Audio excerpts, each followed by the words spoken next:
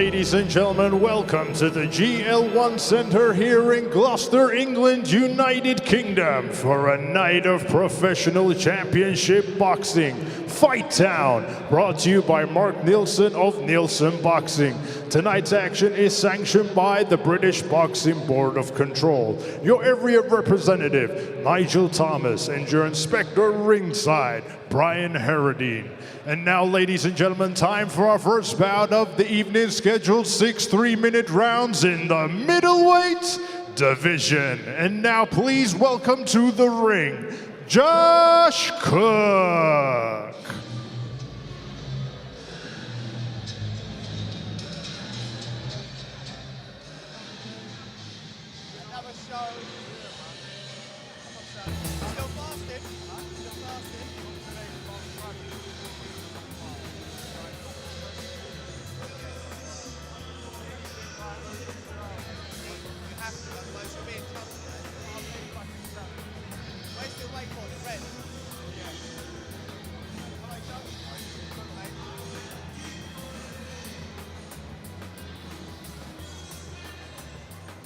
And now, ladies and gentlemen, please welcome his opponent to the ring, Billy Stanbury.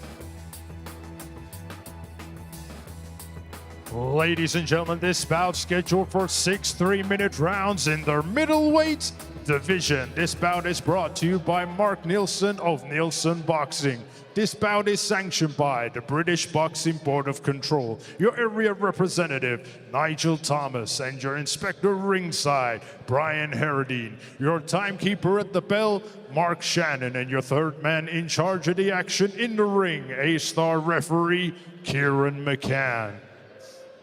And now, ladies and gentlemen, introducing to you first, fighting out of the red corner. He's wearing the black trunks. His official weight of 11 stones and 11 pounds. He is a veteran of 52 fights. Hailing from Manchester, England, United Kingdom. Introducing Josh Cook.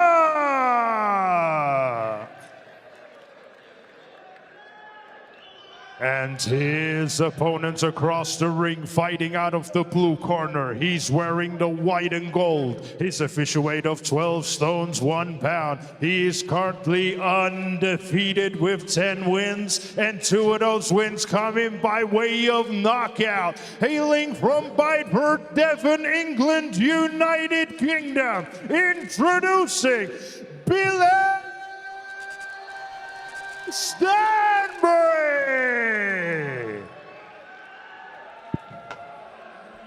Right, lads, listen up. You both know the rules. You will obey my command at all times. When I tell you to break, break clean. Take a step back, throw no punches. Mind your heads in close, and most importantly, lads, protect yourself at all times. Shake hands.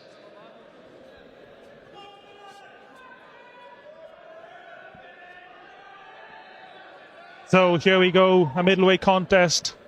6 3-minute rounds.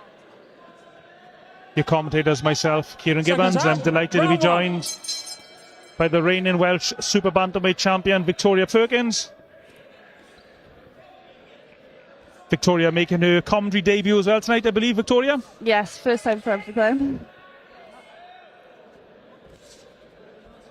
Billy Stanbury in the white shorts, Josh Cook in the black shorts. Stanbury coming into this contest, the record of 10 wins, no defeats, the 2 stoppage wins.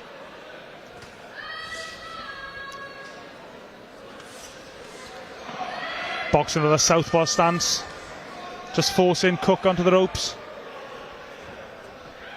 Cook not offering much back in return yet. Josh Cook actually danced his way to the ring almost. It's a good right hook from Stanbury.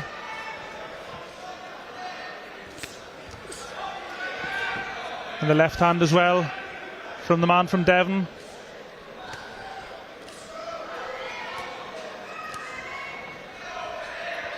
Josh Cook from Manchester, a very experienced boxer. This is his 53rd contest this evening.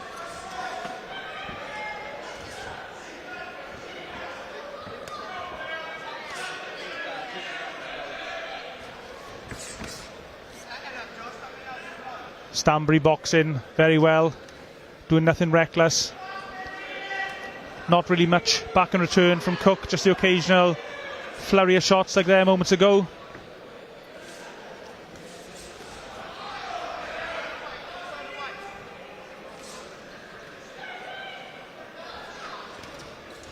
Tonight's action taking place in the GL1 Leisure Centre here in Gloucester. Stanbury's brought a lot of fans with him up from Devon. A big roar goes up every time he throws a shot. Those hooks to the body were blocked by Cook's elbow. That's the experience of the veteran journeyman, which I think it's fair to say he is.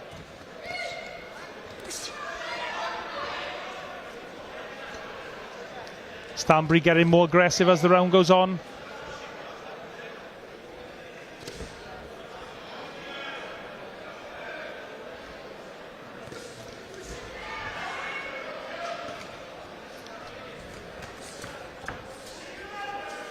Billy Stanbury's throwing shots to the head and body. He's mixing his shots up well.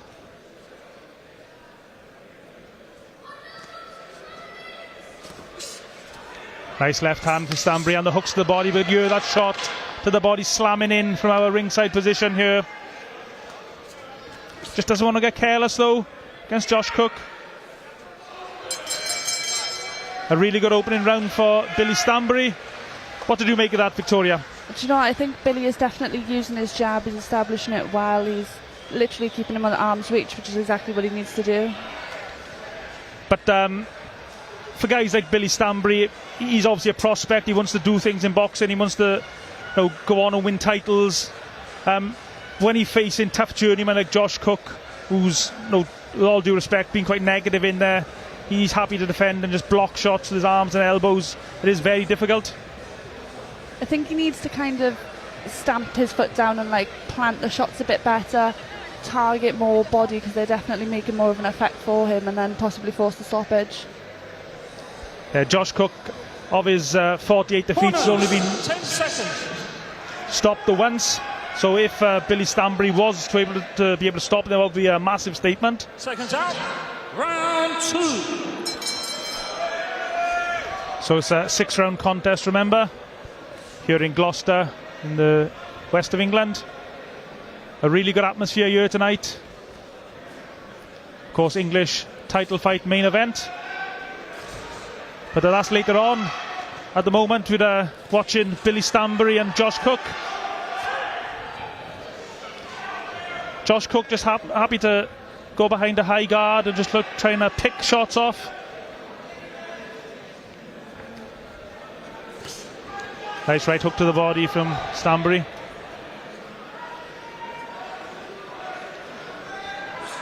Stanbury just stalking his man. He's keeping his distance well though, Billy Stanbury.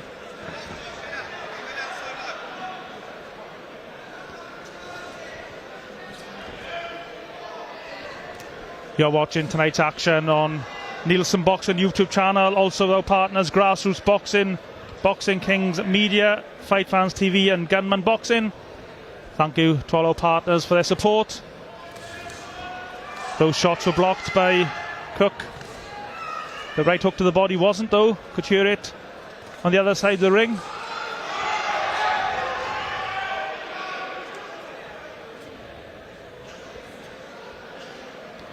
These tough journeymen, difficult to break down, Victoria. Do you know, he's kind of boxing quite smart. He's not truly getting hit by anything. Everything's getting blocked by either the high guard or the elbows tucked in. It's forcing Billy to probably have to work a bit harder than he wants to, and have to look for the shots a bit more than probably desired. Being a journeyman is a skill in itself. That was a nice couple of shots, though, from Cook from Manchester. Nice flurry of shots.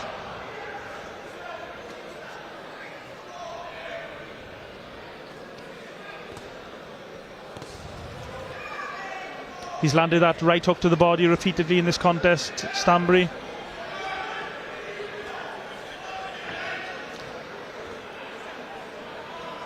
But against these tough type of journeymen, sometimes all you can do is try to grind out the result.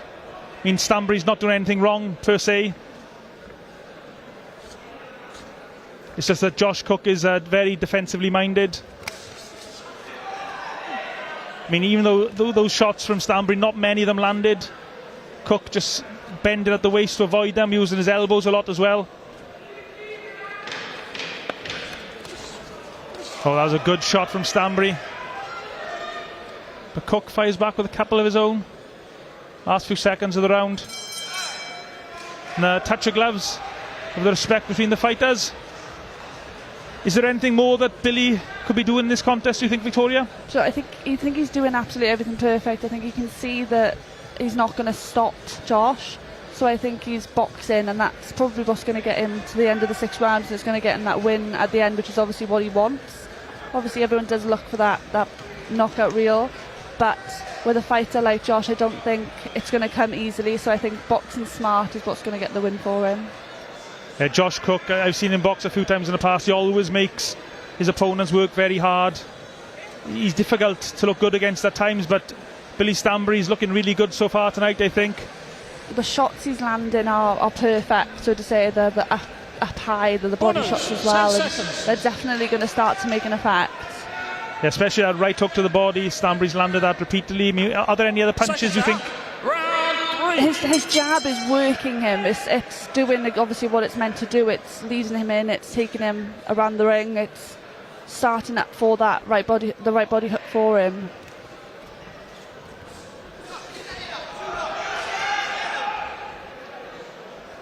Josh Cook, just if you want an idea of how experienced he is, he's boxed 223 rounds of professional boxing. And I haven't checked on BoxRec, but I'm guessing he's probably got a few more fights lined up even after this one. Very slippery customer. Difficult to pin down. Oh, nice straight right hand from Cook, and a short little uppercut as well.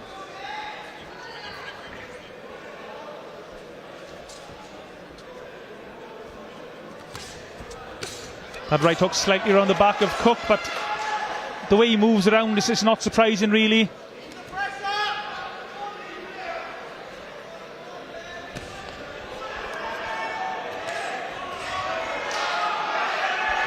It's actually the body shots are probably the easier shots for Stanbury to land. I mean, that right hook he's landed repeatedly. The action just taking place above our commentary position.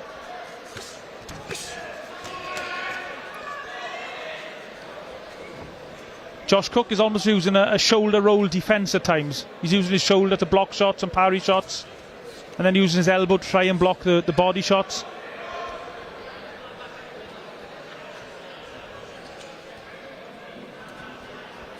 Nice defensive skills from Stanbury himself there. Moved his head away from those counter punches.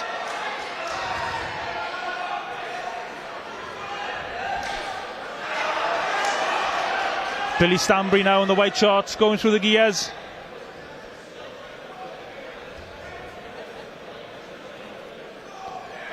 Stanbury, 29 years old. Got caught with a couple of shots there. Not much in them though.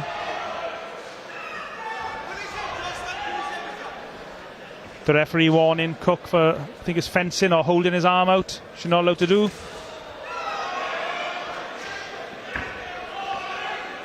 And this has been the pattern of the fight, really. Stanbury forcing Cook onto the ropes and then trying to land meaningful shots. It's not easy against this slippery character from Manchester.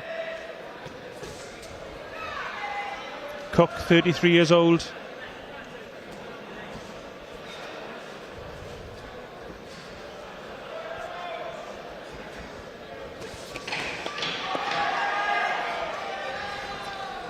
And that's the pattern of the fight. Stanbury forcing the action and the odd flurry back from Josh Cook. Last few moments.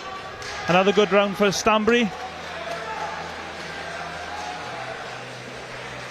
I think the key for Billy Stanbury in this fight, Victoria, is not to get too frustrated when you're facing someone like Josh Cook, who really doesn't want to engage too much. Yeah, I think he's obviously, like I said, he's boxing quite smart, but he is getting himself caught a couple of times when he's trying to force that pace, probably at that step too far when you can see the stoppage isn't going to come from his behalf.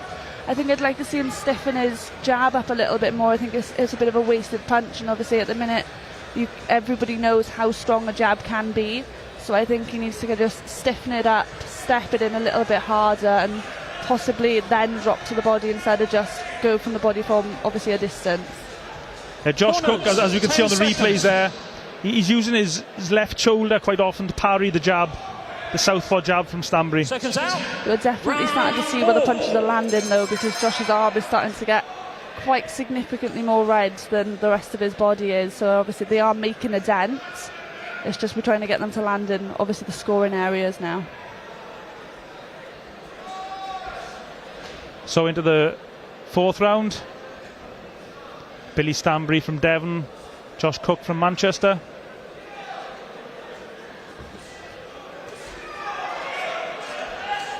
Oh, nice jab. There's the jab you were calling for, Victoria. Yeah, I think, like I said, he's starting to box a bit smarter. He's trying to pick his shots like he did at the first bell instead of trying to force the knockout.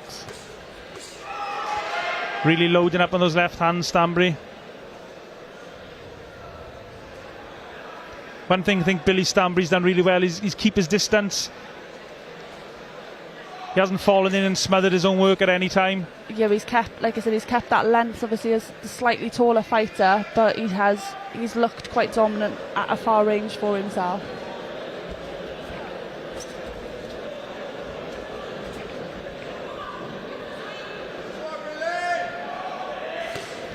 And there's that right hook again. I mean, every time that lands we can hear it, even if it's on the other side of the ring like it is now.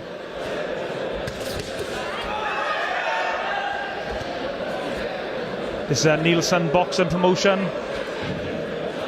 An excellent card of boxing here tonight in Gloucester. Follow Neilson Boxing on all social medias to keep up to date with what's happening in all their shows and all their fighters. A lot of exciting times under the Neilson Boxing banner.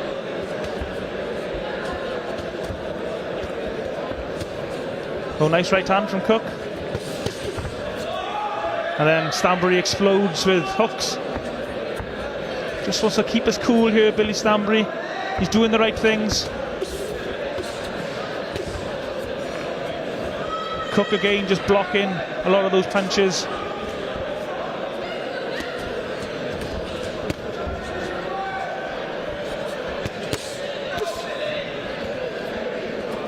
Body punches working really well for Billy Stanbury tonight.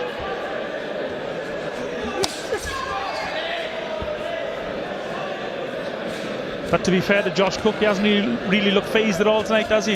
No, I don't think any of the shots have hurt him, to say, but they are, I think, starting to get felt, especially with that right hook on the side.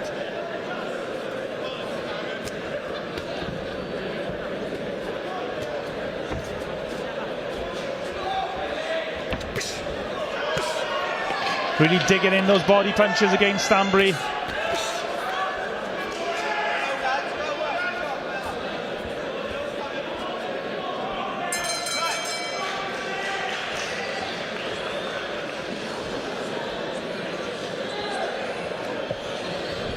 So 2 rounds left of the contest. Is there anything differently Billy Stanbury could be doing, Victoria? No, like I said, I think he's boxing exactly how he needs to. I think you can clearly tell now that the stoppage isn't going to come, so he's not smothering his work, he's keeping his range, and it's working really well for himself. And I think it's key as well, and I'm sure his trainer is telling him, don't get too frustrated, don't get too downhearted if you can't land these big clean shots on Cook, because he is such an experienced fighter. As we said earlier, 223 rounds of professional boxing before tonight. Billy Stanbury's looking really good in there. He's doing all the right things. Just doesn't want to get too frustrated. 10 seconds. Concentrating his boxing, and then the openings will hopefully come. Seconds out. Round 5. So into the 5th.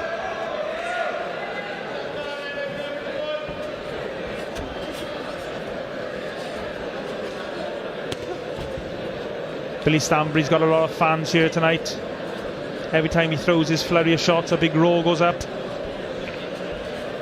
Of course, it's so important, Vicky, you probably know yourself, selling tickets at this stage of your career is vital if you want to get on these big shows. It literally sets you up. If you don't sell the tickets, you're not going to get the fights, and especially if you want to go up in the rounds, the ticket sales need to increase. When you get to the top, it's worth it, but getting there isn't quite as easy as people may believe. A lot goes on behind the scenes in boxing. It's not just... A lot of boxers actually tell you that the easy part of boxing is actually getting in the ring and fighting. It's all the politics outside the ring is the real difficult part, and ticket selling is probably most professional boxers' biggest nightmare. Yeah, I'll definitely second that. In the ring is the fun work, so to say. It's a bit that we always look forward to, and obviously no one enjoys the posting on everything saying get your tickets here, but it is what's needed. Yeah, so it's great to see that Billy Stanbury's got a lot of fans here. They've made the trip up from Devon. This is his 11th fight tonight. Got 2 stoppage victories to date. And there's that big hook again. How many times have you said that this evening?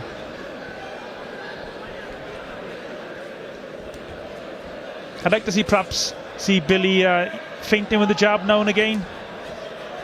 I think he just needs to disguise his hook. I think Josh is starting to see where it's coming from now, so a little feint to disguise it coming in, and this is going to be perfect for him. Yeah, use the feint, which is just to pretend to throw a punch in effect to try and create a few openings.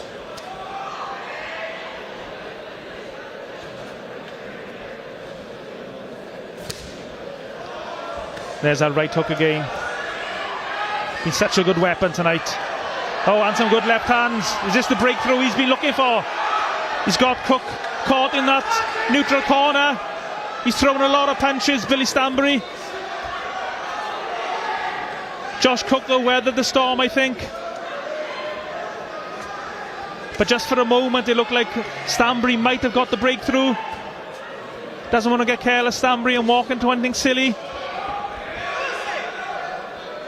And the gum shield has come out, which Josh Cook was very happy to point out to the referee. That's the experience. Yeah, he's definitely going to use this little breather now just to catch his breath, ready to go again. Yeah, Josh Cook was happy to have that little break.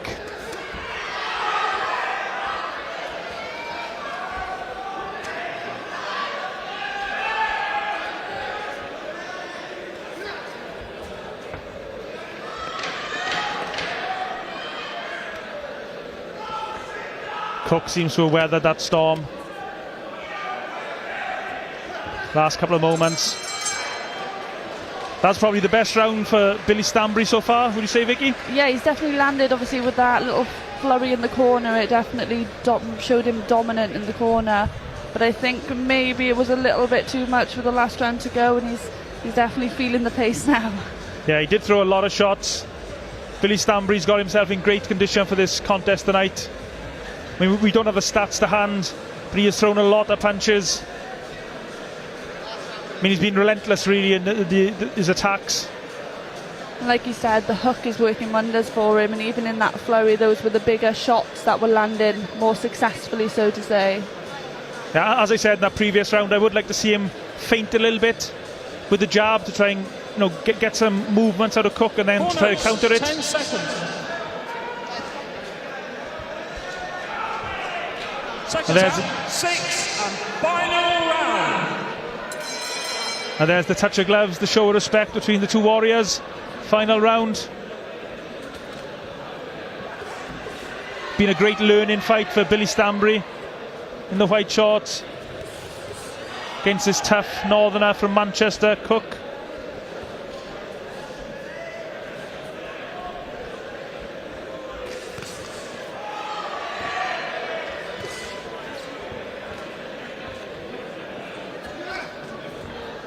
I wouldn't mind seeing Stanbury try to throw that right hook to the body, which he's landed repeatedly, then occasionally switch up with the right hook instead of winging in the left.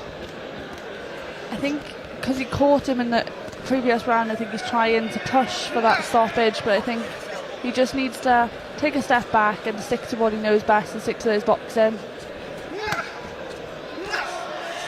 Two really big shots from Stanbury there, thudding in.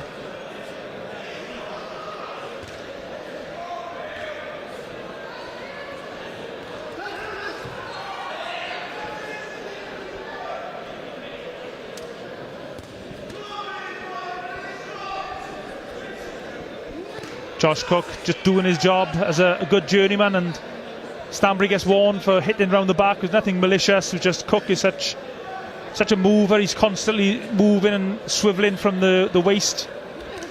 It's not surprising the odd shot strays behind the back.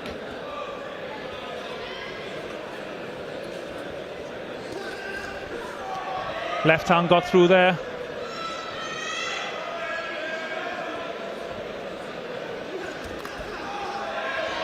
And there's the movement again from Cook, just swiveling and swerving around to avoid the shots. He's done his job tonight, Cook, as a journeyman, making the prospect work. This is a really good learning experience for Billy Stanbury.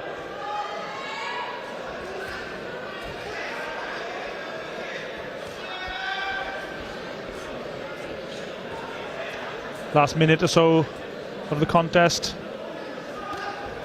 Oh, nice left hand from Stanbury.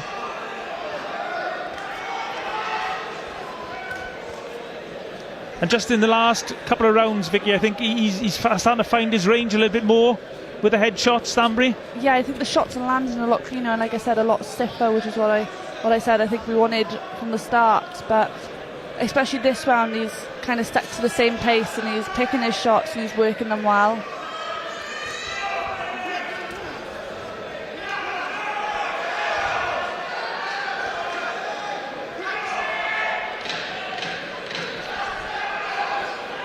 Last few moments of the contest to try and catch the judge's eye. I'm sure this is going to go down as a Billy Stanbury victory. Victory number 11 of his career. Well done to both boxers. Billy Stanbury will certainly have learned something from that contest, I think. And Josh Cook done his job, which is to make the prospect work, make him learn, and give him something to think about. I mean, how do you sum up that contest, Vicky? I think it was like a very one-sided. Billy was dominant from first bell to the end. He kept his range, he worked everything perfectly, but you can't take away from Josh. He made it difficult. He didn't make it look like a one-sided bout. And Billy done what he needed to, but I think he did smother his work on times. Just needed to step back, give himself the room, and may have made it look a bit more dominant. Over to our MC for the official announcement. Ladies and gentlemen, after 6 rounds of boxing, we go to the referee's scorecard. Referee Kieran McCann scores the bout 60-54. And your winner, Billy Stanbury.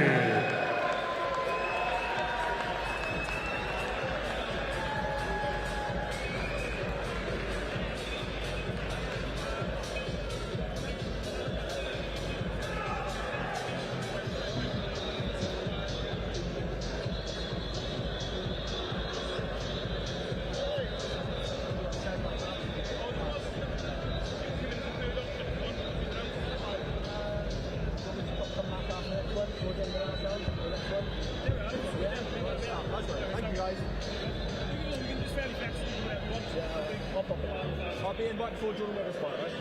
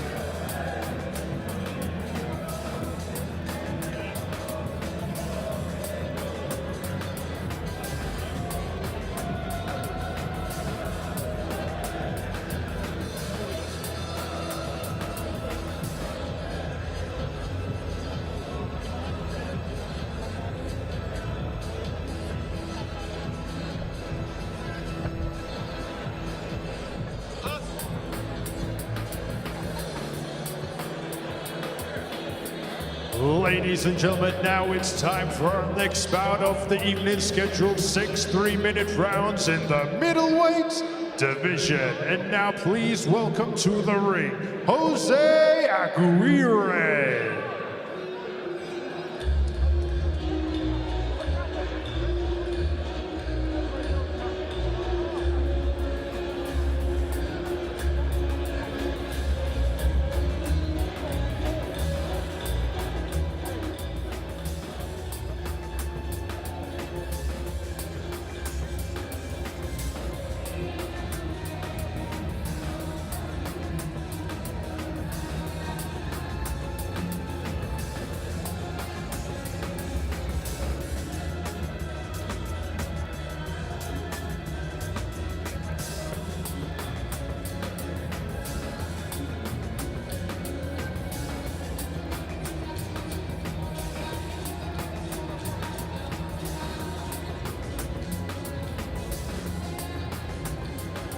And now, ladies and gentlemen, please welcome his opponent to the ring, Mark Davis.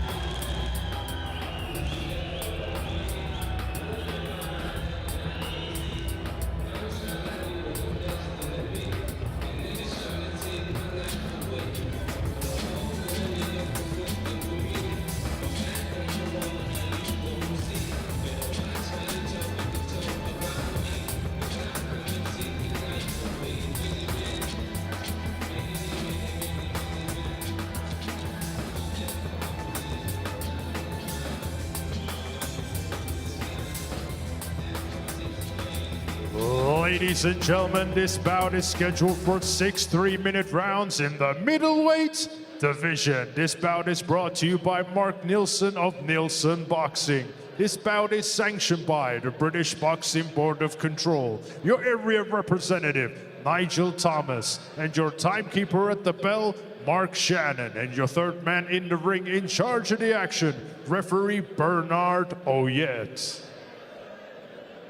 And now, ladies and gentlemen, introducing to you first, fighting out of the red corner. He's wearing the black trunks. His official weight of 11 stones, 13 pounds. He has a record of 13 fights, 11 losses, 2 wins, and one of those wins coming by way of knockout. Hailing from Costa Rica, introducing Jose Aguirre.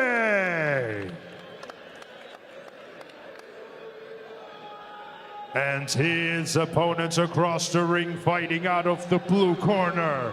He's wearing the white with gold trim. His official weight of 11 stones, 9 pounds. He is currently undefeated with 7 wins. Hailing from Wales, United Kingdom, introducing Mark Davis.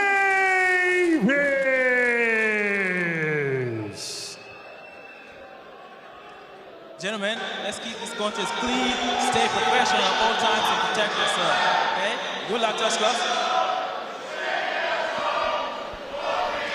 So here we go. This is a middleweight contest. 6 3-minute rounds. And Mark Davis in the white shorts has brought an absolutely massive army down from Wales for this one. We can hear his fans shouting and cheering to our right.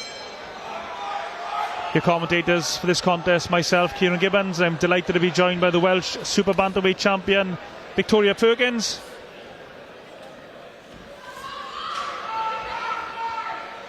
And Aguirre getting his feet tangled up with the advertising logos on the bottom of the ring.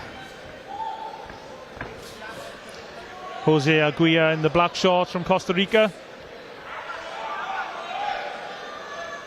Comes into tonight's contest with a record of 2 victories, 11 defeats.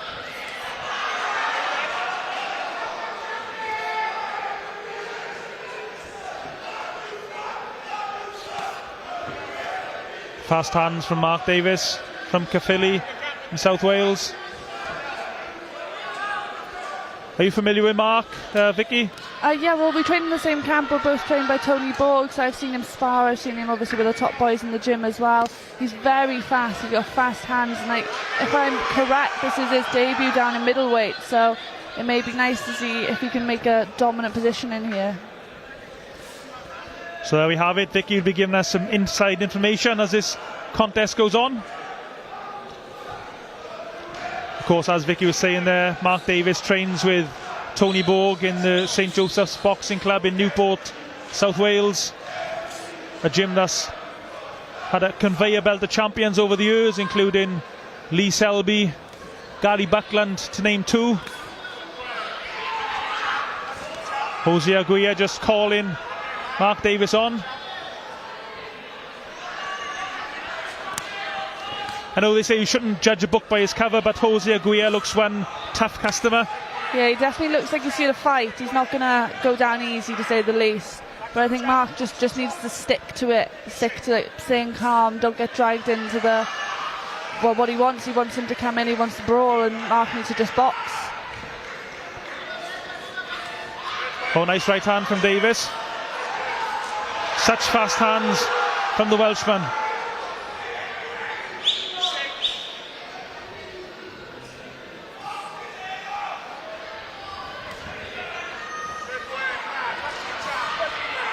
Aguirre just going slightly off balance there as he tried to throw a hook.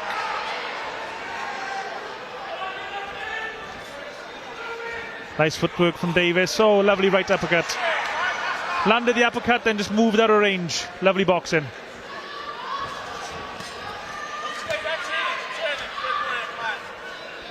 Turn him is the instructions from Tony Borg, the trainer of Mark Davies. Last few seconds of the round. Very impressive round from your stablemate, Vicky. Yeah, I don't think he put a foot wrong. He was quite literally punch perfect from start to finish. He was boxing, which is clearly what he does best. He's not going to stand there and brawl. He's quite a tall boxer, and especially compared to his opponent, he's got the height, so he's got the reach, and he needs to just basically use it. And a very experienced corner there. Tony Borg, Billy Reynolds, and Junior Borg, the son of Tony Borg. A training team that have taken boxers to world titles and British titles and Welsh titles.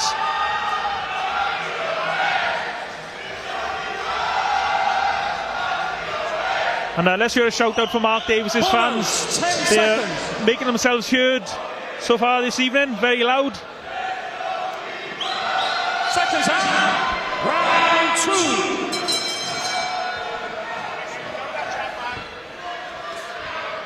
So into the second round. You're watching this on Neilson Boxing YouTube channel, along with our partners Grassroots Boxing, Boxing King Media, Fight Fan TV and Gunman Boxing. Thanks for the support, guys.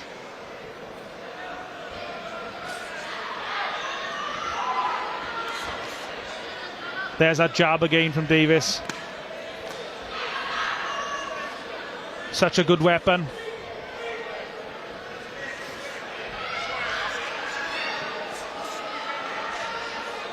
Very tall for middleweight, Davies.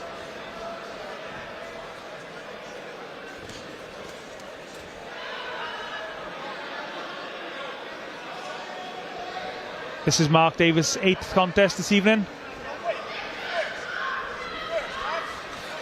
I know he's got plans, should he come through tonight, which hopefully he will, to fight for the Welsh title.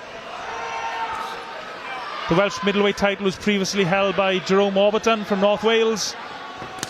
Oh, a lovely right hook to the body from Davies. I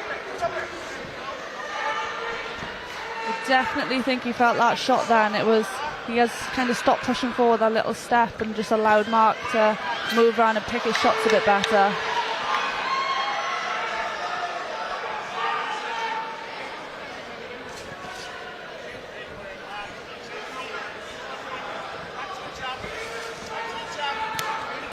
Nice right hook though from Maguire.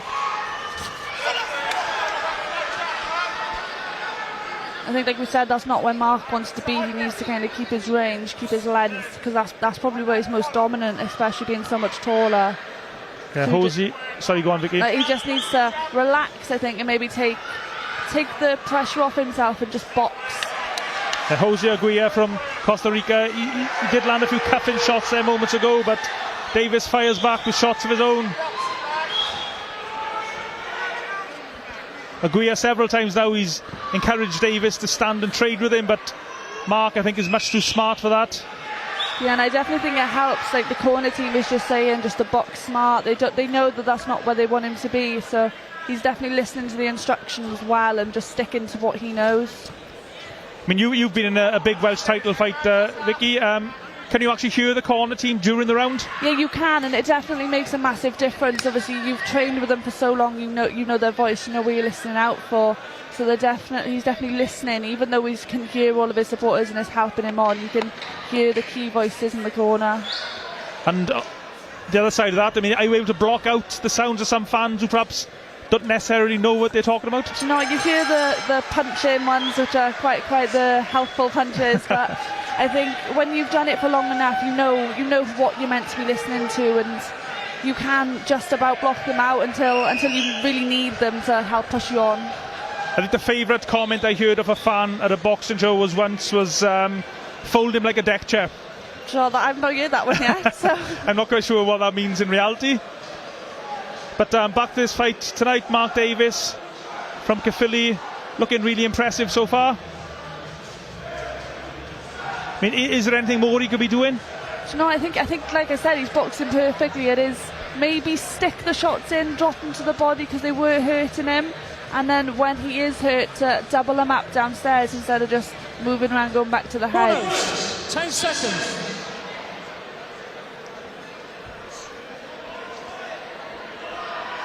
Seconds out. Round 3. So into the third. Dominant opening rounds from Mark Davis. Nice right hook to the body from Aguirre. Aguirre, I think, he would love it if Mark would just stop moving and they could have a tear up in the middle of the ring. I think you can definitely see that's what he's wanting, but like Mark is using his footwork, using his levels and his different, head work, footwork, everything is working, so it's just he just doesn't want to stay in that middle spot. The ring intelligence as well, isn't it? Yeah, it's definitely it's showing levels above his opponent. And there's that left hook to the body you were calling for moments ago, and a right hook to the body as well from Davis.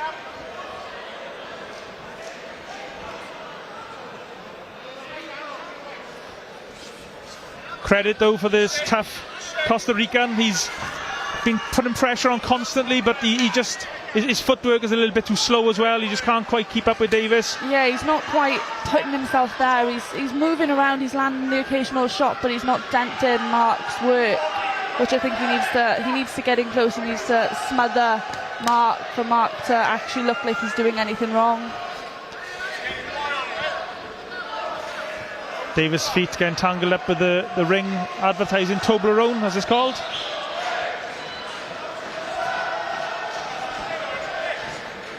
Yeah, this is a great learning fight for Mark Davis.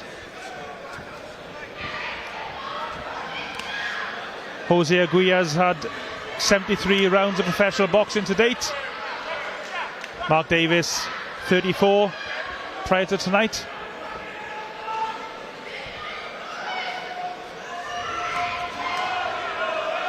Davis there just moving onto the ropes without really being forced. It's probably, I don't know if it's going to make a difference in this contest, but it's habits that you don't want to get into.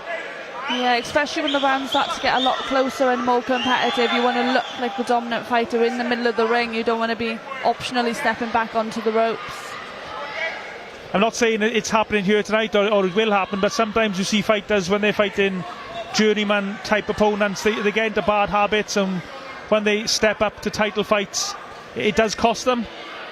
Yeah, but I think Mark's showing that he knows that he wants a better fight next. So he's showing that he knows that he's not to sit on the ropes. He's showing not to make them little mistakes that you do make when you fight all the journeymen. And I'm sure his trainer Tony Borg will remind him when he gets back to the corner Yeah, Tony will definitely be saying something to him. And there we see Aguirre again trying to maul Mark Davis over on the ropes. Davis a little bit too smart, a little bit too fast.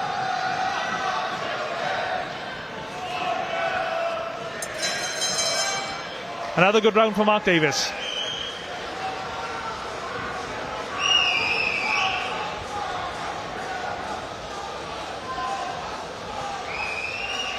Mark Davis has brought a lot of fans down here from South Wales. As we said in the previous contest there, Vicky, ticket sales so important for these boxers. If you can sell a lot of tickets, you can get on a lot of shows, and promoters will want to have you on the shows. I think he's definitely shown that he can sell the tickets. Now if he backs himself up in the ring, it's gonna set him up nicely for that Welsh title fight that he wants. Yeah, the Welsh title, thankfully the last few years it's become more active. For a long time the Welsh titles weren't really fought for, but it's great that we can see them being contested now. Just to fight for a title for your country is an amazing achievement, as you know yourself, Vicky, being a Welsh champion. Yeah, I think it kind of just gives you that first step onto that title ladder, and obviously everyone in the boxing game want the belt, so they need that first step, and it's that pride to be Welsh as well, to show everyone.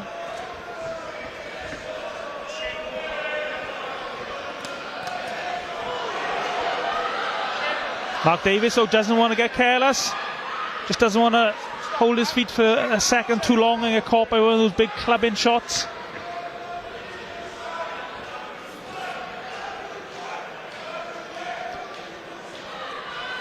Mark Davis, a very good amateur boxer. Spent the last few years of his amateur boxing career boxing for Caerphilly Amateur Boxing Club under the guidance of John Scriven and Michael Ward, two very good amateur boxing trainers. Both of them do loads to the local community as well. And I know Mark has given back as well. He still helps out at Caerphilly Amateur Boxing Club, which is great, passing on some of his knowledge to some of the young boxers.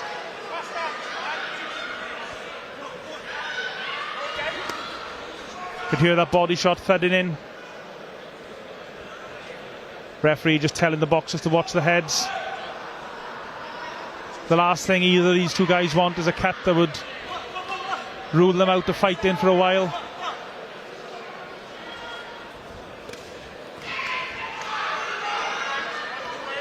Davis blocks all those shots with his arms and elbows. Takes the fight back into the centre of the ring.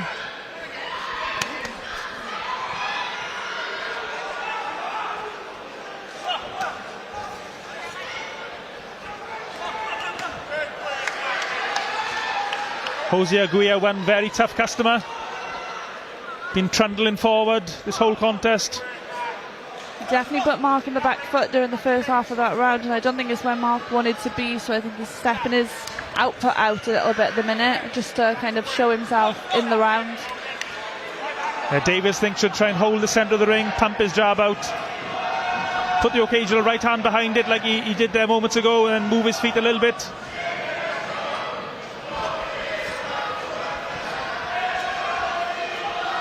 Aguirre upping his work rate now in this round.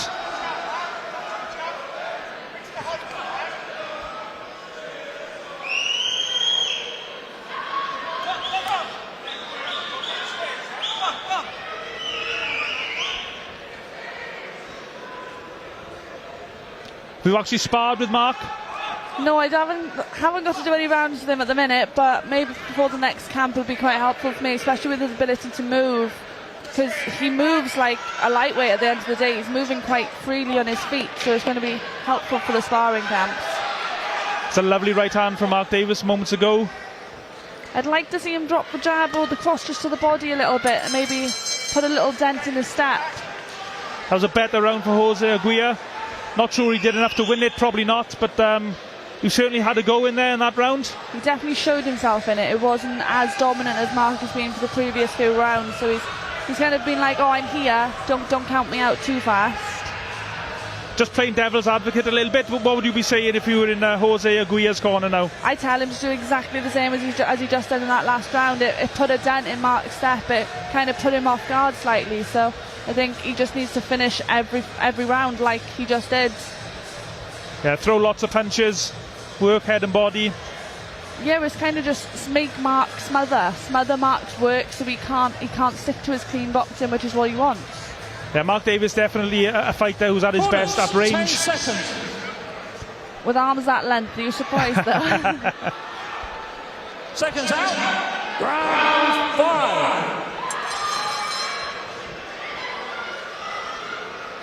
5. So into the 5th round. Tonight's boxing here at the Leisure Centre here in Gloucester, west of England, and Neilson Boxing Promotions event.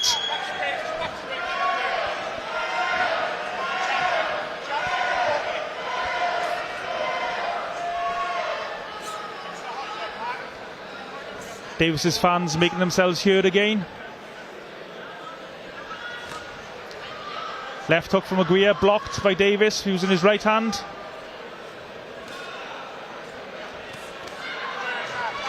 I like the way Mark jabbed to the head and switched the hook to the body. Yeah, I like the level change as well. It wasn't just a single hook, it was upstairs and downstairs, which is probably what he needs to be doing a little bit more of. Yeah, if you're going to be super critical of Mark tonight, I suppose you could say he's jabbed almost exclusively to the head. Yeah, he hasn't changed his distance. Like I said in the break, I would like to see the jab drop down, and I know Tony does drill that quite a lot with us, so I think Tony's going to be giving him a couple of words in the break now coming up. I mean, it might be for tactical reasons. Aguirre is quite a bit short of the mark, so maybe Mark feels by jabbing to the midsection would put him slightly off balance. So it was a good right uppercut by Davis.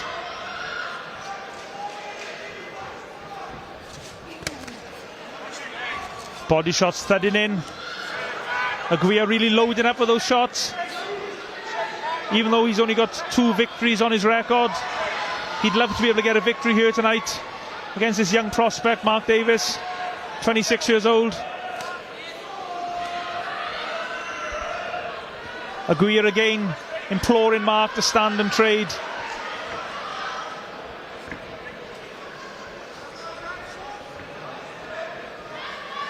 I like that Mark isn't getting caught in that little trap when he's trying to get him to trade, though. He's just sticking around, he's moving, he's not dragging himself into the middle of the ring, and he's just doing what he needs to. And concentration as well is so important when you're a young boxer making your way through the pro ranks. Sometimes you can try too hard almost. Mark's boxing really well. He hasn't got to really change what he's doing. Oh, lovely right hand.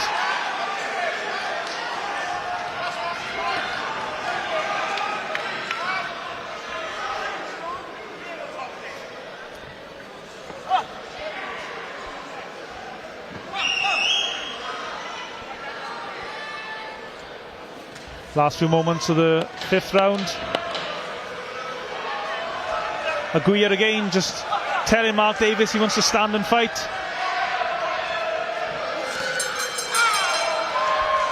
Aguirre throwing a lot of punches but not really that effective. Yeah, they're not landing, they're kind of just coming from too far away. He needs to step in to actually make them land, but then you can't take away from Mark, he's stepping away correctly, so I think Mark just needs to stick to what he's doing and not get drawn into that centre. Yeah, I think it's the footwork of Mark Davis is making it really difficult for Aguirre to really land any solid punches. And Mark's hand speed, he's just picking him off 3-4 shots before he can even throw another one in return. So footwork and his hand speed is definitely what's winning in this fight.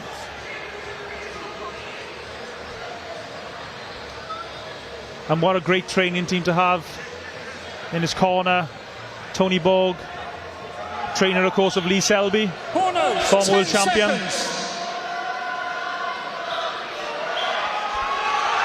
Seconds out, 6 and final round. Mark Davis asking his fans to lift the roof of this place, and they respond. The final round of this middleweight contest.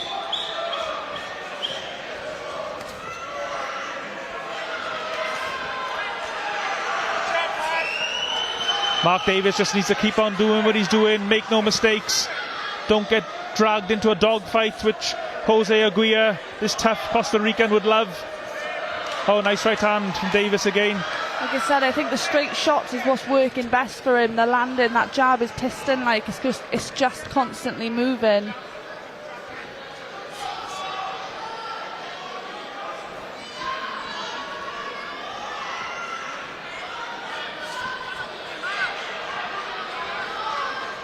Last couple of minutes of this contest. I know I have heard a rumour. I won't put you on the spot here, Vicky, and ask you if you've heard the rumour too, but I've heard there's should Mark get through this contest, there's a big fight lined up for him. I have heard that there's maybe a possible title on the horizon for him, which is definitely going to motivate him to keep going through this one.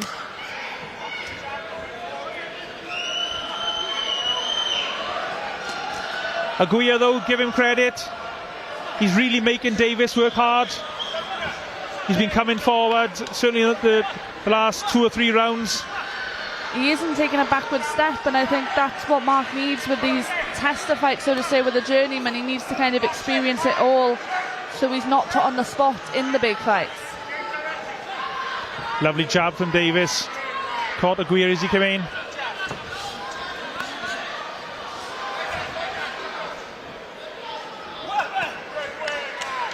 There's the combination and spinning away back into the middle of the ring.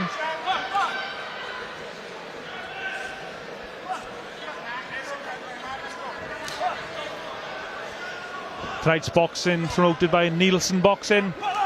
You can find them on all the social media platforms to keep up to date with their future events and interviews with the fighters.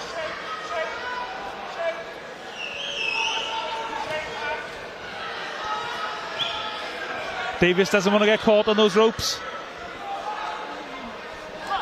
There we are, moves himself back in the middle of the ring. He's definitely held the centre a lot better in this round, so he's ending the fight a lot dominant. Nice 4-5 punch combination from Davis. Got himself in great condition for this contest. Had a real high work rate. Nice body shot from Aguirre, though.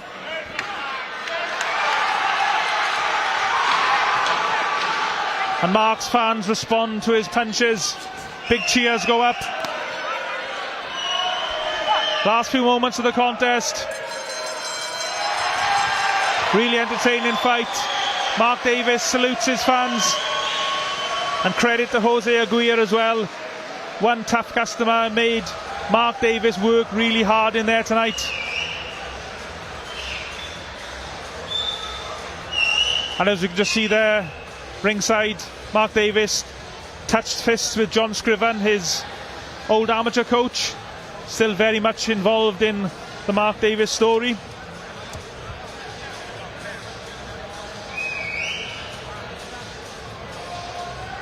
And we're just waiting now for the official announcement.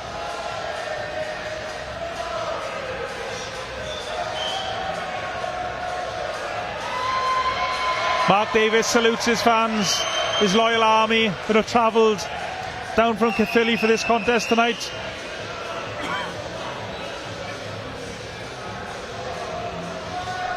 Over to the MC for the official announcement. 6 rounds of boxing, we go to the referee scorecard. The ringside referee scores the bout 60-54. And your winner, still undefeated, Mark Davis.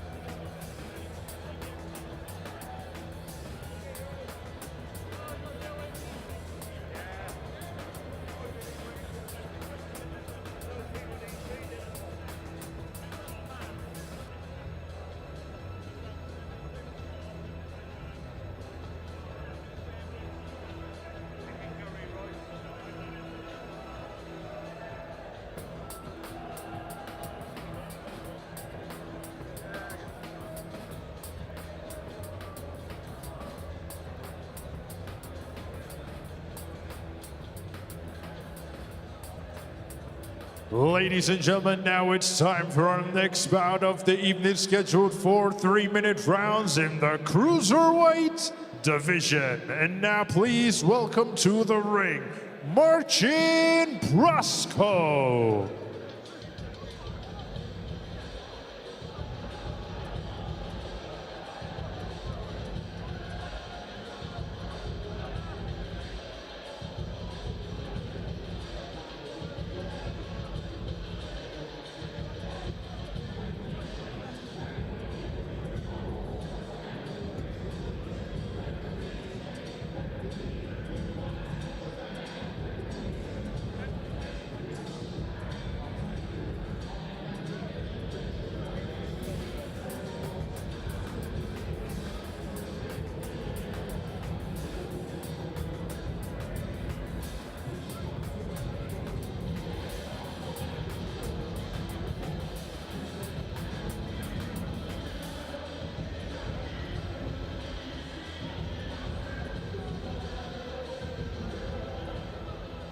And now, ladies and gentlemen, please welcome his opponent to the ring, Vermeire.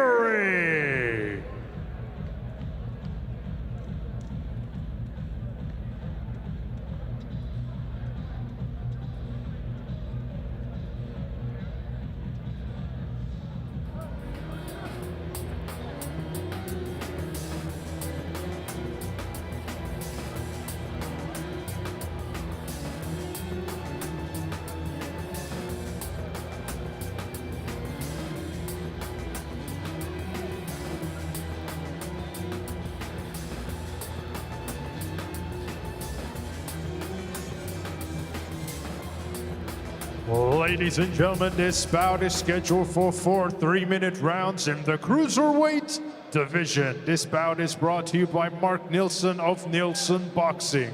And this bout is sanctioned by the British Boxing Board of Control, your area representative, Nigel Thomas, and your timekeeper at the bell, Mark Shannon, and your third man in charge of the action in the ring, A-star referee, Lee Every. And now, ladies and gentlemen, introducing to you first, fighting out of the red corner. He's wearing the gold and red with the white trim. His official weight of 14 stones, 9 pounds. Hailing from Wakefield, Yorkshire, England, United Kingdom. Introducing Marcin, the Mad Boy Prostko. And his opponent across the ring, fighting out of the blue corner. He's wearing the white, orange, and purple. His official weight of 13 stones, 11 pounds. Hailing from Bromyard, England, United Kingdom. Introducing Vermeire.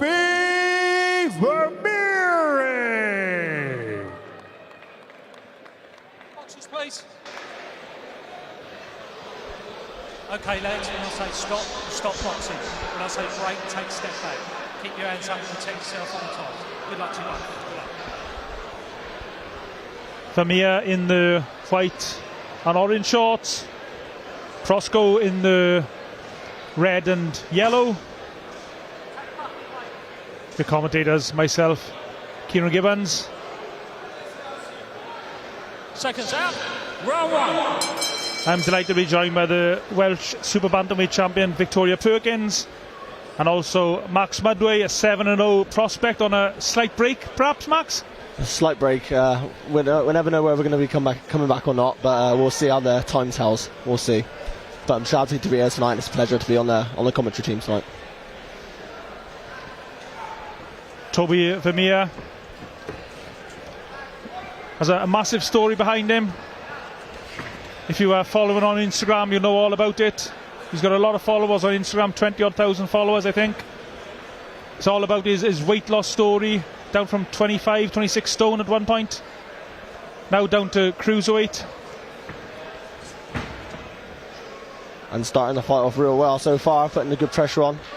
Working the head, working the body quite nicely as well, like I was using his jab. Vermeire didn't really have any amateur boxing experience. I think he boxed maybe a couple of seasons as an amateur, but he didn't have too many fights. So he's straight in the deep end in the pro ranks. Well, they always say sink or swim, and that's how the pro rank starts, so all the best to him. Yeah, I think this is his sixth contest this evening. He's had 4 defeats and the 1 draw.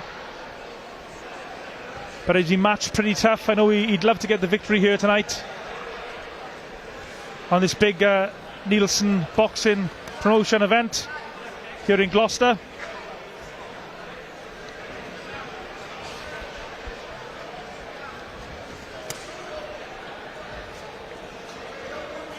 Marcin Prostko, originally from Poland, now living in Wakefield in England. Comes from an MMA kickboxing background. Comes into tonight's contest with no victories, 10 defeats and 2 draws.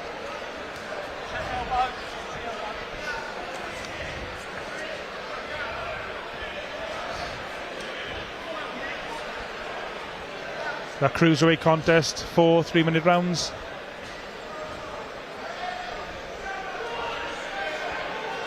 I think both lads just warming into it nicely now, starting to get their stride. Vermeire's moving lovely, getting a few little pot shots every now and again. I'd like to see him come into the body a little bit more. I'm sure that'll happen as the fight progresses. Credit to the matchmakers. This is a really good bit of matchmaking. 2 fighters who'd love to get a win on their records.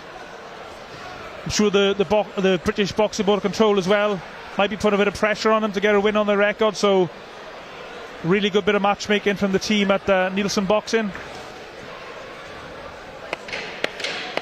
Last couple of moments.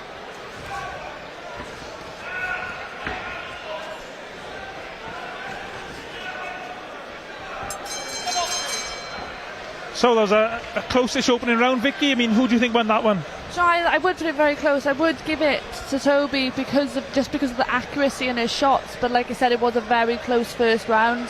It could go either way as the fight goes on. Yeah, it's very close. I mean, he's good with his jab, Toby Vermeire. Just pumping it out to head and body. I mean, what would you like to see him do different, Max? Like I say, I think the pressure was really good to start with. He's working the levels quite well. I'd like to see him just sort of follow up and make a few more second phases as well. He's catching him with a few little pot shots. I'd like to see him just sort of follow that up after and then try and work a little bit harder. But a very close first round to start with. Corners, 10 seconds. As we said earlier, the other lad, Prostko, is it? Yeah, it's coming from an MMA background. Coming from an MMA background, he's got a very square stance. I'd like to see Vermeire sort of try and drop that jab right through the guard into the sternum and try and bring it over the top after. Yeah, Prostko has been stopped 4 times to date in his 10 defeats. Lovely.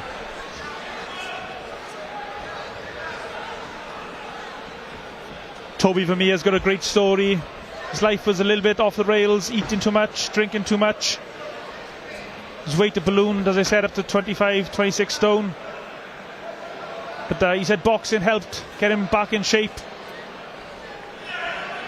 And he was actually talking a while back of trying to get down to light heavyweight. I'm not sure if that's realistic, but it's just an indication of his dedication to the sport.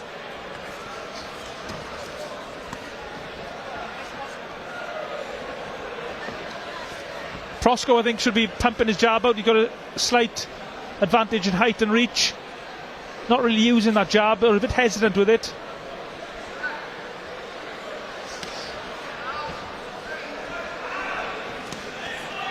Oh, nice right hand from Vermeire.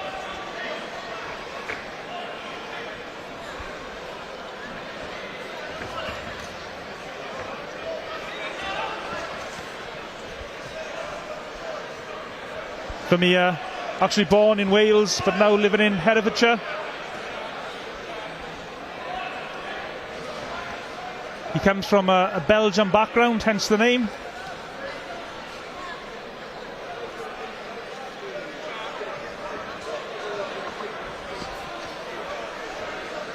Another very close round, not much between the boxers. Vermeire's having a lot of success when he starts pushing down to the body. Lovely shot over the top there. A lot of shots down to the body, then coming over the top. Prostko drops his hands every time Vermeire's popping to the body. And Vermeire's landed a couple of lovely little right hands over the top there. And a few lovely left hooks as well, to be fair.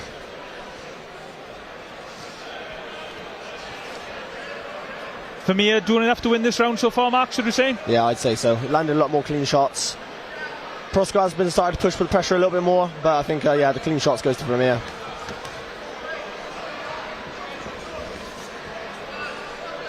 I think perhaps the uppercut might be a good shot for Prostko to use as Vermeire closes the distance. Yeah, I was going to say he drops his head a little bit when he comes in. I think that uppercut will land perfectly every time.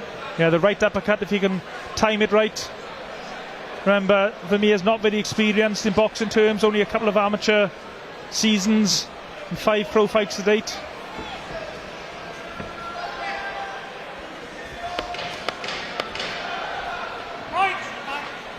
Last couple of moments to try and impress the judges, and it's in a close contest. I think every round must be tried to be win. Another really close round. Very close round there, I'd say. Sorry to interrupt. Very close round there, I'd say. I'd say Prostko started to put the pressure on a lot more there towards the middle of the round, and then towards the end as well. Vermeire landed a few more open shots, a lot more eye-catching shots for the judges, I'd say. So I'd still again give that to Vermeire. If you were in Prostko's corner now, what would you be telling him? I'd say to keep the pressure on. I think Vermeire smothers himself quite a lot as he comes forward. As we said, he pops that shot to the body and he almost smothers himself and stops himself from working. If Prostko could just step back and sort of, as he's coming in, try and catch him with that right hand, or have a little shot as he's coming in, I think he'd have a bit of success there. Remember, this is only a 4-round contest. 10 seconds.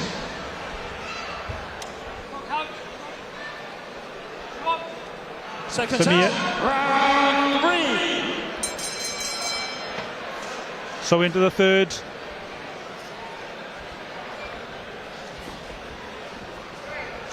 All to fight for. We think it's very close here ringside.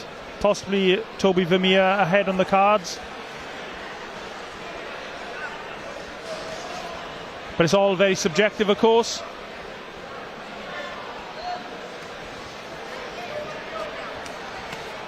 Nice right hand to the body from Vermeire.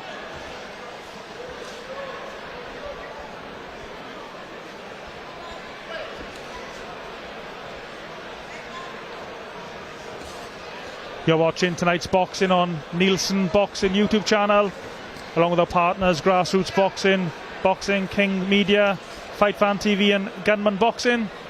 Thanks everyone for your support.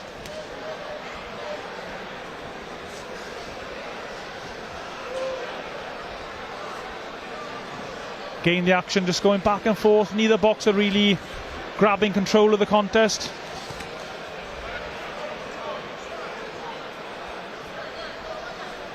Another close round, Vicky? Yeah, I think, like we said, Toby's definitely winning the rounds by, I think, just more the output that he's given. But I would love to see an uppercut coming from the other corner. I think it's definitely going to put a step, like a jolt in the step, and possibly even switch around on the cards. Totally agree with Vicky there. I think if this Prostko actually stands and holds his ground a little bit whilst Vermeire falls in and lets go of a few shots instead of both of them just accepting the break, I think he could have some real good success there. Like Vicky said, bringing that uppercut in through the middle as he drops his head as he comes down. And in a 4-round contest, a knockdown is vital. A knockdown can turn the fight on his head on the cards.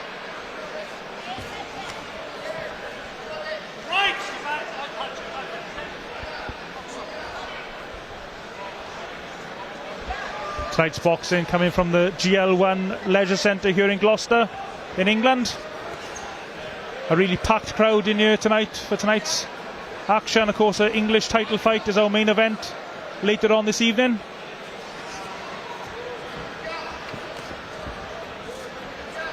And Vermeire now, is he being forced backwards, possibly for the first time in the contest? I think so. I think he's put he's having a lot of pressure put on from the opposite corner, and I don't know if he's really enjoying it as much. He's kind of looking a bit more lost in the round. He isn't picking his shots as well, and he's looking a bit more panicked when he's getting hit, but then at the same time his footwork is starting to show. As we said earlier, I think Prostko's size and height is probably coming to fruition now. He's holding his feet well and coming forward with a nice high guard, and as we said, Vermeire's not picking the shots as good now, so Prostko can really start to work now. I'd quite like to see Prostko stepping on him in the last round and make it a bit of a fight for all the fans. Yeah, Vermeire had a slightly tired look to him as he walked back to his corner there.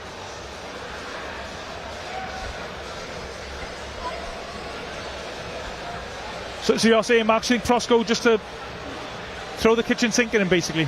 Absolutely. I mean, I'm a big fan of a tear-up, and to be honest, I'd like to see both boys stand in their last round, go toe-to-toe and see who's got the better chin, to be honest. And I think the fans would love to see a bit of that as well. But both lads doing absolutely amazing so far, so you can't take anything away from them. Fair play to them both. Both fighters getting their last second instructions from their trainers. Remember, neither boxer has a win on their professional record so far. Seconds out, fourth and final round.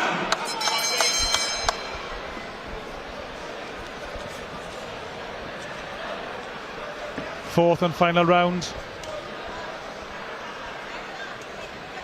Toby Vermeire actually was meant to be joining me on the commentary here this evening, but he got told to put the gloves on at the last minute, and he's in the ring now instead.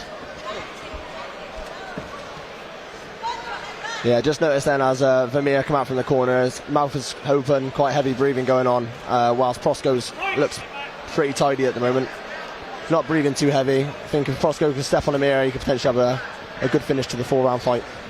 Prostko as well, he has been fairly active, boxing on a regular basis, albeit losing, or he's got the 2 draws on his record as well, but he's been the more active.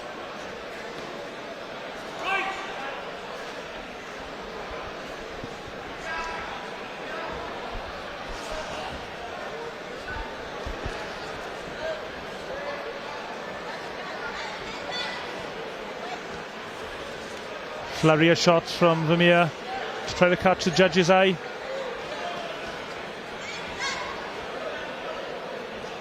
Prostko now just marching forward, letting his hands go, which is what I think he should be doing. As soon as he gets close, oh, there's the uppercut we've been calling for the whole contest from Prostko. Finished it with a lovely right hand over the top after that as well, a little sneaky one. Prostko now, I think, just has to let it all hang out, just throw the kitchen sink at Vermeire. I think he's showing himself a lot more dominant to finish the fight, so at the end of the day in a close fight it could be what it needs to nick the decision. He's looking tired now, Vermeire. Just over a minute or so left in the round. Sorry, Max. That's fine. I was just saying, Prostko left and looks a lot more composed still towards the end of the fight. As I say, Vermeire's definitely a lot of open mouth breathing, not looking as tight as we were last round. I think I'd like to see Prostko just put it on him a little bit now and see what he can do. Hold his feet and try and trade with him in the middle. Liberal mark in under the eye of Prostko, the right eye.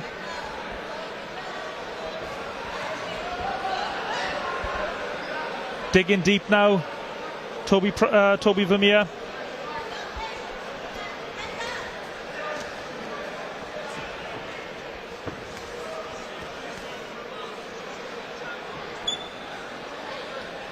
Less than 30 seconds left in the contest.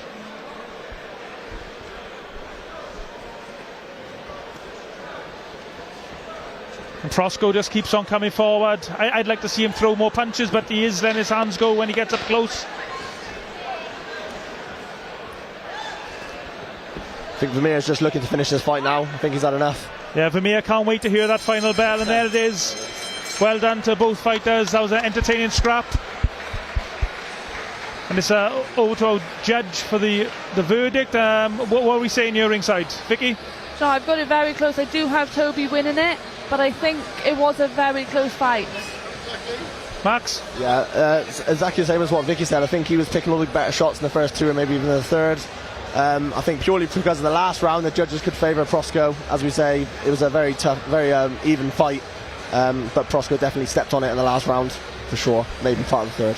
Yeah, I wonder if he watches this fight back, marching Prostko, will he have wished he put the pressure on a little bit earlier? I definitely think so. I think he would have wanted to put a bit more pressure on, maybe to even push for that victory.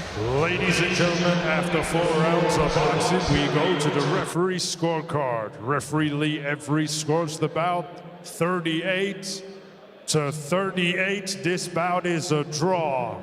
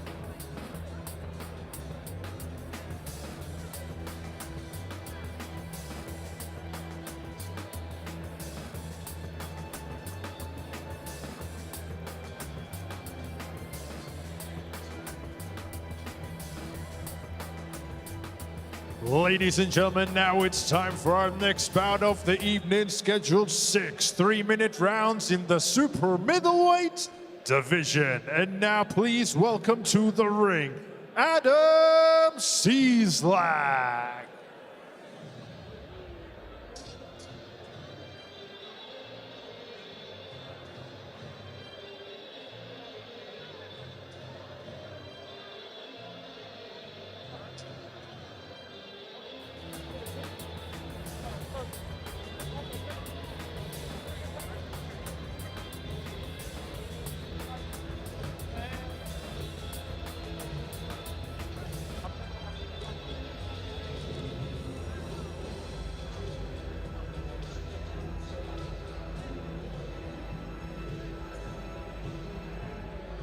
And now, ladies and gentlemen, please welcome his opponent to the ring, Jordan Withers.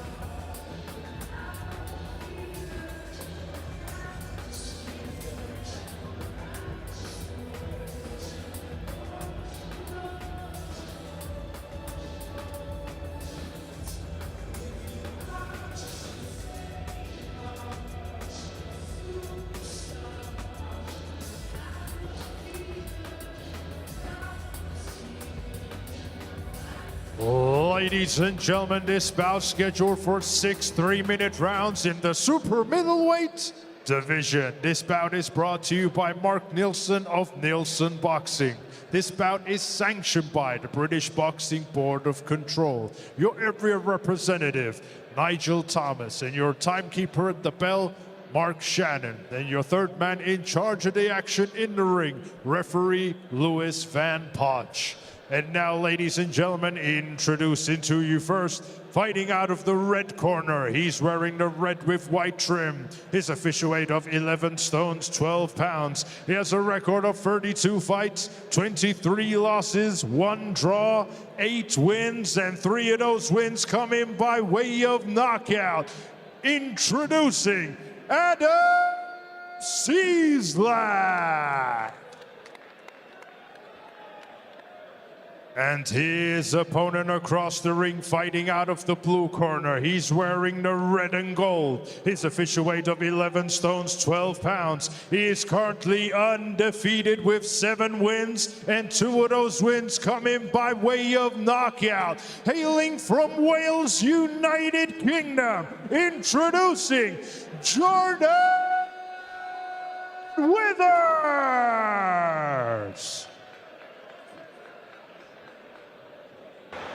They shots, you go pressures, you go for the balls, you both what I expect. When I say break or stop, break, clean, take a full step back, above all, protect yourself at all times. Touch close. So here we go. Jordan Withers with the red and gold shorts.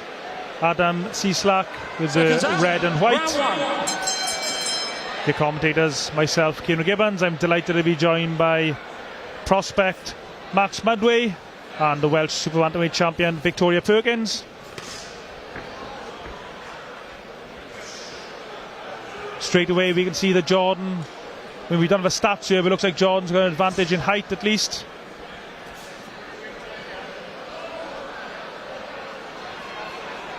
Jordan Withers from the Rhondda Valley in South Wales, from not too far from where I'm from actually. Remember watching Jordan box as an amateur.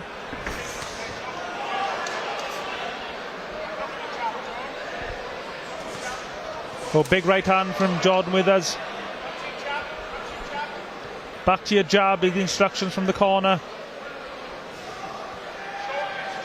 I know Jordan Withers over the last, 6 months or so has been very frustrated with boxing.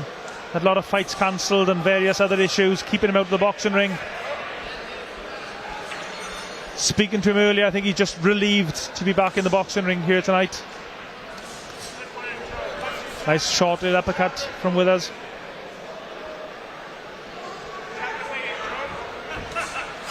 So silky is Jordan as he comes forward. Very tricky, trying to get that little lean right hand over the top straight from the start, if you've seen that. Lovely little shot.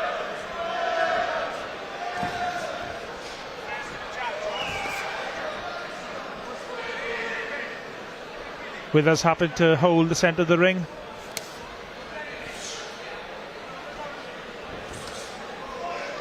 Very skillful boxer, Jordan Withers. Lovely body shots there. Whipping them in. Withers getting warned for straying low. Thought I was on the belt, yeah. The referee just likes to make their presence felt, don't they? Oh, lovely right hand from Withers.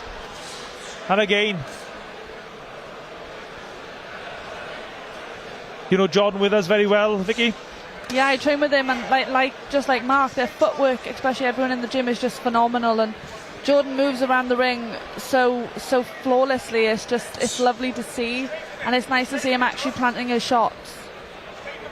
Myself as well, spending a lot of time doing a lot of sparring with Jordan during a lot of my camp. I know just how hard those punches are, and when he starts letting his hands go, it's like absolute venom in those shots. Caught a little shot over the top there though. Yeah, Jordan Withers' head got snapped back with a counter punch. Doesn't want to get careless. Got to consider defence as well, even though I know Jordan would love to be able to get a stoppage here tonight. Ciesla has been stopped 5 times in his career. Oh, there's the uppercut again from Withers, and again.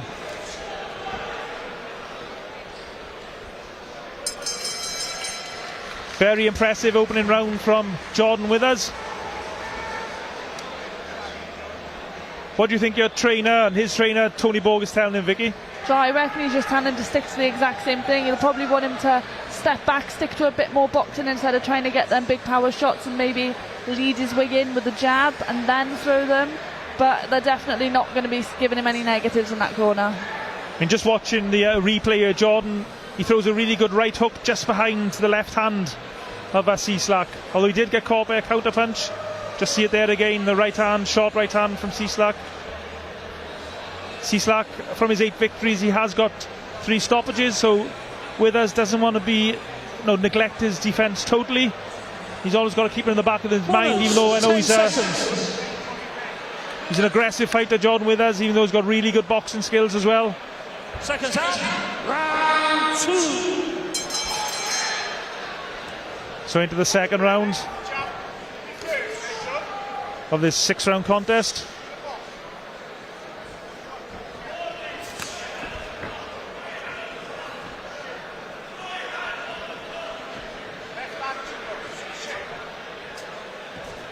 Withers, he timed that right hand really well. Lovely boxing skill from Jordan. Also such a great tank as well, so I'm expecting as this fight goes on he's going to settle into his feet a lot more and start letting his hands go, putting together some lovely combinations, some eye-catching combinations. Very slick. I like the way Withers just moved his feet slightly to the left to make space for the right hook to the body.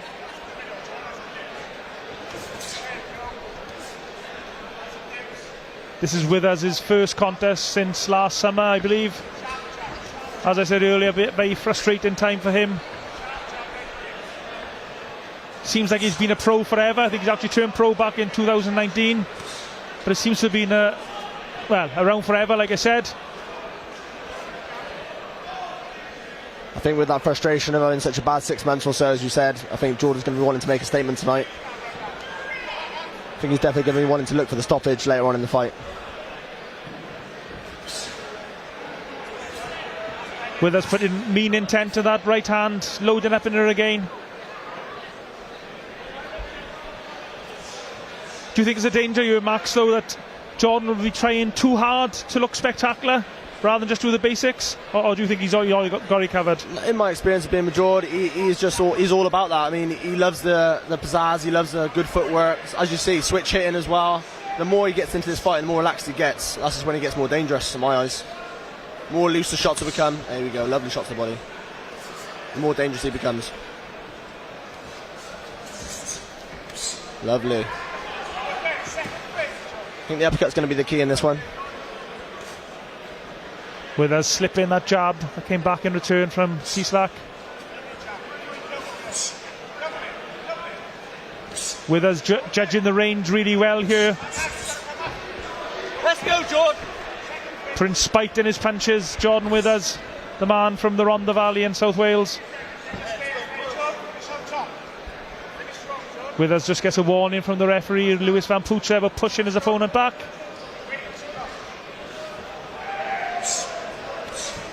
Lovely footwork from Jordan to finish this round. Getting into his stride now, hands nice and low, starting to enjoy it. It looks like Jordan wants to put an impressive performance on, not just get the victory tonight.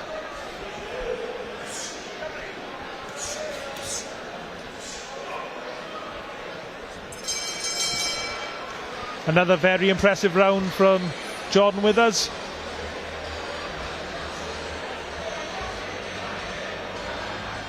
Jordan Withers in his corner, he's got Tony Borg, an excellent trainer and boxer in his own right. Tony Borg fought for the Welsh title as a pro himself, losing to Sammy Sims. A fight that they still argue about to today, I know. Also in his corner, Billy Reynolds, a very experienced trainer and cut man in his own right. And also Junior Borg, the son of Tony Borg.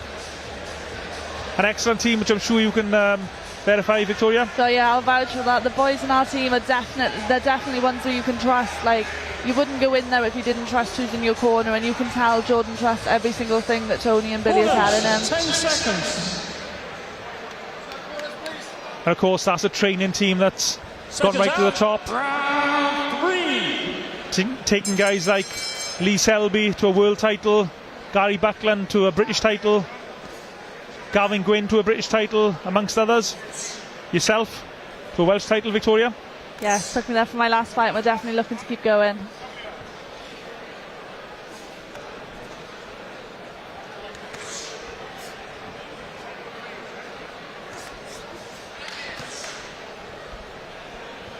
Withers just trying to bring the left uppercut into play there. Oh, doesn't want to make any mistakes, so Jordan.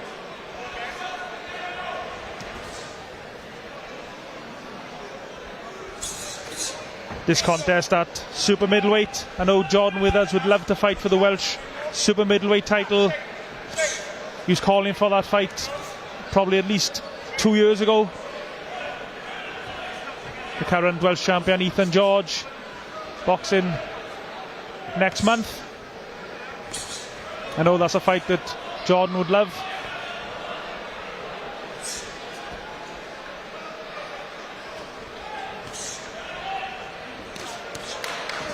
A couple of times now, Ciesla, he's throwing that right hand. He's trying to time it, isn't he? He's letting Jordan throw his shots and he's trying to time that counter right. The Polish boxer.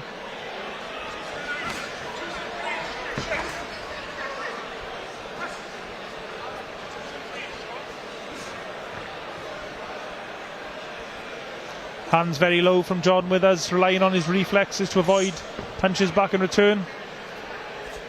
I will say though, that's how Jordan trains. Jordan's hands are always nice and low, even when you spar in the top level boys, they are that low. So it is just his style and he can pull it off. I guess the counter argument to that would be that when you step up in class against the better opponents, it's just getting in bad habits. I'm not saying that Jordan is getting in bad habits, and I'm sure Tony Borg will be there to tell him when he does step up. I think we will see as Jordan goes up the levels, the better the opponent becomes. I think the better Jordan Withers we are going to see. I think, is there a little bit of blood around the bottom lip of Jordan? Yeah, I think he got caught with a little bit of a little tight left hook at the end there. Hands a little bit low at times, but you know, as we say, it's Jordan's style. I think I would like to see him work a little bit more from the lovely movement though. He moves off and then I'd like to see him come back in for another phase, just to finish it off. I suppose the argument that Jordan Withers would make is that by keeping his hands low, it draws punches out from his opponent, then he can look to use his sharp reflexes to counter punch. Absolutely. But you are relying on your sharp reflexes for a style like that. Yeah, absolutely, and I think he is getting caught with the odd jab and the odd silly shot from the opposite lad as well. He should be a little bit tight on the way out, not lifting his chin too high.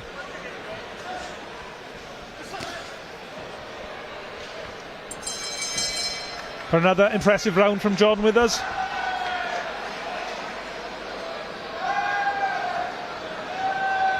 Would you like anything different from Jordan, Vicky? I think I'd like to see his footwork moving a bit more. I think he slowed down in that last round. I don't know whether it's the pace of the fight, but I know I've seen his footwork, and I think he needs to just be pushing that a bit more, using that movement and returning the shots. I think him standing still is what his opponent is wanting, so the movement is what's going to win him the fight, but I'd just like to see a little bit more of it. Yeah, and I just noticed that Adam Ciesla, he seems to be trying to time a right hand every now and again. He throws in the odd right hand. He lets Jordan do his work and throws the odd right hand in. So Jordan has to be mindful of that. I'm sure his coach Tony Bold from the famous St Joe's Boxing Club in Newport is reminding him of that. I think Tony will just remind him that he's just getting caught with the silly shots on the way out. He's doing all this lovely work, as Vicky was just saying, all the lovely movement, and he's sort of getting caught with it at the end, rather than sort of trying to counteract and then throw a shot of his own. I think he came out that last round just a little bit tired. Hopefully he's going to pick it up now. Jordan Withers has got a very energetic style though. He's constantly moving, bouncing around on his feet. He throws a lot of punches. Very high energy style. Has to be very fit. Constantly at that mid-range as well, between mid and close. Even more imperative to be constantly moving the head, moving that waist, making it hard for his opponents to catch him.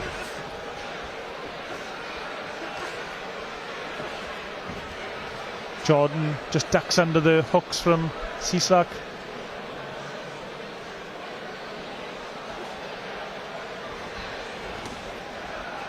There's that right hand again from Withers, and again. Lovely. Ciesla momentarily looked at the referee.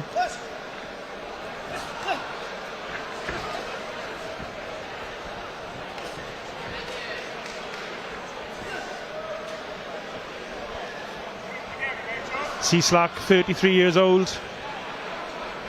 Been boxing since 2013, from Poland originally. Walks onto a right uppercut from Withers.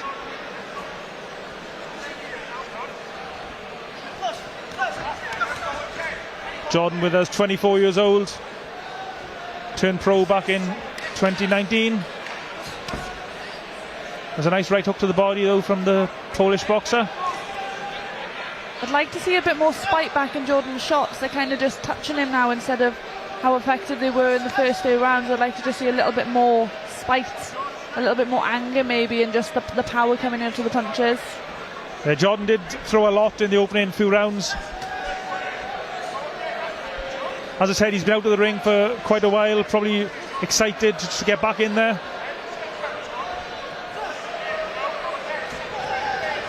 Lovely little flurry there from Jordan. Like to see him just finish it off with, just like as Vicky said, nice little spiteful shot in the end. Little flurry, then a big shot downstairs or upstairs. Great pace from both lads so far though. Yeah, let's give a shout out to Adam Ciesla, the boxer from Poland in the red and white shorts. What a tough customer he is. He's taken some big shots from Jordan Withers in this contest. He doesn't look phased at all though, does he? Ciesla, he just keeps on coming forward, throwing the occasional shot. I think he's definitely given a good show of himself. He's showing that he's here for a fight. He's not just going to drop with a big power shot. He wants to push Jordan, he wants to make him work. And he's up in his work rate, Adam Ciesla, just towards the end of this round.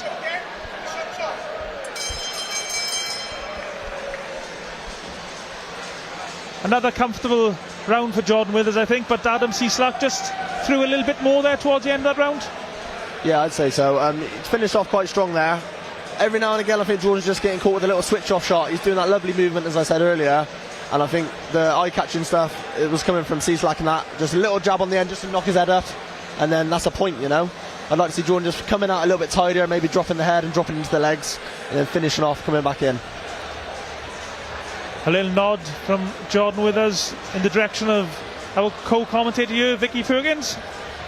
So like he knows that we're not going to be giving any bad slate about him. So he knows that anything's coming is going to be even, and I think he'll also take everything we say into consideration in preparation for the next fight. He's not going to just think that we're just saying random stuff about him. He's going to listen. He's going to implement it in the next camp to help better himself.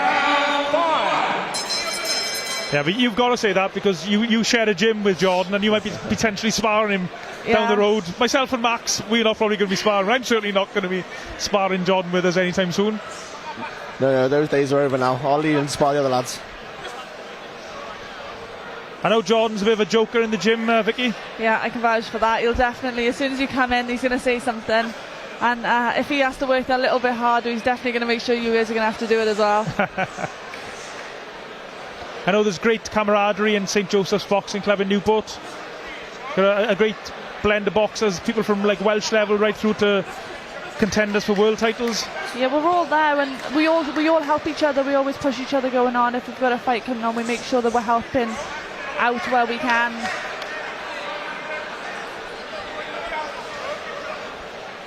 I don't know, you always get great sparring there just from the guys in the stable, but also because lots of boxers travel to St Joe's because there is such high class sparring there.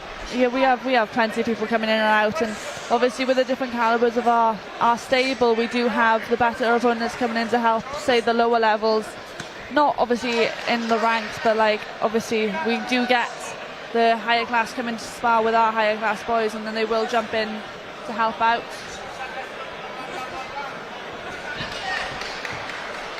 Again, Ciesla just having a little bit of a go in this round. Again, not enough to win the round, but he's certainly letting his hands go a little bit more. Yeah, definitely seems to be letting his hands go a little bit more. As we say, Jordan seems to have dropped off the jab a little bit. I'd like to see him keep using that jab. He's pitty-pattying at the moment, but there's not been anything of substance. I'd like to see him stiffen that jab in a little bit and then work from that. A few big shots coming, I think.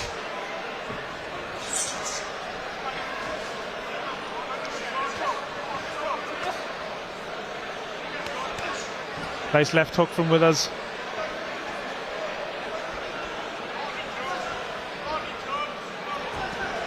Go to the body are the instructions from Jordan Withers' coach Tony Borg. To our left.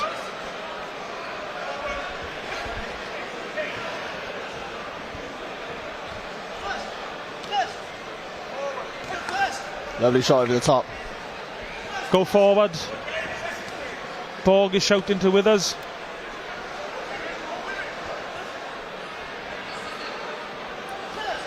Oh, nice sharp jab.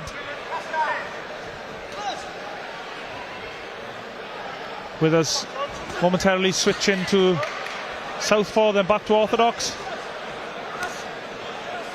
Not an easy skill to master.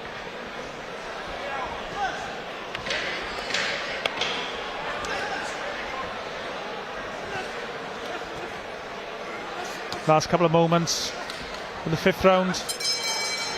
Another good round for Jordan Withers. 5 up. 5 up, I'd say so. All in Jordan Withers' favour so far. So if you're in Adam Cieslak's corner now, you're his trainer, what are you telling him, do you think? I think he's actually started to have a little bit more success as he's actually started pushing forward. I think you can see that Jordan's feet are starting to slow down a little bit now, and the best chance he's got is to start opening him up and start getting a few shots off. Would like to see him pressing a bit harder, but again, when Jordan Withers has got such good movement, it's you don't want to waste the energy on missing a lot of shots, and it takes a lot more out of you sometimes to miss than it does to actually take a shot. But credit to Adam Cieslak, he's played his part tonight. The tough journeyman, making Jordan Withers work very hard at times. Corners, 10 seconds. He's taken everything that Jordan Withers has thrown at him. Seconds out, 6 and final round. We'd really like to see Jordan step on it now, finish off in a lot of second phases and get a few more spiteful shots in, as Vicky said earlier. Good strong finish.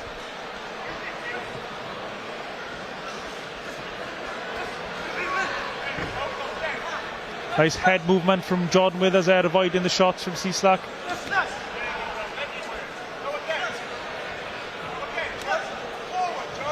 Withers throws a really good sort of chop in right hand.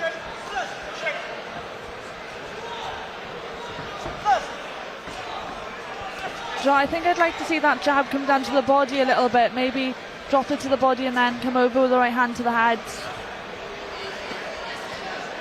A nice left hook from Withers.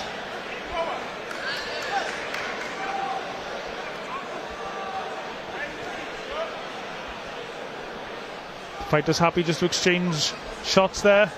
And there's that right hand again from Jordan Withers.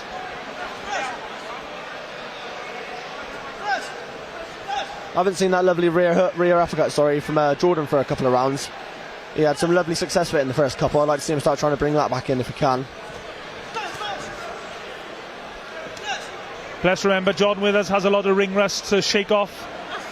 Been out of action for almost 6 months or so. I know there's big plans for Jordan in the future, so the most important thing is here to win, be comfortable back in the ring, look good, which I think he's done, and then move on to bigger and better things. Absolutely, I think he's looked brilliant so far, to be fair. Great movement, putting on a great show for the fans, catching with some lovely shots. Credit to himself and Tony Borg in the gym.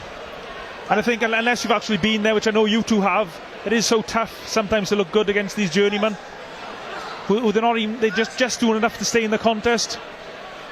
Absolutely, I mean, I've been in there with a couple of Polish lads myself, and they're just made out of granite. I mean, you can throw a kitchen sink at them and they'll just laugh at you and keep moving forward, and they will get to the end of the round. So I will say I haven't had as many, so to say, journeywomen, because there aren't as many in the pool of fighters. But you can see through coming to all the shows that they are there to fight, but they're also not necessarily going to come to massively steal the win, but they're going to make you work to keep that win. And I think as well, I'm told by professional fighters, you two can agree or disagree, that when you're fighting in a 50-50 contest, you'll see more openings, there'll be more chances to land your own shots, whereas a journeyman will be concentrating mainly on defence, but they obviously throw the odd shot back in return, and they will try and get a victory if they can. Yeah, absolutely. As we just said, when you're against in a live fight, there's going to be so many more opportunities for you to catch someone whilst they're open. Main point when someone's open is when they're throwing, and if journeymen ain't throwing, we ain't catching people. Yeah, that's when you always see the best fighter, though. When they come in to win, when you're both coming to win, that's when you're going to see the best version of anyone. And I think for Jordan Withers especially, I think in future fights when he comes against better opponents, that's when you'll see the best of him. Well done to both boxers. Jordan Withers back in the ring after a long break. We presume he's got the victory. Also well done to Adam Ciesla. He played his part in a good contest. He made Jordan work very hard at times. I'm sure Jordan was able to work on a few different things in there. I'm sure Tony was pointing out some of the things, the little mistakes perhaps we can't notice or the fans don't notice, Vicky. Tony will definitely be bringing them back to the gym for Jordan to work on. But at the end of the day, no one's perfect in the ring. You always make those slight mistakes, but Tony is good at noticing them and then helping to improve on them. So referee Lewis Van Pooch calling the fighters together for the official announcement.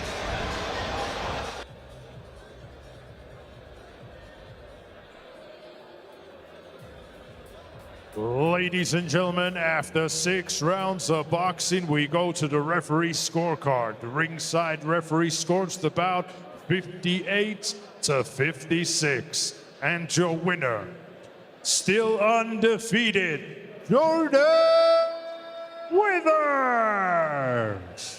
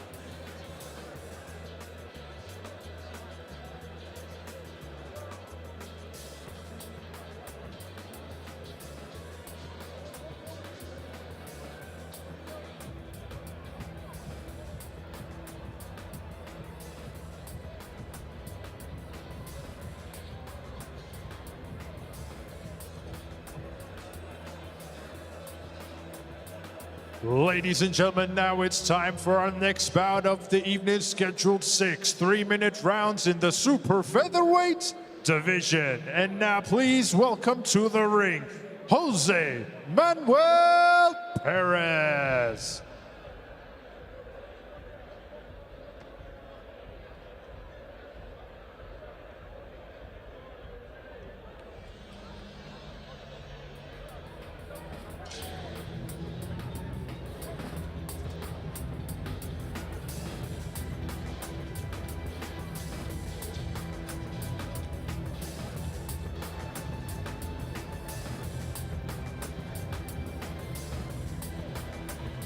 And now, ladies and gentlemen, please welcome his opponent to the ring, Lewis Merreywether.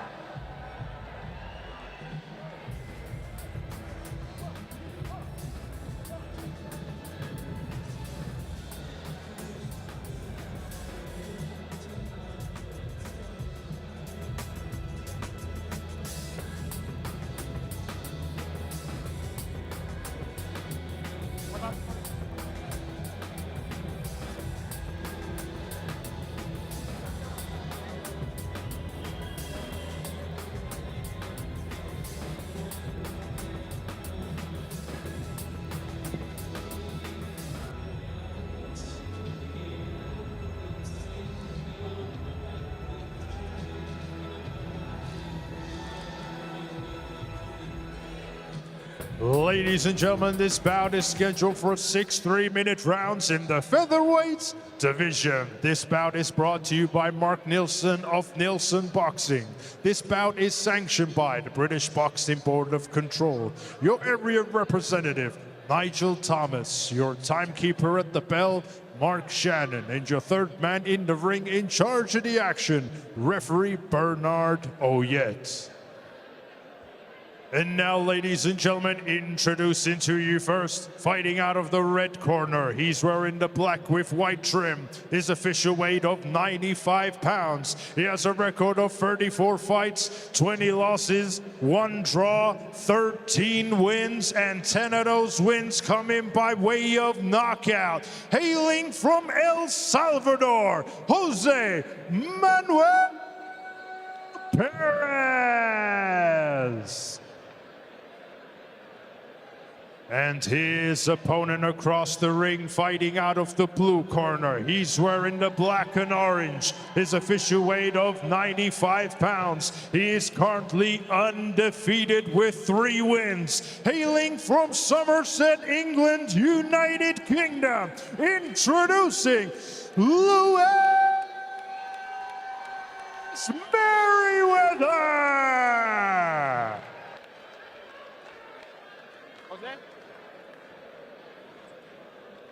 Gentlemen, let's keep it clean and stay professional at all times. Remember to protect yourself. Good luck, touch glove.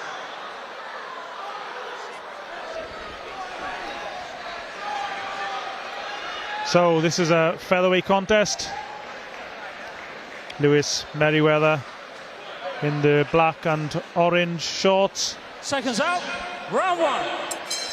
Jose Manuel Perez in the black and white shorts. 6 rounds, here we go.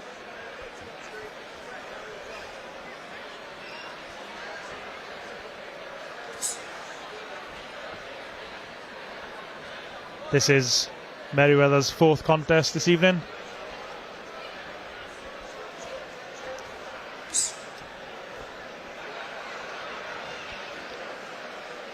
Patient start, just having a look at this Costa Rican.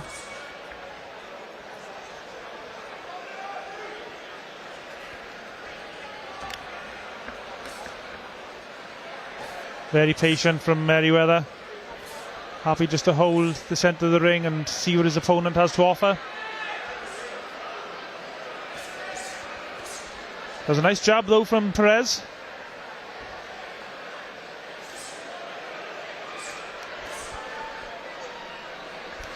Perez there just turned to speak to his cornerman halfway through the round. Not quite sure that was over.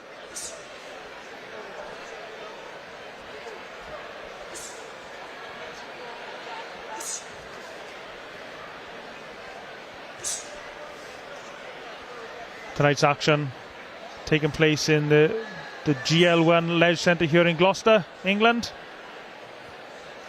Really nice atmosphere building here for the English title fight later on this evening.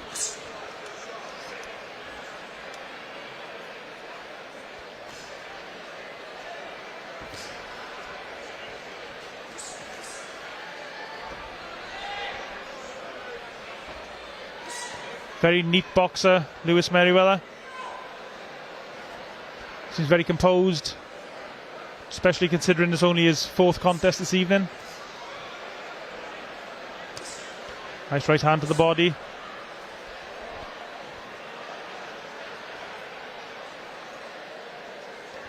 Merryweather from Weston-super-Mare got a big cheer when his name was announced earlier. There's a right hand again to the body.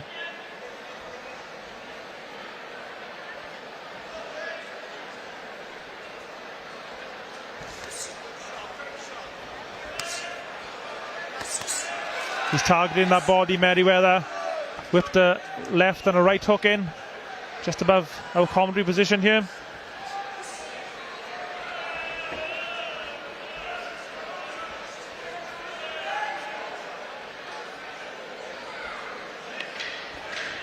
Last couple of moments of the round to try and impress our scoring referee.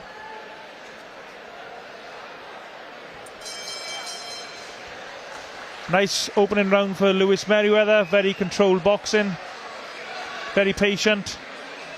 You can clearly see he's very skilled.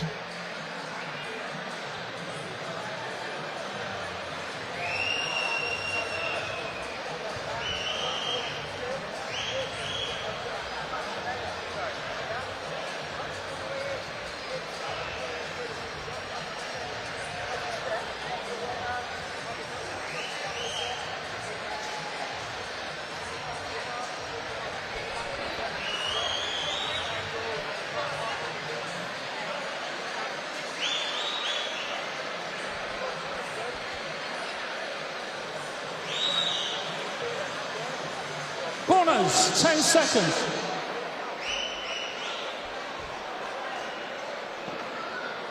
Seconds out.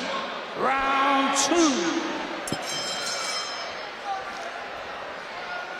So into the second round of this 6-round featherweight contest. Lewis Merriweather in the black shorts with the orange trim. Jose Manuel Perez, the black shorts and the white trim.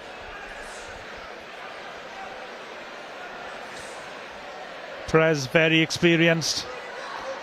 To date he's boxed 148 rounds.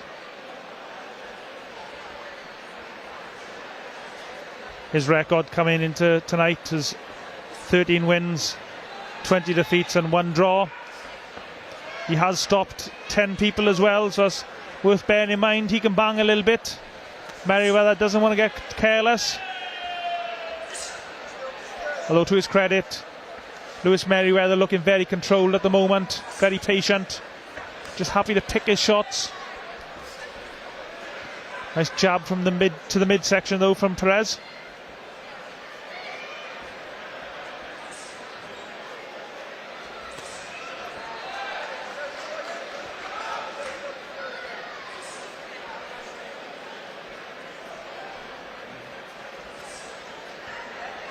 Merriweather just trying to throw a right hand to the body there, and again.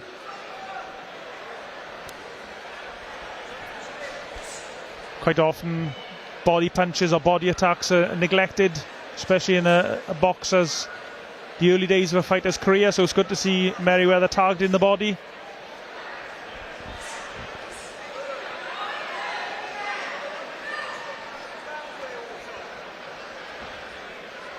Merriweather's 4th contest this evening.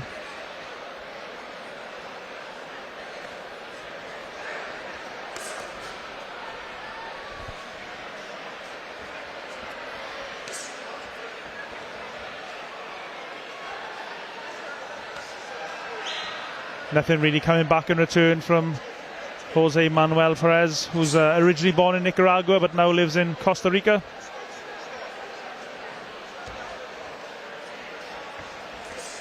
Perez just throwing jabs but out of range. not scoring or landing or even coming close, to be honest with you. Well, he's looking for that right hand though, Perez. Telegraphing it a little bit, but he's showing a bit of intent. If Merryweather overextends his jab, that right hand could be coming back in return.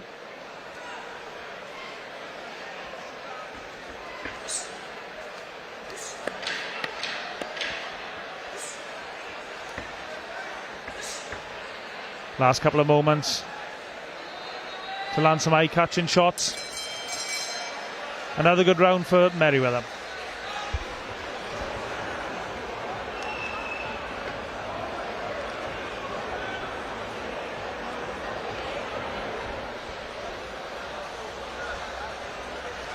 Just seen on the replay here, Jose Manuel Perez just losing his balance there. Impressed with Lewis Merryweather. He picks his shots really well, especially considering this is only his 4th professional contest this evening. So far though, if you've been honest, Jose Manuel Perez, he hasn't really put up much opposition. He hasn't really shown much aggressive intent. He's thrown the odd right hand in the last round. You can see him actually looking for that right hand. 10 seconds.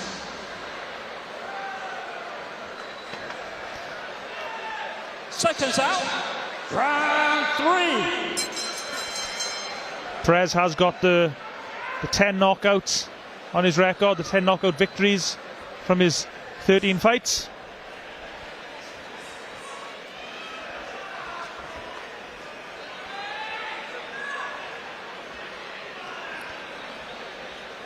Perez just pouring with the jab.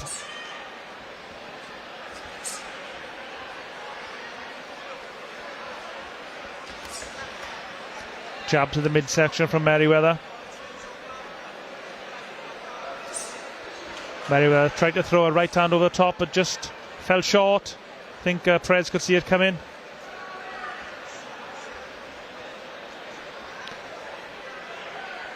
You're watching tonight's boxing via the Neilson Boxing YouTube link. Thanks to our partners, Grassroots Boxing, Boxing King Media, Fight Fan TV and Gunman Boxing.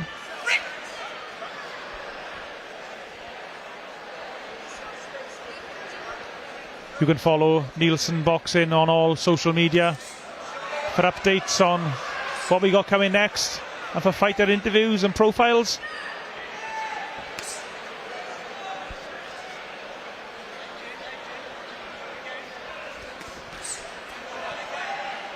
Merryweather just starting to throw the left hook in this round.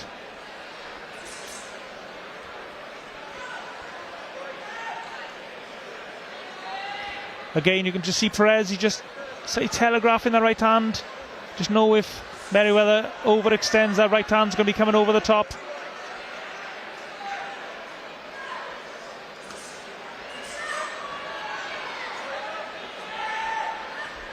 Perez, a very tough customer, very experienced, as you would expect if you're a journeyman boxer.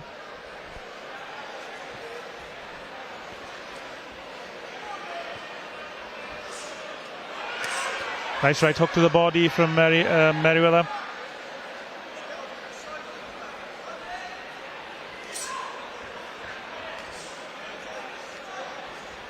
These journeymen are very tough to break down, especially when they've been fairly negative. That's a nice left hook to the body from Perez.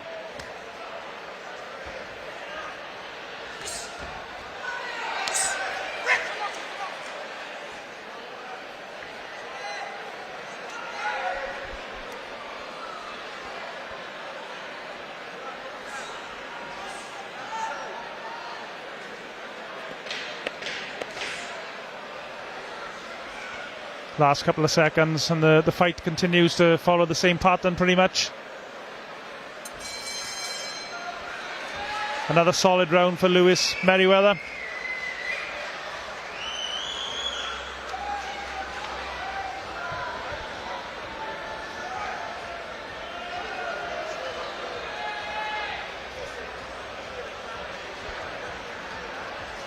Merryweather from Western Supermare, not too far from here.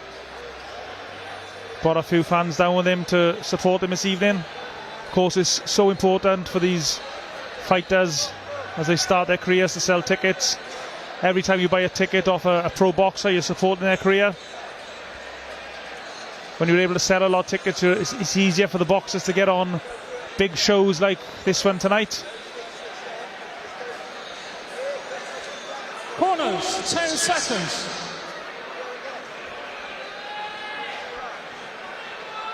Seconds out. Round 4. So into the 4th round.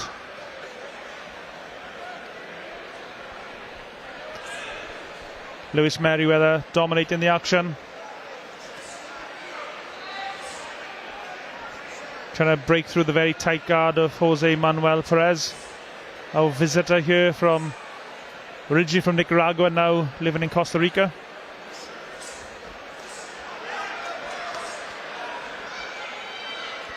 Fight getting a little bit untidy. Gotta watch you don't get cut on the heads, bump inside.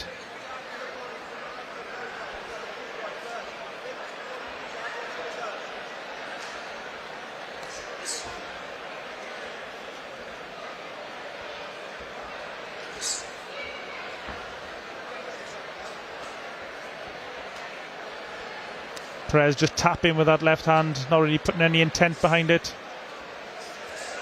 He looped a big right hand and Merryweather rolled under, easy enough. And Merryweather now going on the front foot again. Oh, nice short, little right uppercut on the inside. Pushing back at the instructions from Merryweather's corner team to my left hand side. He throws a good right hook to the body, does Lewis Merryweather. He's landed the shot several times in this contest.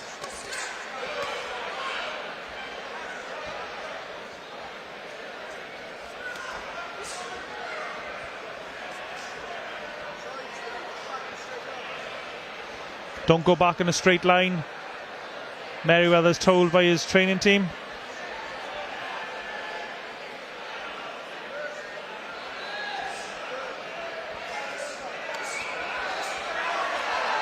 A lot of those head shots were blocked, although the body shot did get through.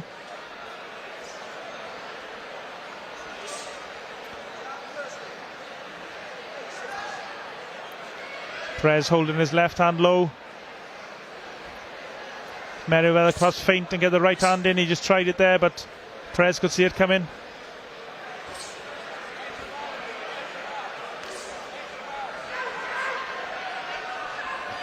Don't be fooled by boxers like Perez's record. He may have more losses than wins, but he is a very skilled boxer, a very skilled operator.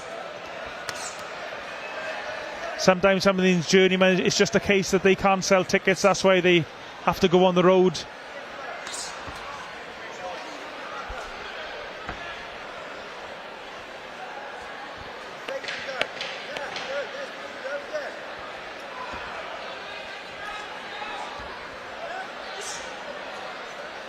Last few moments of another Merryweather round.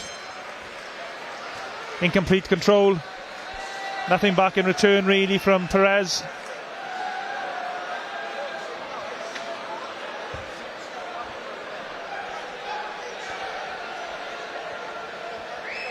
Lewis Merryweather's got a good variety of shots. Goes well to the head and body. I noticed that round as well. He did start to throw the uppercut. I think he landed at one point when he had Perez along the ropes.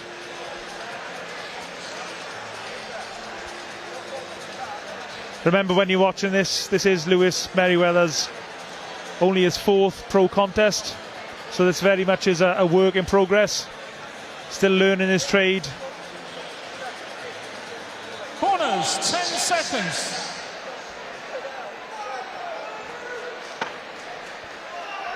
Seconds out. Round 5. So into the 5th of this 6-round featherweight contest. Just like a big shout out to our sponsors, Gladius and Aguirre.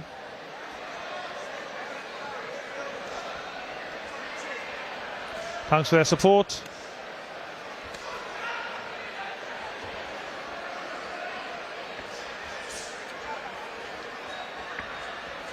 Perez just momentarily looks at the referee there, not quite sure what he felt the issue was.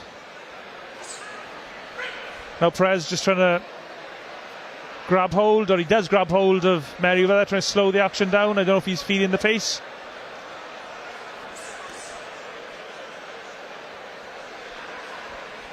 Perez, of course, he knows his role in professional boxing. He's here to give the prospects a workout,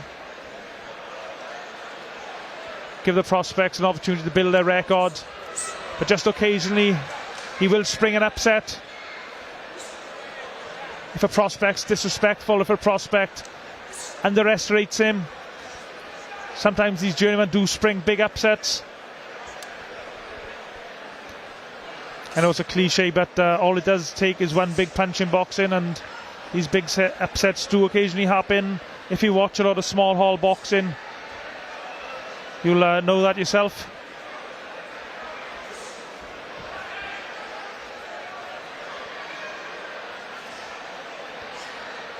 Perez just threw an uppercut way out of range.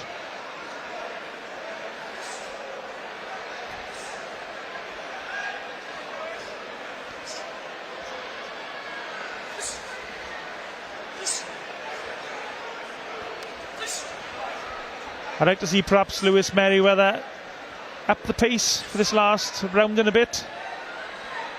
And he's probably not going to stop Perez, I wouldn't have thought, although Perez has been stopped 3 times in his 20 defeats. Good couple of jabs from Perez. Oh, nice right hand from Merryweather. And he's starting to put some meat in these punches.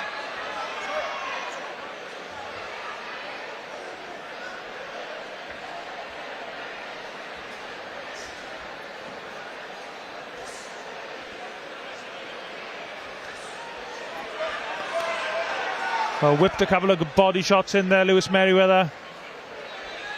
He's got nice fast hands.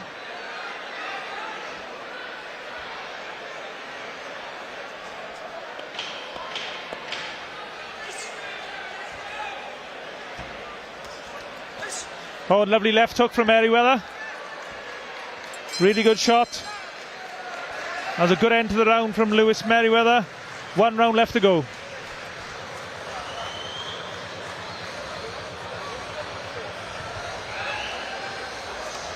And just towards the end of that round there, Merryweather landed a good left hook.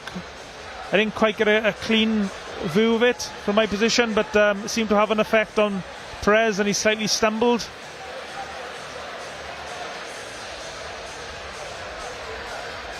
It's been a really good overall performance from Lewis Merryweather.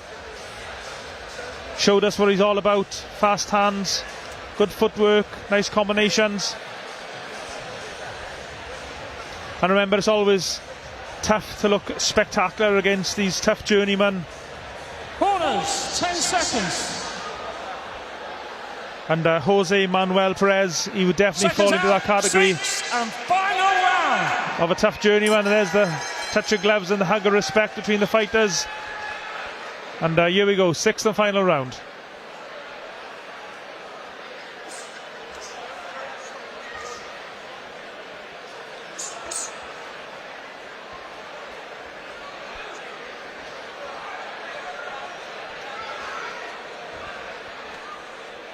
Very patient from Merryweather.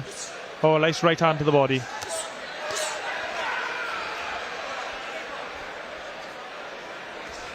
He's quick though, Perez. He doesn't stay on the ropes too long. His survival instincts that he's built up over a long career. 148 rounds prior to tonight's contest. The Costa Rican boxer has fought. Very experienced. This is good stuff from Merryweather. Keep him there, the instructions from his training team. Merryweather just skipped out of range as a big right hook come back in return from Perez.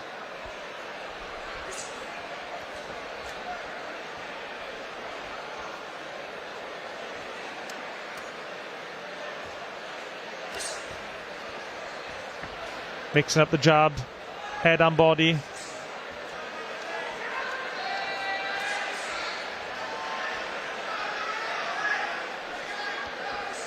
Perez now, I think, would just be happy to hear that final bell, collect his payday and move on to the next contest.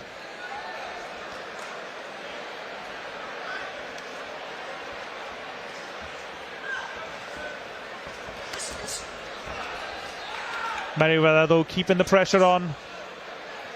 Another lovely right hand to the body.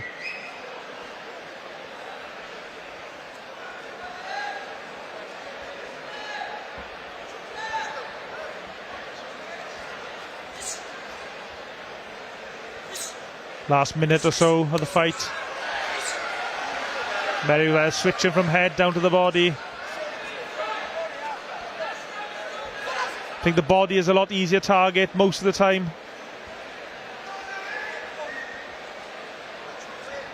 Perez is able to block a lot of the head shots, but the body shots have been landing throughout the contest.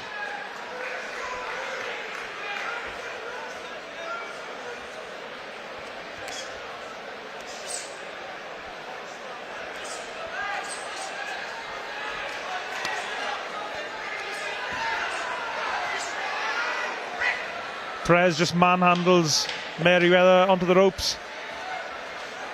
Last few moments of the contest. Perez just holding just to see it through to the final bell, and there we are. No doubt it's going to be win number 4 for Lewis Merryweather. Well done to Jose Manuel Perez. He played his part, done his job as a tough journeyman, and no doubt we'll be seeing Lewis Merryweather in bigger and better fights in the future, but this is just a learning curve for him. It's an opportunity to practice what he's learning in the gym in front of his own fans, under the lights, as they say.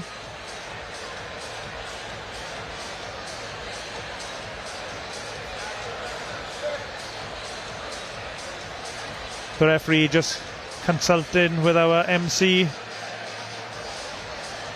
But I'd be very surprised if it's not 6 scorecards in the way of Lewis Merryweather, or 6 rounds even.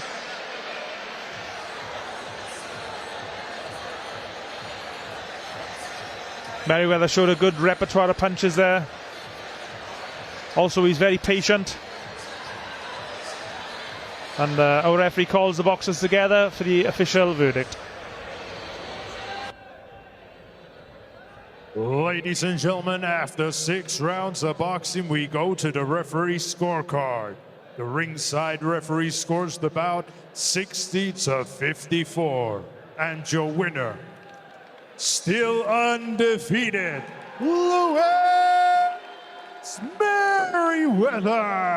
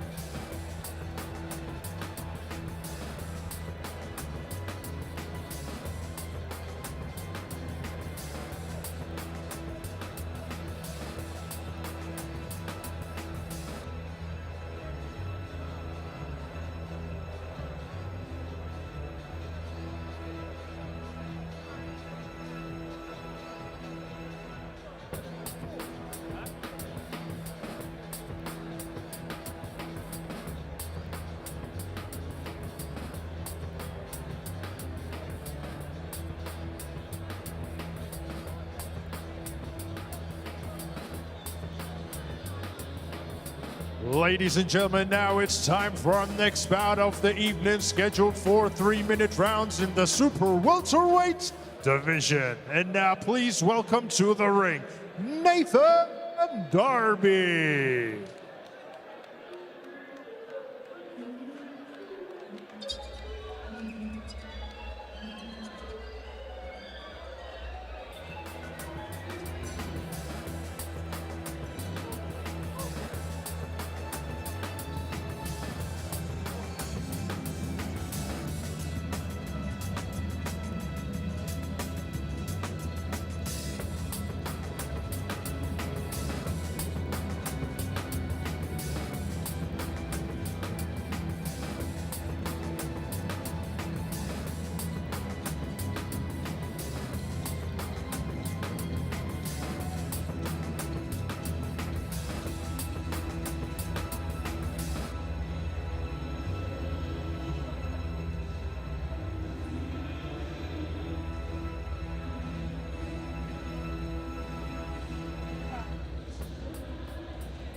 And now, ladies and gentlemen, please welcome his opponent to the ring, Ingram.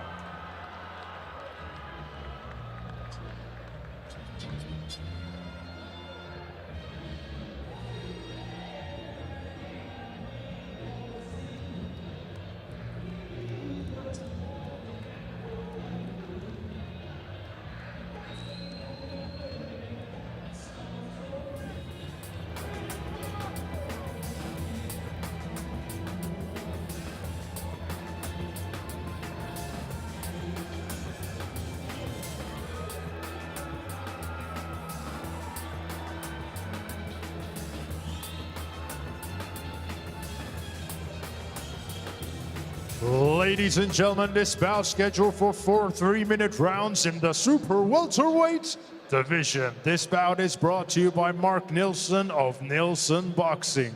This bout is sanctioned by the British Boxing Board of Control. Your area representative, Nigel Thomas, and your timekeeper at the bell, Mark Shannon, and your third man in charge of the action in the ring, referee Lewis Van Potch. And now, ladies and gentlemen, introducing to you first, fighting out of the red corner. He's wearing the white with gray trim. His official weight of 11 stones bang on. He is a veteran of 21 fights. Hailing from Rotherham, England, United Kingdom, Nathan Darby. And his opponent across the ring, fighting out of the blue corner. He's wearing the white and gold. His official weight of 10 stones, 12 pounds. He is currently undefeated with 5 wins. Hailing from Gloucestershire, England, United Kingdom. Introducing Ingram.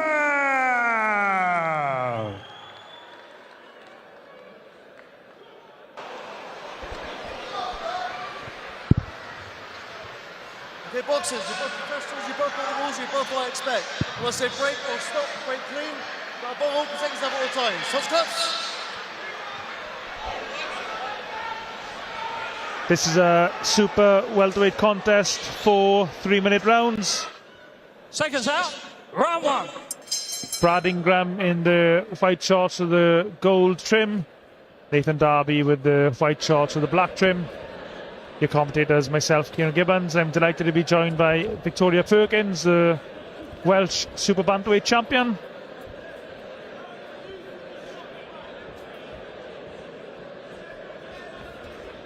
I watched Nathan Darby box a few times in the past. He's a tough customer, a little bit unorthodox.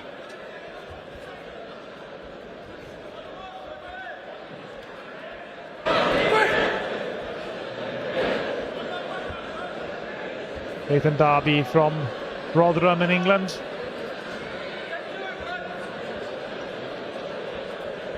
Had 21 fights to date. Record of 1 win, 18 defeats and 2 draws. So very much a journeyman, even if a little bit unorthodox. Nice right hand from Ingram.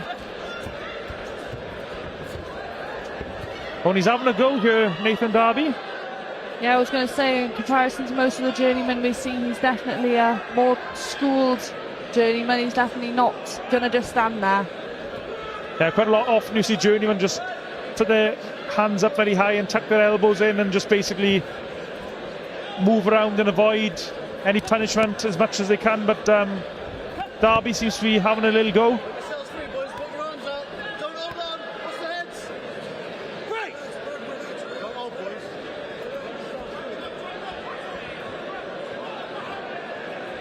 Brad Ingram from Gloucester, so fighting in his hometown this evening. Happy to hold the centre of the ring.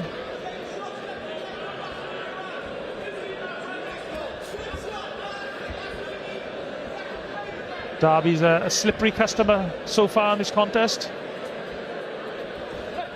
Oh, lovely right hand from Ingram.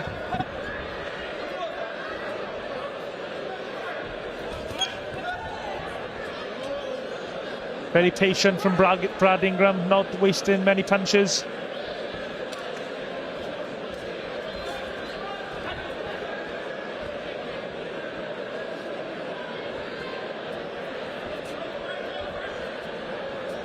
Last 30 seconds or so of the round.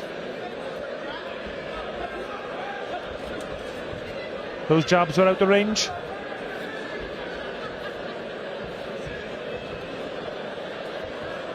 And again, Darby a little bit unorthodox.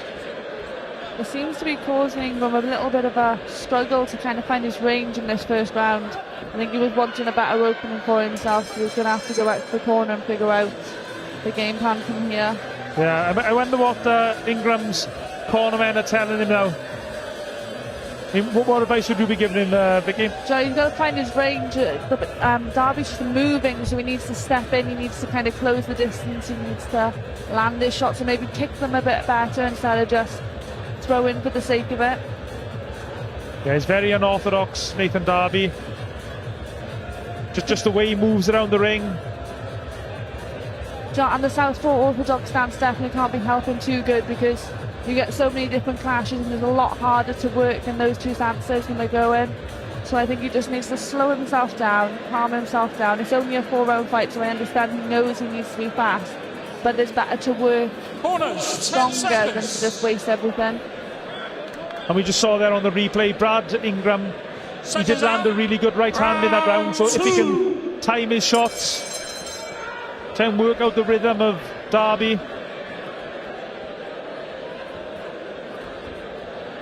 Usually they say a good straight right hand or a left hook are the punches you use against southpaw boxers.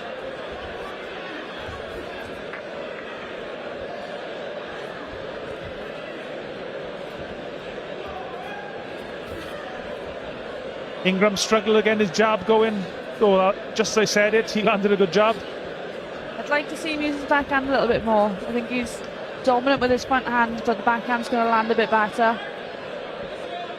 Yeah, Darby for the most part able to block his jab with his right hand, his lead hand. Whereas as you were saying there, Vicky, I think a straight right hand occasionally down the middle, a lead right hand might work.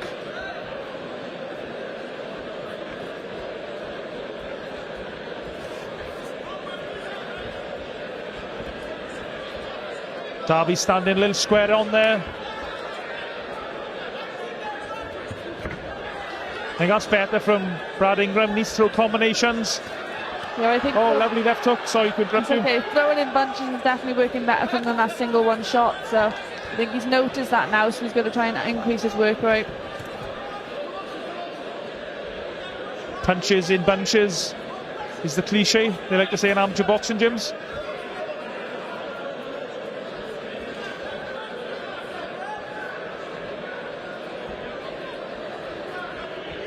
Ingram actually turned pro back in 2021, so needs to get his career on track, and that's a bit better for him. He's having more success in this round.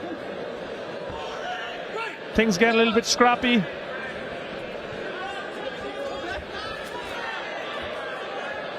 Ingram now rushes in.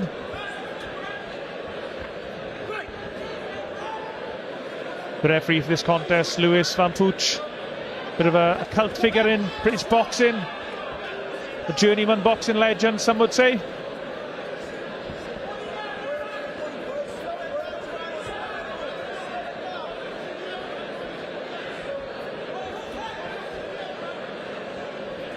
Ingram now just needs to keep the pressure on. Doesn't want to give Darby too much time to do his thing. Darby seems really comfortable just moving around on the back foot, and his footwork is helping him, but I think Brad just needs to step in and engage a little bit faster, so to say, maybe with the straight shots to come in and then throw the big hooks. Oh, lovely right hand. Great right hand from Brad Ingram.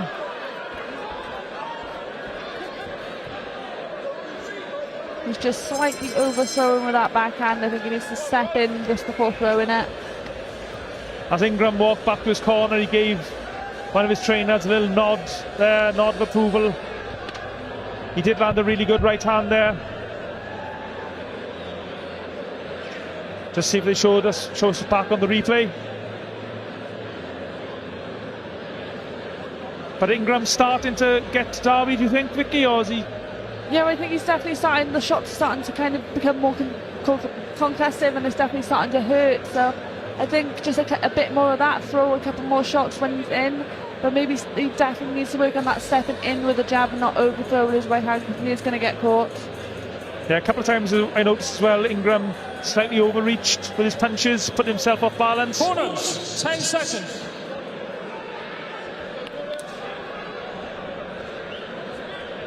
Seconds out.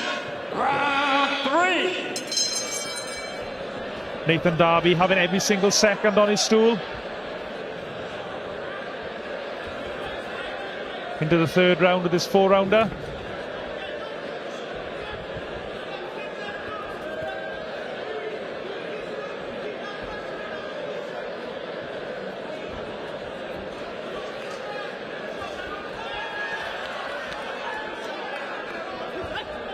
Nice right hand to the body from Ingram. I will say the pace from Darby seems to have slowed down. I don't know whether he's gotten tired or something's clipped him, but he's not moving around the ring quite as fast as he was in the opening round. Yeah, you'd think that would suit Ingram as well, with a slightly slower pace. Yeah, I definitely think he's going to be able to get them punches off a bit better now that the pace has slowed a bit down. Ingram was trying to hold, Darby was trying to hold Ingram on the referee's blind side, but Ingram just shoved him off.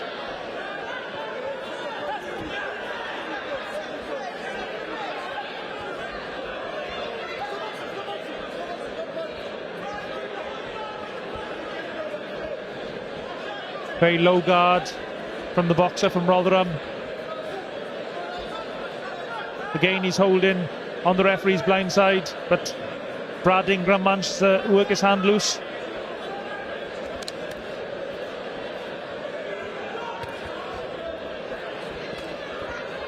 Oh, good left hook to the body from Ingram. Dug that shot in. And there's the left right.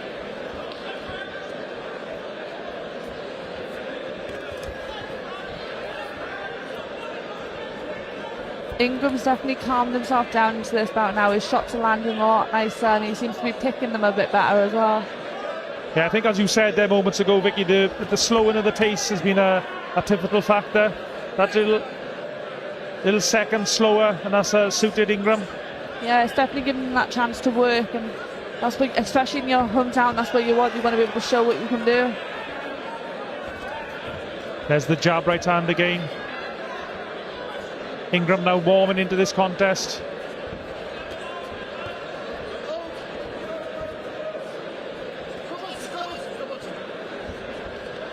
Ingram getting a warning for putting his elbow up under the chin of Darby.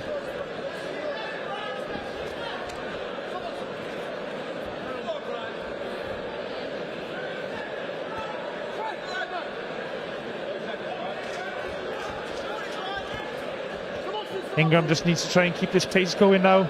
It's been a good round for him.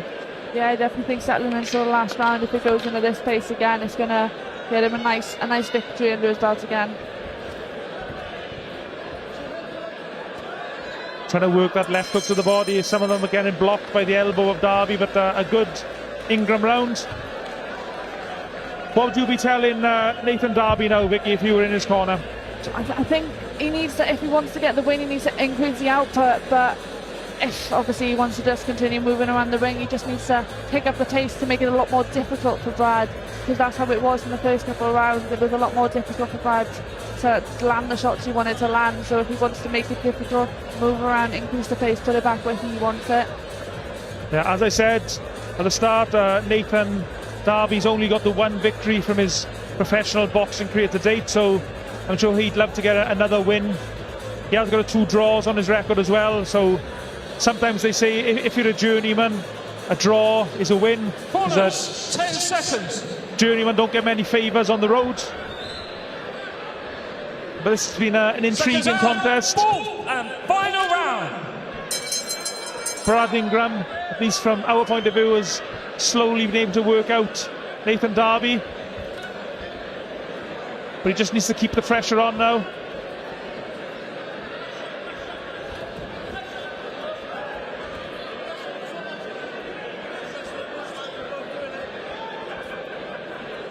I will say Derby's footwork seems to be coming back into play, and his Brad's not being able to land the shots. I know it's obviously early in the round, but it's making it a lot more difficult for him. He does move a lot, doesn't he, Nathan Derby? Nice jab.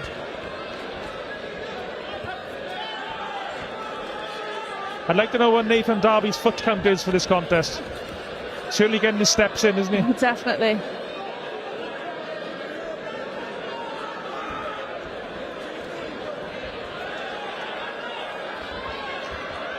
Keeping the pressure on Brad Ingram. Doesn't want to walk onto any silly punches though.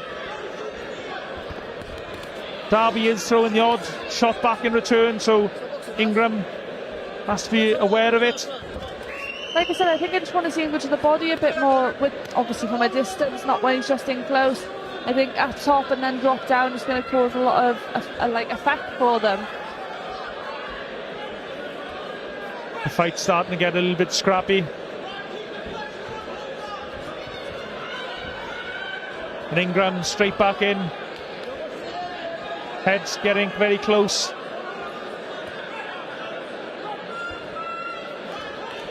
Probably the last thing that either of these two boxers want is a head cut now.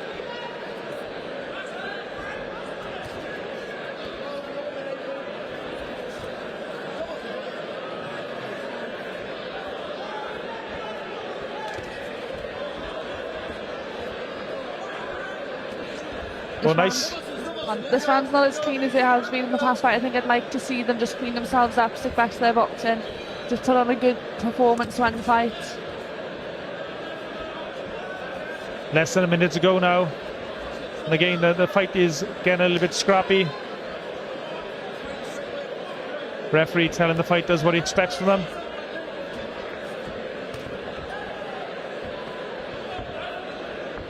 Nathan Derby trying to smother a lot of the work of Brad Ingram now. Especially when they're getting close like this, to be grabbing the arm on the referee's blind side.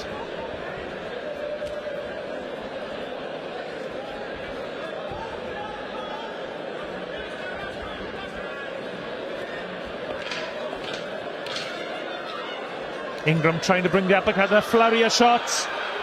Trying to put the icing on the cake on this performance.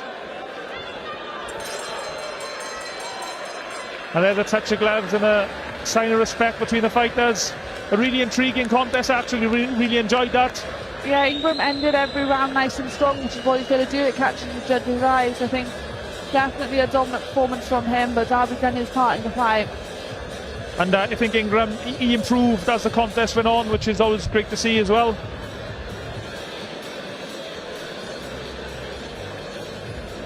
Our referee, Lewis Van Tooch, just totting up his totals now and passing them on to the MC.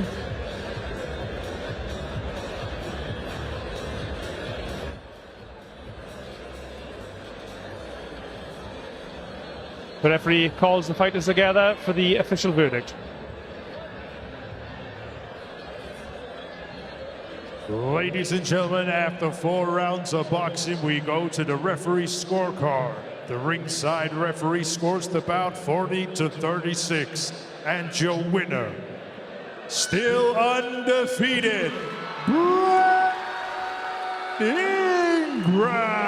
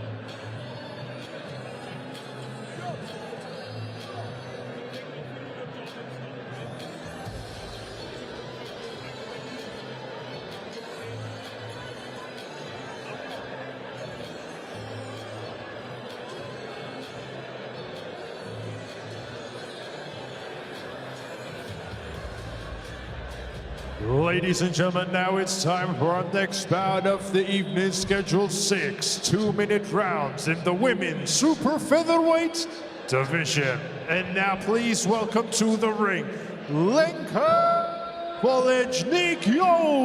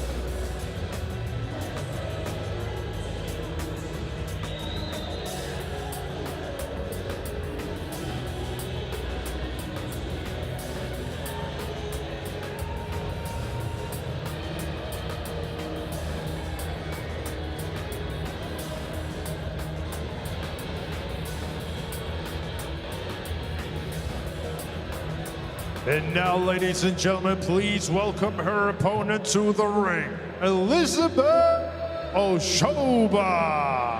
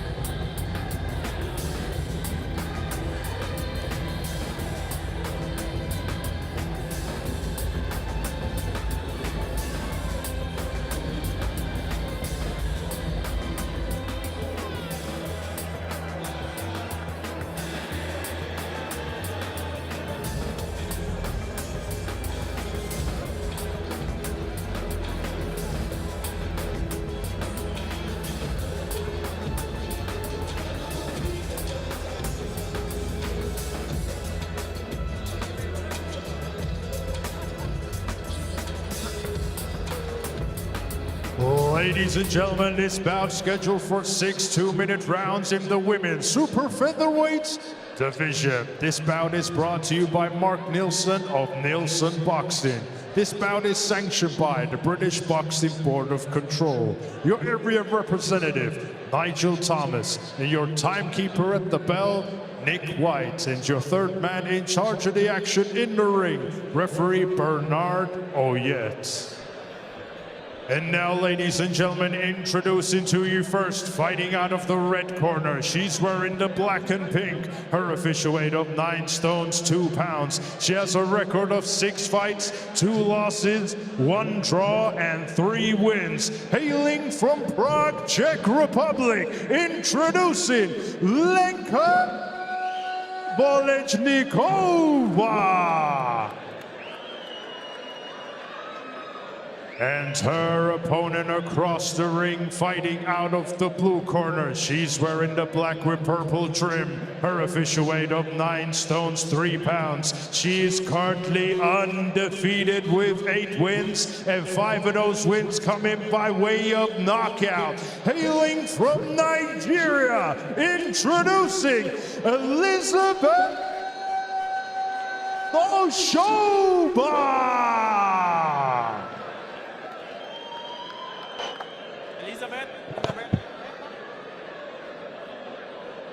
Ladies, 6-round boxing. Let's keep everything clean and make sure to stay professional at all times. Obey my commands, protect yourself at all times. Touch gloves, good luck. So this is 6 2-minute rounds. Elizabeth Oshoba boxing in the blue corner. Lenka, Volejnikova, boxing in the red corner. The commentators, myself, Kieran Gibbons. I'm delighted to be joined by Victoria Perkins, the Welsh Super Bantamweight champion. I know you know Oshoba very well, Victoria. Yeah, I train with her.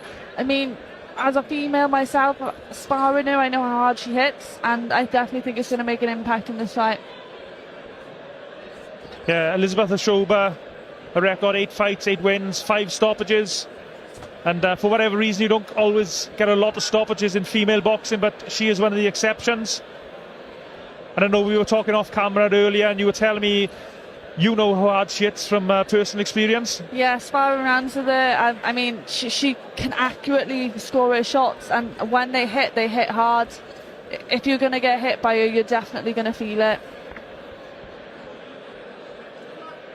Volejnikova has never been stopped. She got a record of 3 wins, 2 defeats and the 1 draw. Oshoba showing a little bit of inexperience, so she's not cutting the ring off. Pretty taking a step to the right here now to push Volejnikova back into the corner. Now you can just hear Tony Borg, Oshoba's trainer, shouting, "Move to your right."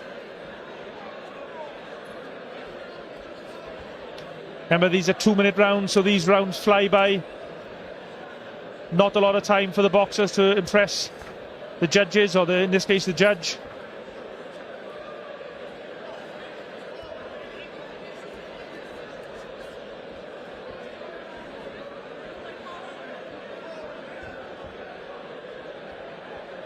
Very conservative start from Oshoba. Yeah, I think I'd like to see her just do a little bit more. Maybe when she's in, land the bigger shots, throw them up and down. Do you think Oshoba's perhaps trying to be too precise in that round, maybe? Yeah, I think she was just risking it. She wasn't throwing as many shots as she normally would, so I think maybe, yeah, use the first round for a feeler, but you still need to be throwing. And it's worth noting as well that Elizabeth Oshoba, she is a world-ranked fighter. I had a look yesterday, and she's ranked number 5 in the world by the Ring magazine, and also number 5 by BoxRec. So she's probably only a couple of fights away from a world title fight. Yeah, I think she's going to want to make a big statement now, especially after with everything going on in her weight class. Sky Nicholson dropping the belts the other weekend, so she's going to want to make her name and make herself one of the people up for the next opportunity. 10 seconds. Seconds out, round 2. And as we were saying as well, Vicky, in female boxing, due to the less numbers than in male side of the sport, all it takes is a string of victories and you can get yourself into title contention fairly quickly. Yeah, well, Nina Hughes is the prime example. She was 5 fights in and world champion, so you can literally become top with a good few performances, especially with the tools, because they're a lot smaller. And this is better from Oshoba. She's really started aggressively in this round. This is how she needs to be. This is what's going to put her on notice. There's a good right hand to the body from Oshoba. Volejnikova's face starting to redden.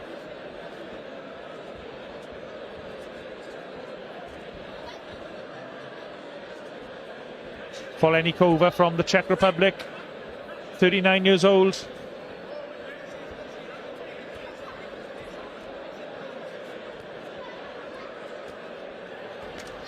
Oh, there's the power again from Oshoba. Work inside are the instructions from her corner team to my left.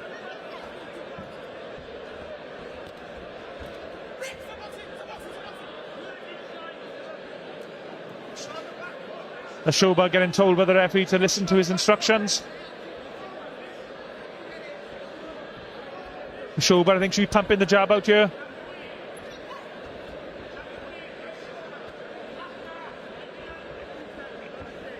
Again, very poor, lovely right hand from Oshoba. Just needs to keep the pressure on now. I think Oshoba's pace is definitely starting to show effect. she's dominant, she's pushing, her opponent's definitely starting to feel it. Yeah, Volejnikova starting to look a little bit ragged towards the end of this round. A little bit off balance. A much better round for Oshoba.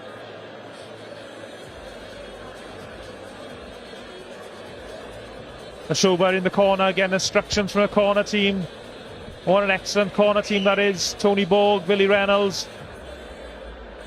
Two very experienced cornermen who've taken fighters all the way to a world title in Lee Selby's case. What sort of instructions do you think they're giving Oshoba now, Vicky? I think they're just giving her concise shots to throw, because obviously her movement's working well. They just wanted to close the gap, and when she's in to throw those big shots, her hooks are going to work for her. And after receiving some of them hook punches, they definitely know how hard they are. So I think if she catches it right, it could cause a stoppage. 10 seconds. You could feel the pressure was building towards the end of that round there. Seconds out. Round 3. Volejnikova was starting to look a little bit ragged. The balance is starting to come apart.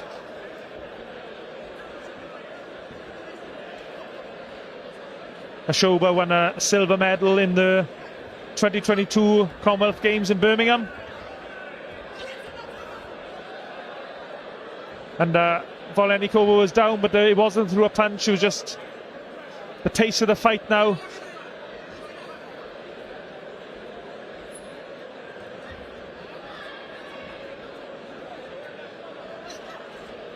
Oshoba just needs to keep the pressure on.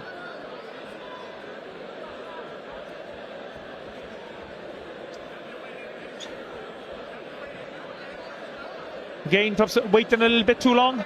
Yeah, I want to see her do a little bit more, maybe step in, fake the jab, throw something even when there's nothing going on, just to make the fight look active. Obviously, normally we're women, they're quite fast-paced rounds, and there seems to be a lot of breaking in between these two.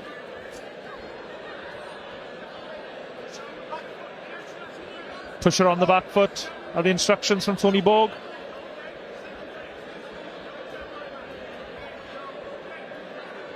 I think now right hand just missed. She needs to step in a little bit further for it to actually make an impact. That's oh, lovely timed right hand.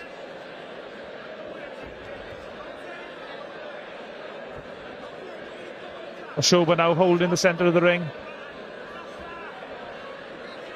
No wasting many shots. Very patient. I think she just needs to cut the ring off a little bit more, maybe step a little bit earlier instead of letting her opponent step first. Oh, lovely right hand. Probably not long enough left in the round to finish the contest, but that was a really good shot. Spun the head of Volejnikova around. You just feel that Oshoba's just getting closer and closer, that big shot to finish the fight. Yeah, the last shot that landed sweet, and I mean, she definitely felt it watching her walk back to the corner. I think she's not fully on her feet like she needs to be, so she needs to use this minute wisely. Remember, this is a 6-round contest here in the GL Leisure Centre here in Gloucester. A Neilson Boxing event. A great atmosphere here. A really good crowd building for our English title fight later on this evening.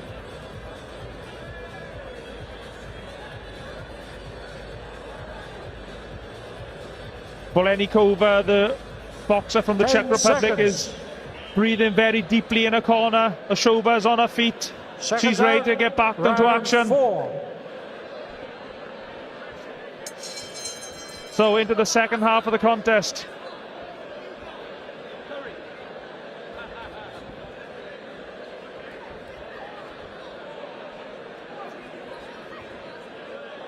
Oshoba just missed with that right hand.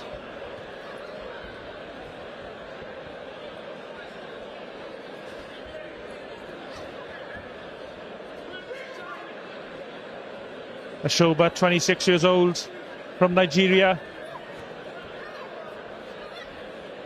I think she just needs to clean up her work a little bit. She's getting a bit scrappy and causing a couple too many mistakes. Her corner team just wanted to clean it up, step in, throw the shots when they're needed, and then land the big ones.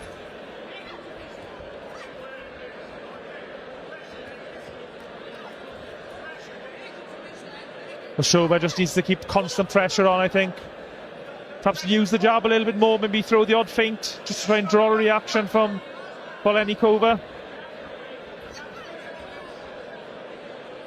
You know, that's where I think Oshoba should have countered straight away. Yeah, I think she's taking a little bit too long to throw those returns.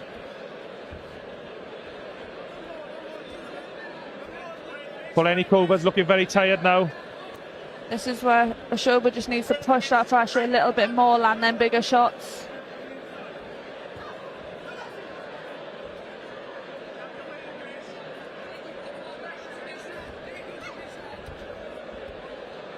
And Volejnikova goes down again. Just tiredness and the balance going, I think. No punch.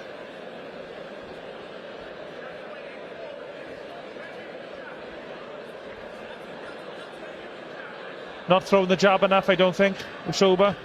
Yeah, you can hear from the corner team, they're asking for it.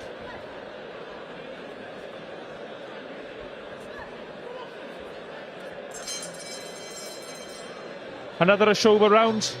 Well, definitely she's been dominant from start to finish. I think maybe now is when we want to see them bigger shots landing, maybe start to make a little dent in the opposition.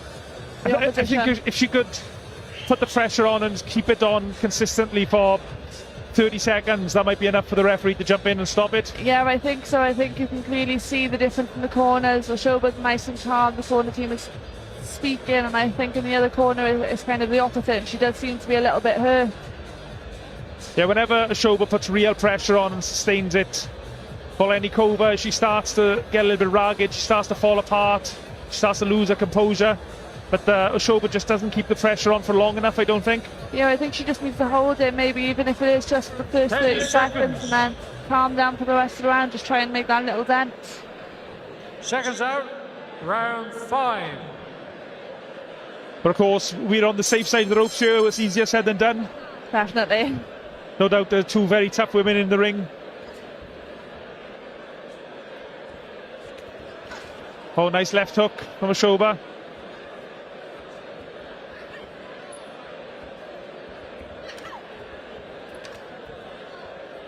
Again, Oshoba just looking for that right hand. Just keep the pressure on. This is what Oshoba should be doing. Just waiting a little bit too long for my liking.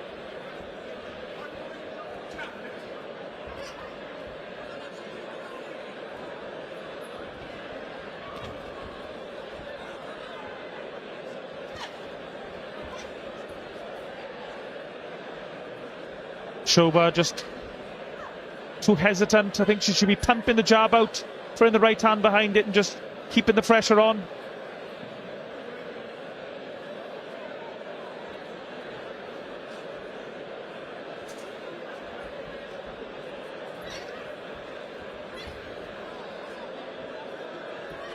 I think the range Elizabeth's struggling with, she's not seeming to be able to get in close enough to land the big shots, so they're just swinging and missing. Yeah, Lenka Volejnikova, she's been a bit more active in this round. She's thrown more punches. She hasn't really been that effective. I don't think she's really landed anything of any significance, but she's throwing more, to her credit. One very tough lady.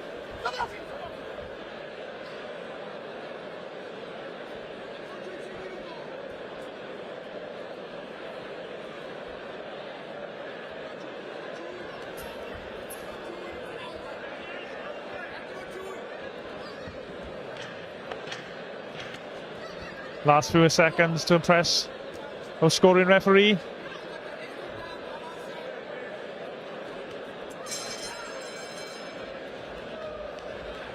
Another good Elizabeth Oshoba round. But what do you think she has to do in this final round just to put the icing on the cake, so to speak?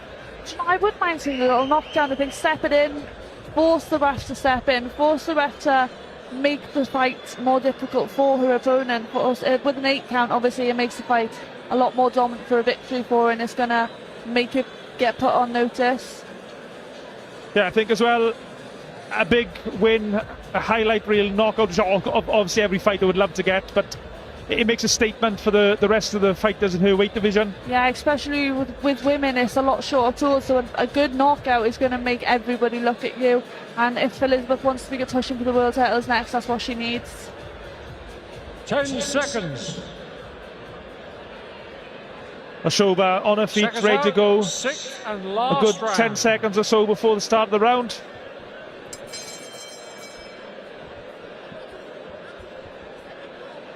So what can Elizabeth Oshoba do in this 6th and final round? There's a bit of a firefight in the middle of the ring there. It's a lot better though, that's what she needs to be doing.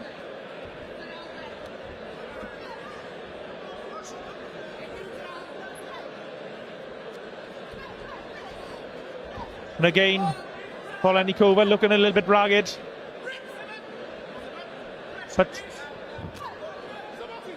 But she's tough in this contest out, fair play to her. There's no quitting her. No, she's definitely taking some big shots and she's not taking a step back, so credit to her. This visitor from the Czech Republic, she is one tough lady.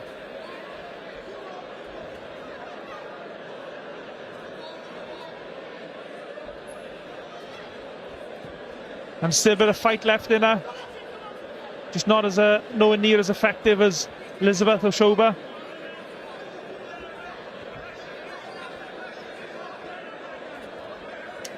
That's better from Oshoba. Right, landed there moments ago.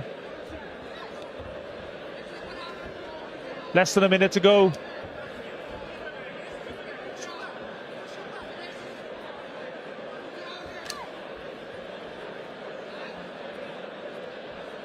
To be fair, this Czech Republic fighter, she's never been stopped in her career. She has got 2 defeats on her record, but she went the distance in both of those. She's clearly very tough, she's very skilled. She knows how to deal with being hurt. But she looks absolutely exhausted now, Volejnikova. And Oshoba's getting a warning, I think, for hitting her on the back of the head.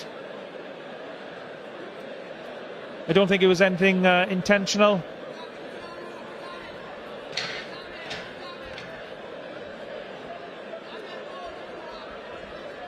Last few moments of the contest, and the fighter's happy to trade in the middle of the ring. It's great action. Really good fight. Credit to both these two warriors. Well, both girls finished strong. It's a credit to female boxing as well. Two very tough ladies.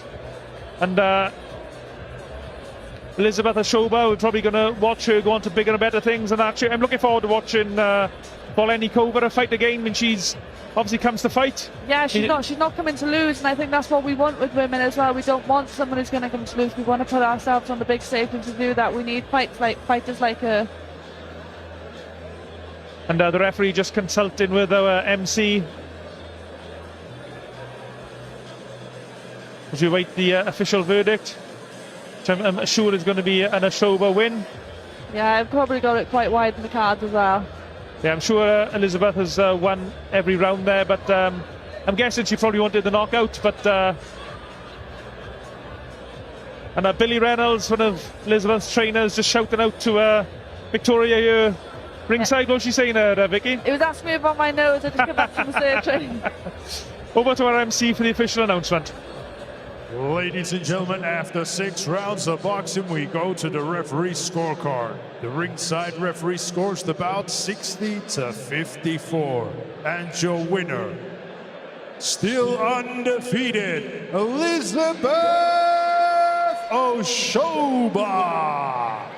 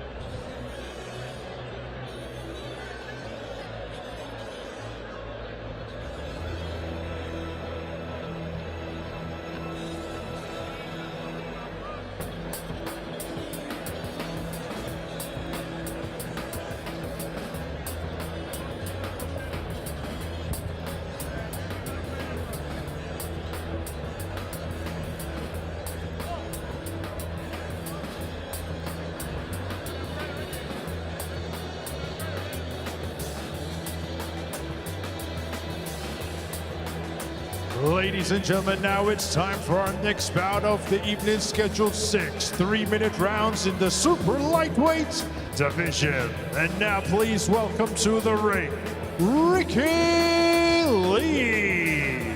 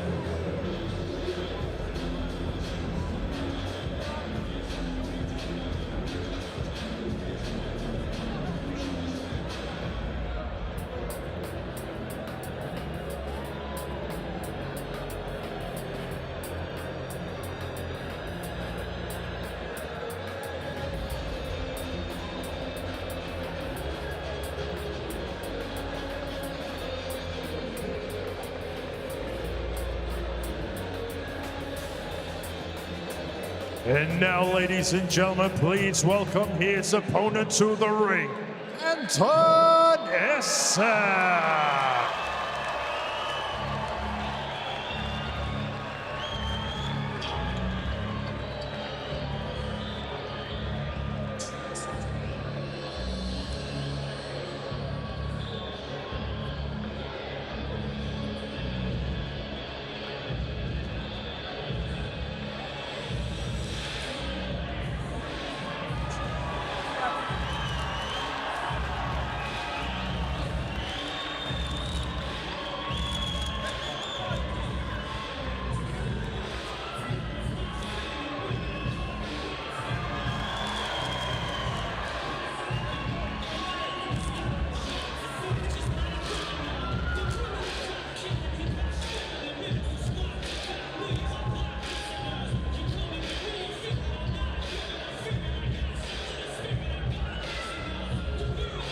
Ladies and gentlemen, this bout scheduled for 6 3-minute rounds in the super lightweight division. This bout is brought to you by Mark Neilson of Neilson Boxing.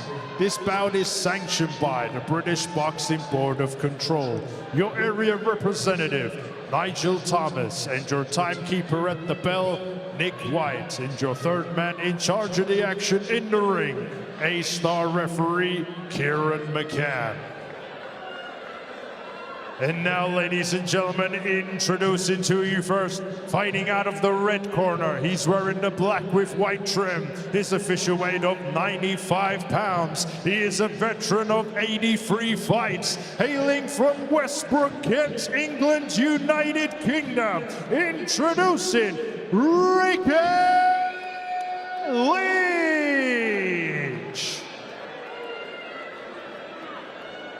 And his opponents across the ring, fighting out of the blue corner. He's wearing the black with white trim. His official weight of 105 pounds. He is currently undefeated with 2 wins, and one of those wins coming by way of knockout. Hailing from Gloucestershire, England, United Kingdom, introducing Anton Esson.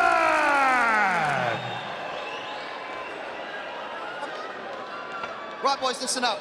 You both know the rules. You will obey my commands at all times. When I tell you to break, break clean. Take a step back, throw no punches. Mind your heads in close, and most importantly, gentlemen, protect yourself at all times. Right, shake hands. Anton Esson got a massive reception when his name was announced by our MC. A massive favourite here. His opponent, Ricky Leech, took this fight on 2 days' notice.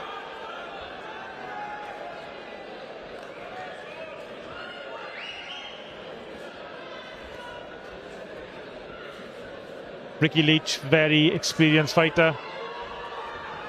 83 fights to date. And he might need all that experience against this Anton Esson.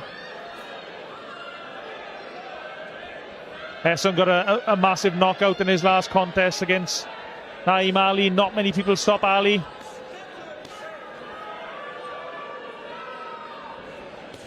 Oh, lovely left hand. Esson fighting out of the southpaw stance.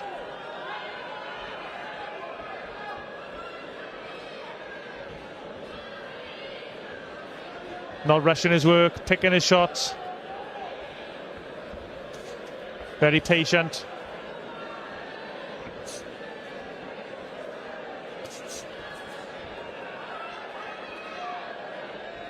Ricky Leech.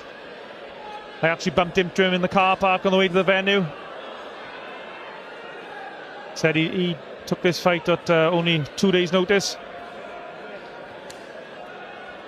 Not really done very much so far.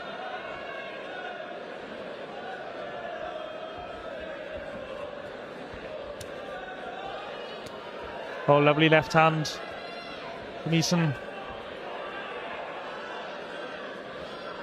This is only his third pro contest this evening to date.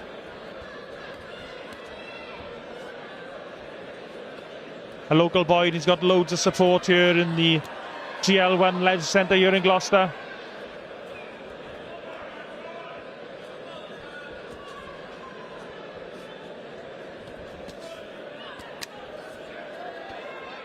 Already, and distressing. Oh, and down goes Leech from a body shot. I was just going to say, distress signals from Ricky Leech. And there's going to be 40 odd seconds or so left in the round for Easton to try and get a stoppage. And this would be a real statement against such an experienced fighter as Ricky Leech. And the body language of Ricky Leech doesn't look good. I think it might be swelling around his left eye perhaps, can't quite see.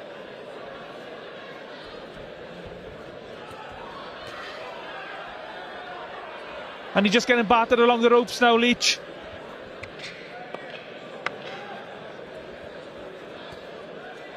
Last couple of moments of the round.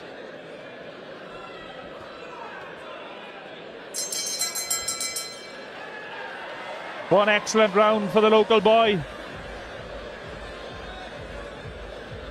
He was very patient, picked his moments, picked his shots. And the referee is the trainer of Ricky Leech is pulling him out of the contest. And that's that. A first round stoppage for Anton Esson. And that's a real statement against an 83 fight veteran like Ricky Leech.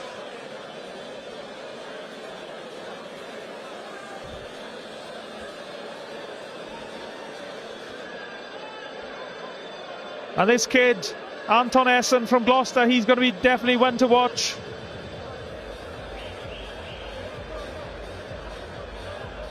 Three fights, 2 stoppages.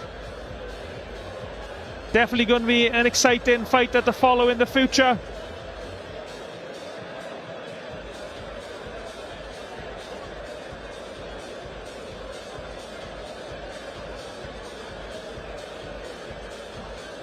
Mark Neilson, our promoter, in the corner having a chat with Anton.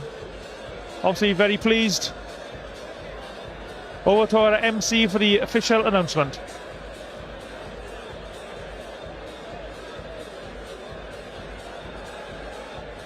Ladies and gentlemen, at the end of round number 1, referee Kieran McCann accepts the retirement of the red corner, as the red corner was in no position to continue.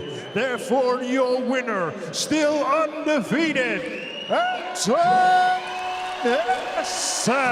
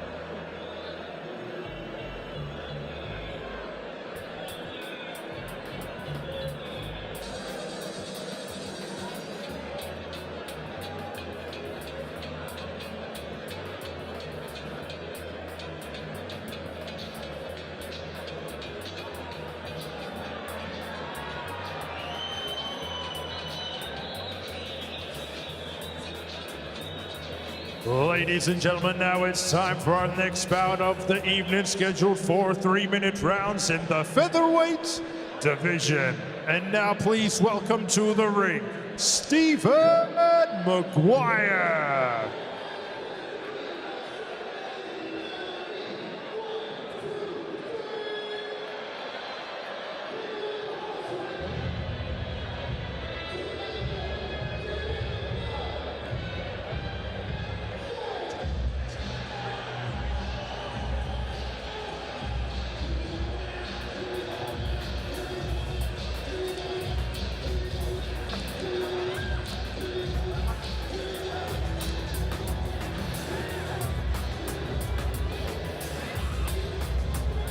And now, ladies and gentlemen, please welcome his opponent to the ring, Jack Pitman.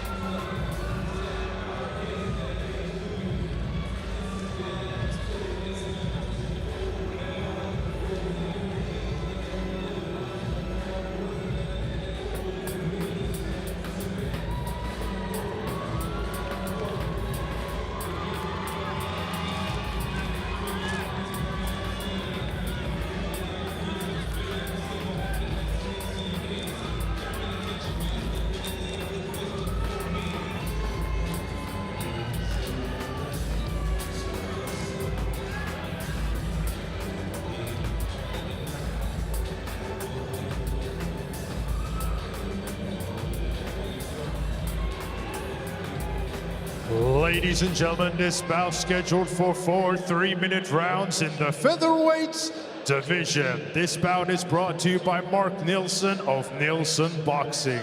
This bout is sanctioned by the British Boxing Board of Control. Your area representative, Nigel Thomas, and your timekeeper at the bell, Nick White, and your third man in charge of the action in the ring, referee Lewis Van Potch. And now, ladies and gentlemen, introducing to you first, fighting out of the red corner. He's wearing the blue with white trim. His official weight of 8 stones, 8 pounds. He is a veteran of 60 fights, hailing from Middleton, Lancashire, England, United Kingdom. Introducing Stephen Livewire Maguire.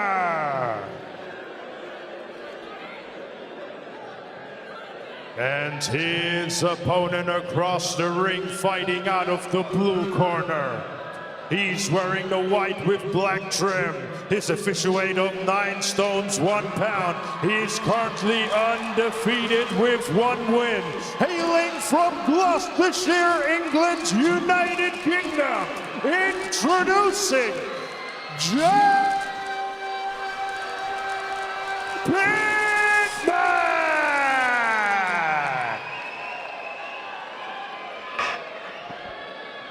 Okay, boxers, you're both professionals, you both know the rules, you both what I expect. When I say break or stop breaking, take a full step back, but above all, protect yourself at all times. Touch gloves. So this is a featherweight contest, 4 3-minute rounds. Local boy Jay Pitman in the white shorts with the black trim. Stephen Livewire Maguire in the blue shorts, or predominantly blue shorts. Your commentators, myself, Kieran Gibbons. I'm delighted to be joined by Jared Neilson of Neilson Boxing. Great to have on the comms, Jared. Thanks, Kieran. I think I just sort of went for a bit of ear safety here. It's so loud from Jay's fans, but it's probably a better place to be. And it's already started very lively.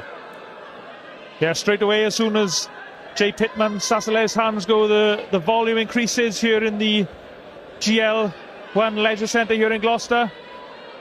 He's brought an army of fans out to support him for his second pro contest. Oh, lovely right hand. On a left hook, and he's in trouble. Jay Pitman wants the early finish, but he doesn't want to be reckless against this veteran, Stephen Maguire. What a statement. Maguire inviting Jay Pitman in. Pitman just needs to be patient though. Has Maguire weathered this storm? Maguire's a tough one. You see why they call Maguire live wire. There's plenty of fight in him.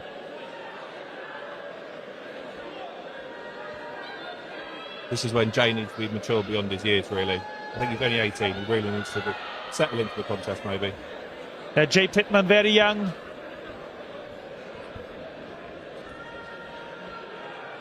And to his credit, he has been very patient. Some fighters, less composed fighters, would have just thrown the kitchen. Oh, lovely left hook and an uppercut.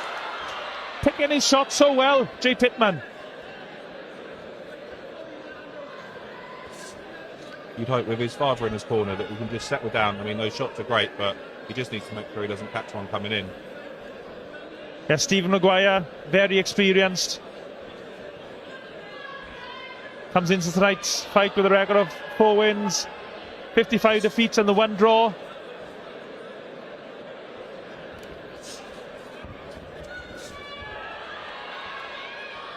Pitman not falling for any of Maguire's antics.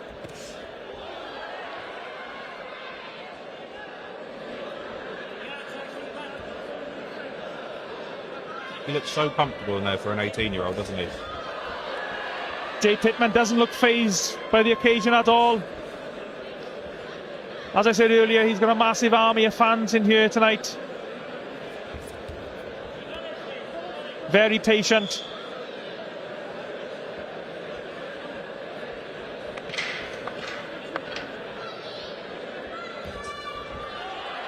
A right hand straight down the middle, knocks Maguire into the ropes.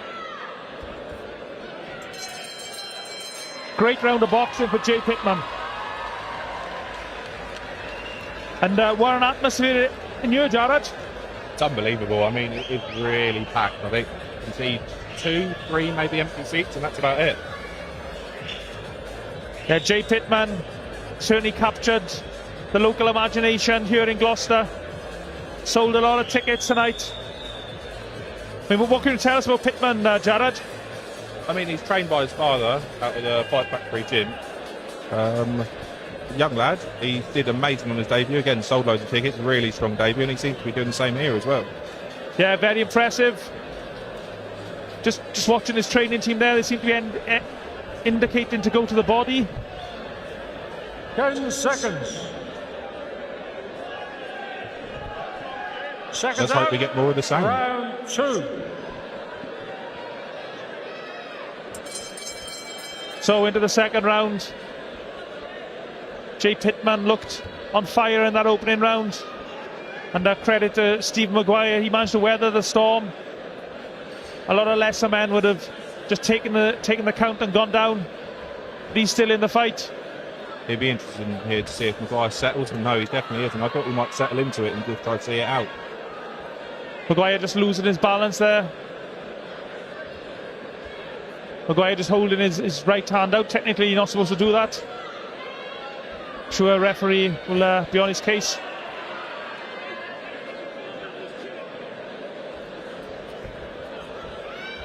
He's a tricky operator, Maguire, he really is. Maguire at the moment just can't deal with the speed and sharpness of Jay Pitman. He's going to the body.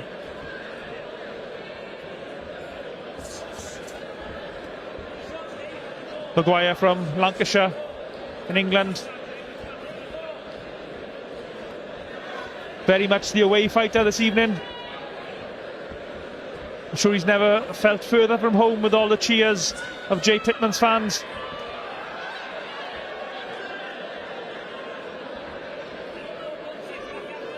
It's great for us to have Poochie as the referee here as well.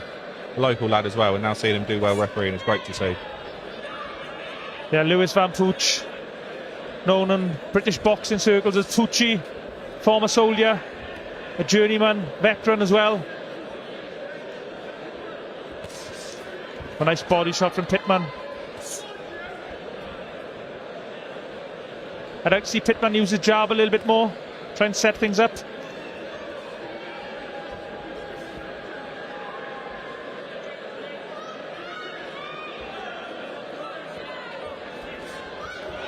Lovely shot. Every time Pitman lands a decent shot, the roar goes up from the crowd. A brilliant atmosphere here in the Leisure Centre here in Gloucester on this Neilson Boxing event. Maguire trying to land some body shots, but not really that effective.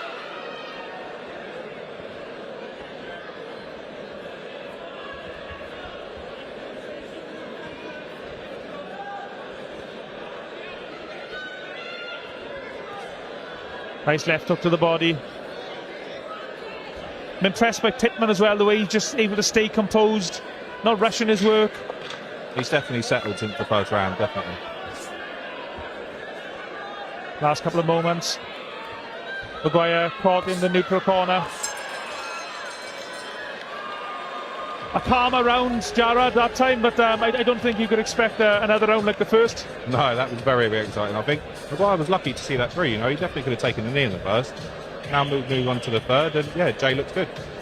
Yeah, Maguire, very experienced journeyman fighter. Over 265 rounds of boxing, of pro boxing to date prior to tonight. And I'm guessing Jay Pitman, this is probably his...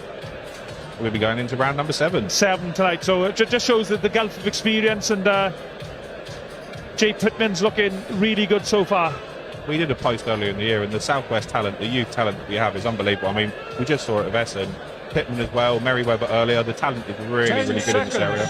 With lads so young, they've got such a bright future. Yeah, lots of boxers getting produced in the Gloucester area. 3.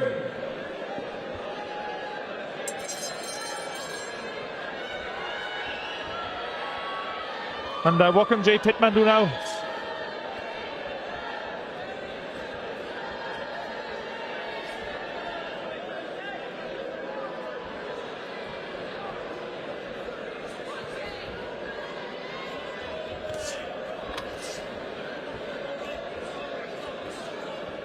You're watching tonight's boxing via the Neilson Boxing YouTube link. You can also watch it on Grassroots Boxing, Boxing King Media, Fight Fan TV and Gunman Boxing.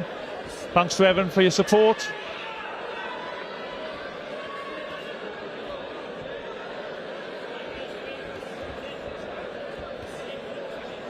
Pitman momentarily turning southpaw.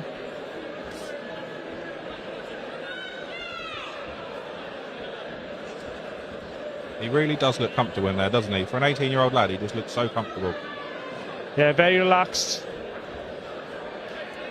Just picking his shots well.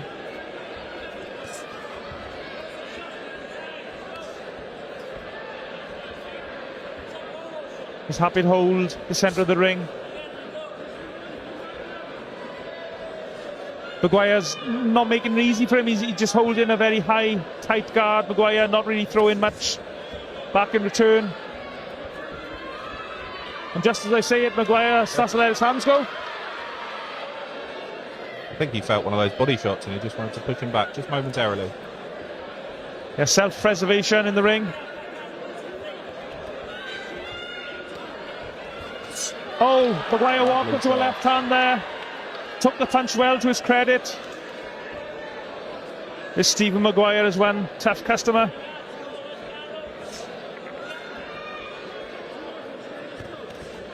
Pitman is keeping his range really well.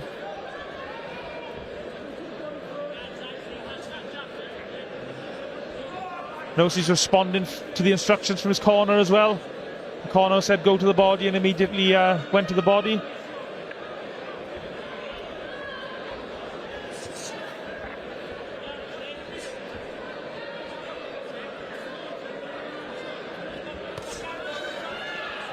Pitman just moves to the left there to make space and then fire that left hook.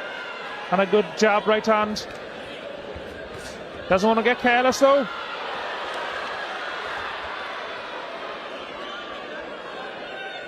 I think Maguire would love Jay Pitman just to stand and trade with him, but Jay Pitman is way too wise for that. This is a boxing match, not a street fight.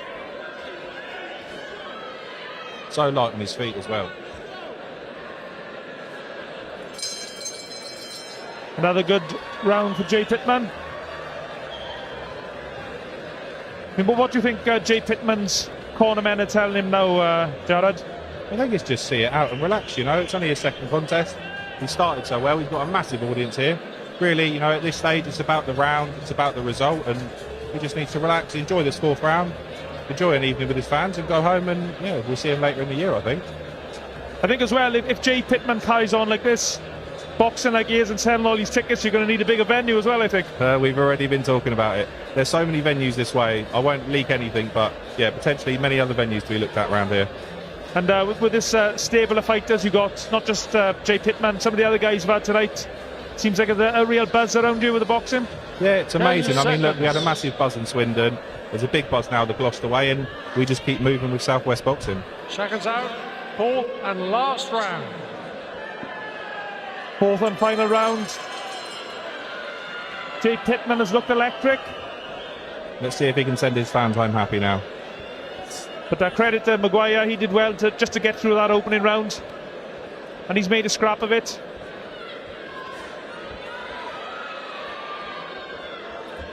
In terms of skill, he's levels below Jay Pitman, but Stephen Maguire has played his part in this contest.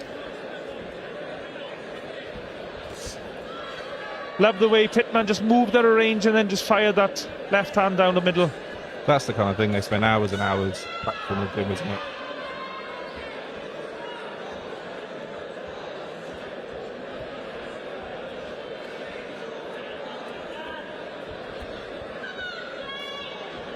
Maguire in survival mode now, I think. And who can blame him, especially after that first round? I'm guessing Maguire's probably got a few other fights lined up after tonight, so getting stopped will be a bit of a disaster for him.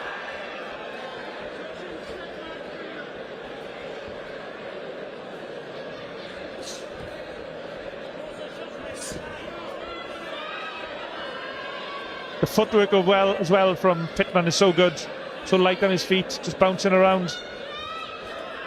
That's a mistake, I think, personally, dropping your hands. A bit early show biting there, I think, but he recovered well. Oh. So sharp, isn't he, Pitman?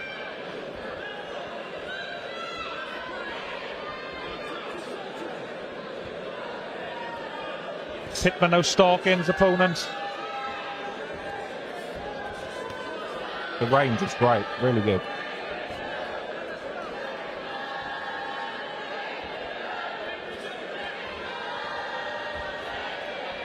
And now the cheers go up around the GL1 Legend Centre here in Gloucester.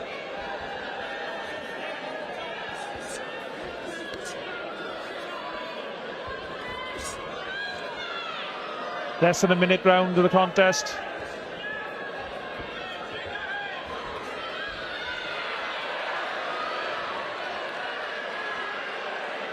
And again, Maguire invites Pitman to stand and trade with him, but once again, Jay Pitman, too wise for any of that. Maguire's great, isn't he? He really brings value for money. He wants people to enjoy this evening. Yeah, he's a real warrior. as are probably 99% of these journeymen. Don't be fooled by their records. These guys know how to fight. Just for whatever reason, they've decided to go on the road.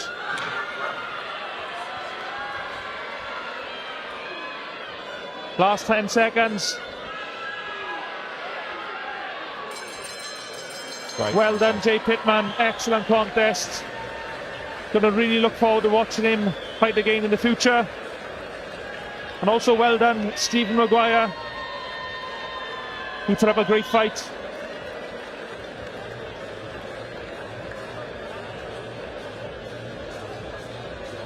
And our referee, Lewis Van Pooch, just tallying up his scorecards, but I'm fairly sure Jay Pitman has got another W. A really good performance.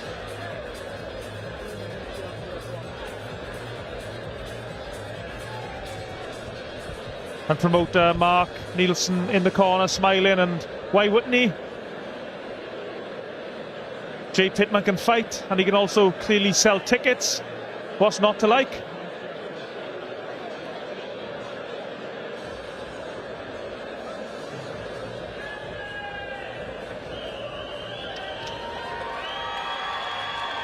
Jay Pitman salutes his fans. Over to the MC for the official announcement. After 4 rounds of boxing, we go to the referee's scorecard. The ringside referee scores the bout 40-36. And your winner, still undefeated, Jack Bannister.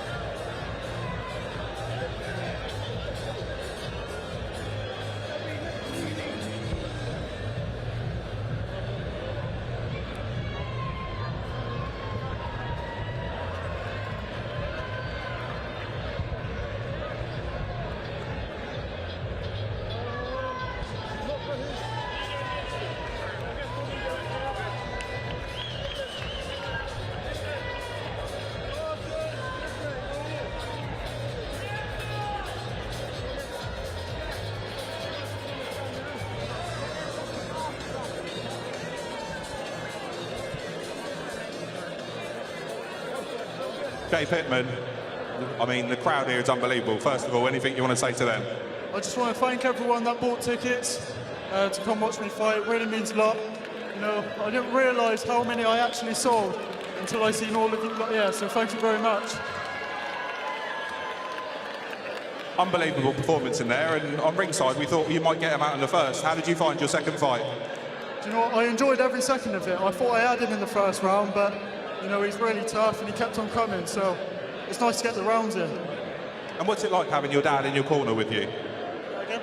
What's it like having your dad in your corner with you? Oh, it's the best thing, you know. It brings us closer together. And do you know what? There's nothing like a father-son bond. But when he's your trainer as well, there's nothing like it. And what's next for the rest of the year? I mean, you clearly have the crowd. Where are we taking them? To the top. There's only one place, and it's to the top. And I know also, obviously, I see your T-shirt. There's a bit of a special night for you as well. Do you want to just talk to us a bit about that? So we have a family friend, and she just beat breast cancer. She's here tonight, so wherever you are, Helen, we're all proud of you. And thanks for coming. Amazing. Lastly, just any words for the rest of the fans here? I mean, it's so busy. It's a great night here. Any words for the fans? Once again, I just want to thank everyone for coming out.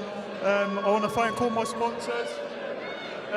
We got Guano Crazy Printing, Leech Developments, Fast Tools, Double Crown Barbers, the Fight Lab, Natura, TTE, PSK, Hoskins and Sons plastering, Monis, Bailey's plastering, Finch Factory Racing, Love Your Stove, Tires by New Mallets, RSG and Planet Logistics. There's a few, but thank you all so much. Cheers, Dave. Thank you, everyone.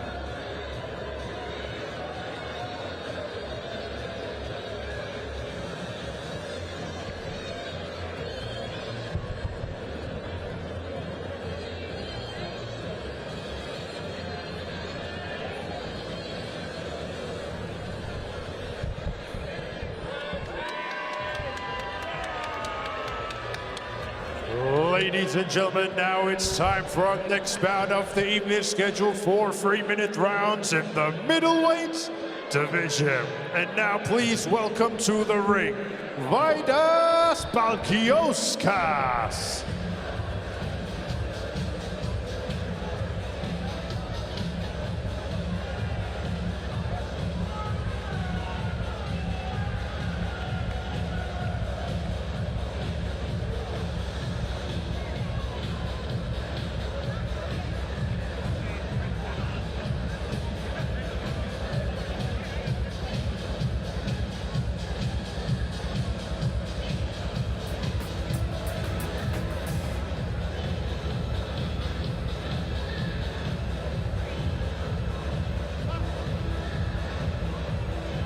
And now, ladies and gentlemen, please welcome to the ring, Louis Baker.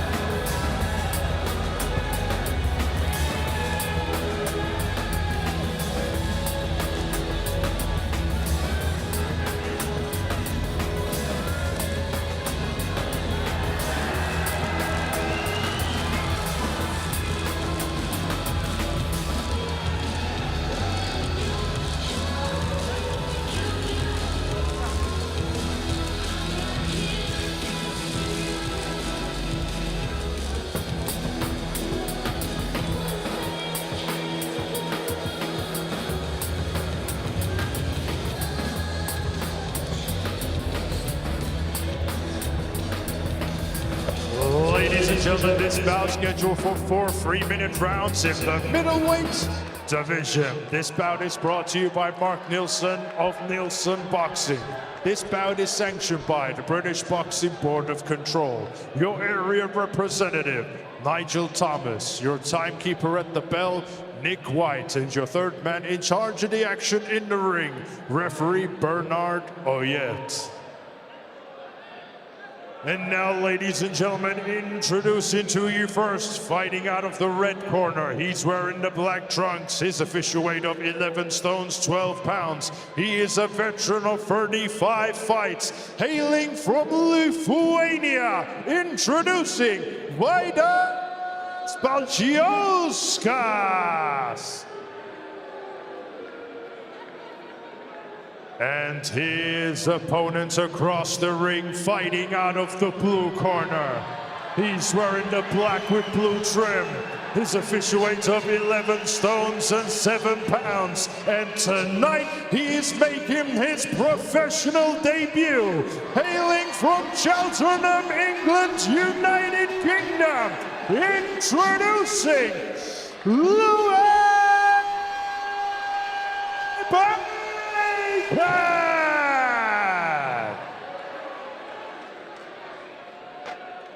Gentlemen, let's make sure to keep this fight clean, stay professional at all times, and listen to my commands. When I call break, make sure to take a step back, all right? Good luck, Ciesla. So this is a middleweight contest, 4 3-minute rounds. The professional debut of Lewis Bacon from Cheltenham. The commentators, myself, Kieran Gibbons. I'm delighted to be joined by Toby Vermeire, who boxed earlier on this evening. Great to have you on the team, Toby. It's great to be part of it and see a fantastic night of boxing once competing earlier on. So as you say, this is Bacon's pro debut. He'll be feeling the nerves, he'll be feeling the pressure. He's fought at a very good level as an amateur as well, so we're expecting big things from him as a pro, and he's got a great team behind him. He's worked really hard. He's been a year out of the ring, and he's looking to make his stamp now as a pro. And one thing as well, I noticed there was a huge cheer when his name was announced. The place went mental as he's making his ring walk, so he clearly sells a lot of tickets as well. He's a very likeable guy. I had to spend a bit of time with him before fight night, and yeah, he's just a lovely, charming lad. So you can see why he's got a lot of support, and no doubt his following will grow and grow as the performances go on. And already his opponent, Valdas Balusikas from Lithuania, his forehead is starting to redden from the jabs of Bacon. It's a good test for Louis as well, because he's been in with some tough lads. He's gone the distance with the likes of Tyler Dinney, and he's been in with some durable boys. So we're expecting him to give Louis a good test for his debut. And immediately just watching Lewis Bacon for the first time, you can see he's got a good amateur experience. Lovely combination, picking his punches well there. Yeah, the big thing would be sort of setting his feet a bit more, and which he's had a year of training with Todd Roberts from Baker Street, and you can see that from the way he's moving now and the way he's setting his feet and landing those pro shots with a lot more venom than he would against the amateurs as well. Now, as we were saying, this is a very experienced opponent he's facing. Valdas from Lithuania, record 3 wins, 32 defeats. But don't be fooled by that record. He's a tough customer. He knows his way around a boxing ring. Sometimes boxing records can be very misleading.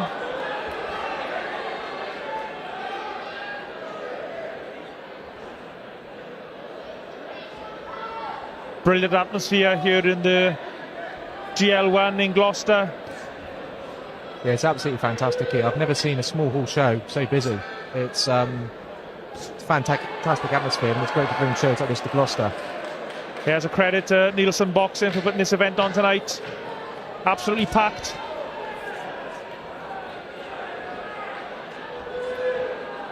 It's a good first round from Louis as well. He's using his jab. He's been doing well, and he's not getting too hasty and too panicky with his shots. He's a very, very good first round as a pro. Yeah, Bacon certainly doesn't look like a guy having his first pro fight, put it that way. No, he looks seasoned, and I'll be honest, at Baker Street there's some real tough sparring there. Even some of the amateurs, they're fantastic. So he would have been drilled hard in that Baker Street camp, and we'll see the best of him as it goes on as well with Todd.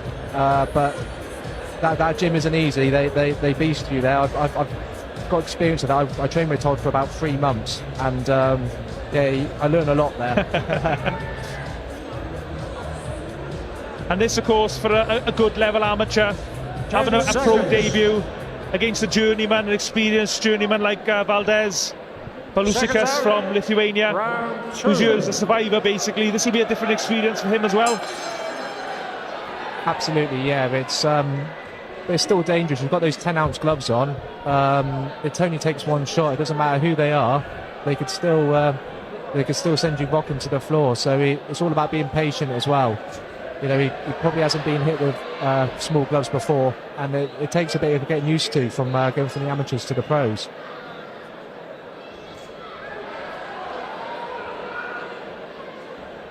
Looking very sharp, Lewis Bacon.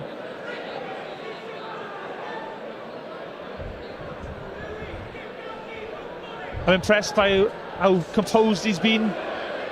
Hasn't let the atmosphere get to him. Putting some lovely combos together as well. It's some real good work. It's clean as well. His work's very clean. It's not panicked or rushed. It's textbook stuff. It's lovely.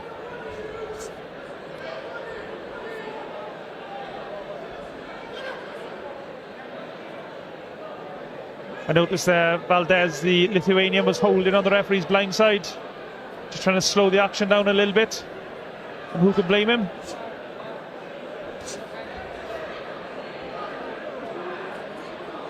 I think Louis getting more comfortable now. He's starting to work a bit better. He's up the pace a bit more as well. It's nice to see. I noticed he's trying to throw that left hook to the body. I mean, he's landed quite a few times already. Lovely shot.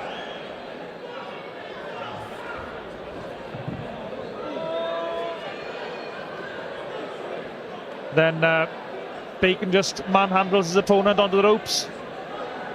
That's the biggest thing you have to really work on from going from amateurs to professional is actually being able to manhandle someone and move them around.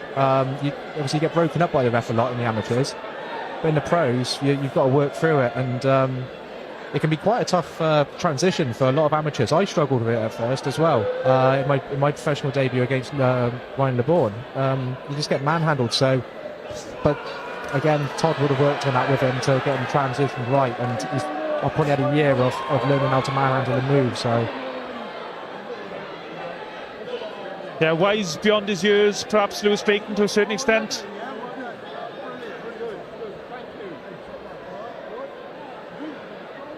But as we were saying earlier, he doesn't want to be careless, doesn't want to make any mistakes. Upsets do happen. If you watch enough small hall boxing, you'll see every now and again a journeyman will spring an upset. He's a live opponent, Valdez, as well. He's not coming to just walk over. He's coming here to give him a real good test, which is lovely to see. And it shows how much confidence Bacon's team's got in him, the fact that they put him in with such an experienced guy as well for a debut.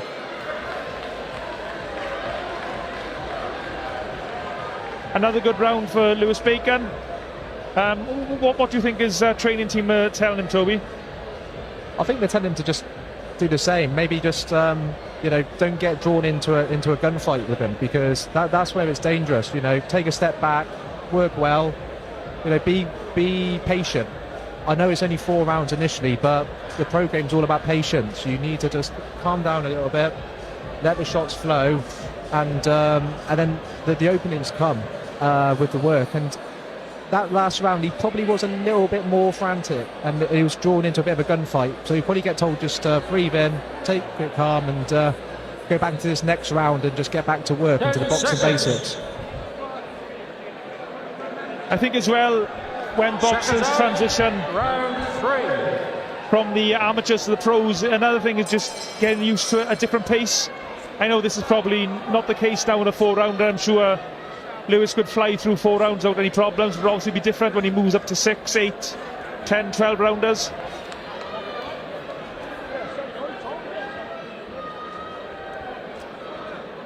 See, Valdez is coming in now and putting on him a bit more, so hopefully we see Louis. There we go, some lovely work there.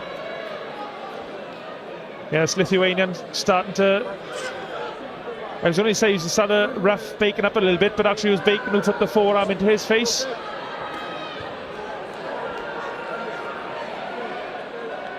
You can really see the venom in the shots now. He's sitting on them a lot better, Louis, now. He's getting confident to throw those big shots. He's got a very good defence though, this Lithuanian. He's got a very high guard, he rolls under a lot of punches. He's got lots of experience as well. There's a nice left hand from Bacon.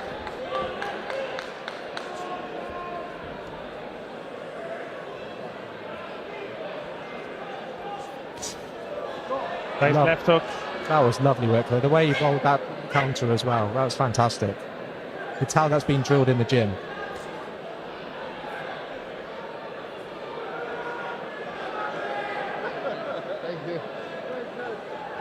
This is where I think Bacon should be just popping the jab out, and there it is. The jab's such a key weapon.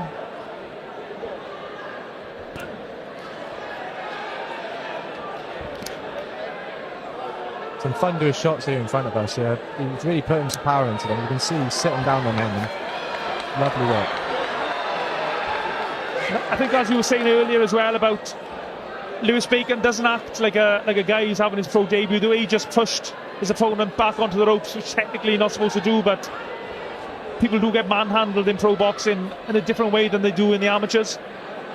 He's winning the wrestling match, which you know, he's able to outstrength the lad, which you tend to find is quite difficult when you're coming in against a journeyman, because they're the kings of that. They know how to manhandle you and how to get through a fight. So, but he's dealing with that fantastically, and he's able to get some real lovely shots in by manhandling him, moving him, and landing. And the Bacon just blocked the left hook back in return of the high guard. Bacon's got his right hand up near his chin, protecting the jaw from those left hooks he's getting back in return occasionally.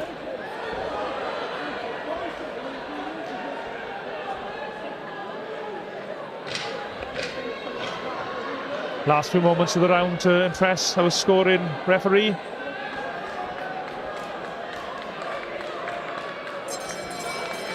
And a good right hand on the bell for Lewis Bacon. Another really good round.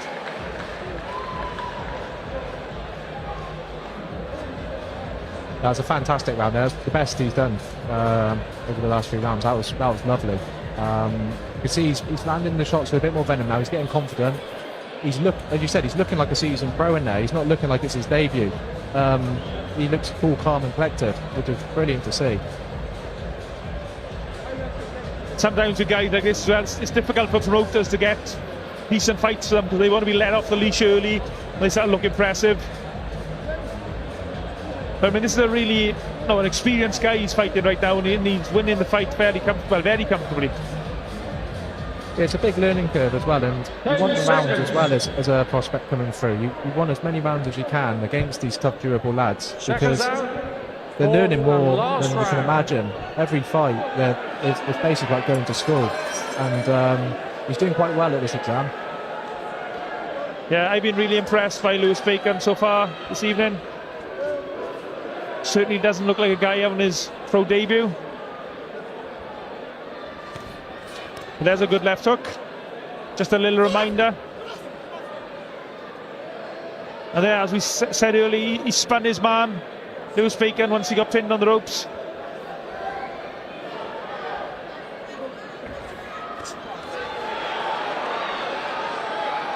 Lovely combination. Actually, I think there's a little bit of blood around the nose of Lewis Bacon, I think. I think that early onslaught, that round, of course, reminded Louis he's in a big fight here, and he's a live opponent, so it's good. I think that'll get the best out of Louis now for this last round, so excited to see it.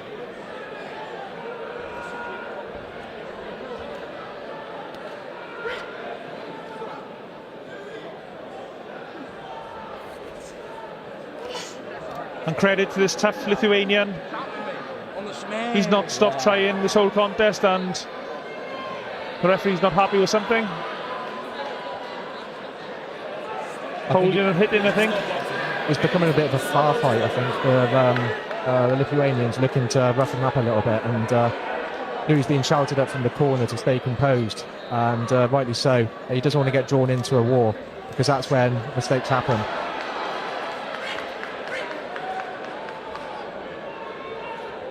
Every time Lewis Bacon lands a good shot, a big cheer goes up from this crowd. And Bacon just manhandles the Lithuanian to the canvas. It's a WWE moment now, I think, wasn't it? I noticed the corner team from the Lithuanian weren't happy. They're shouting up at Bacon, across the ring at Bacon. Yeah, the dream team there, my corner. Yeah, Richard Farnan and Claudia, great people. Obviously know how to look after people in the ring, so yeah, no doubt they were upset about that.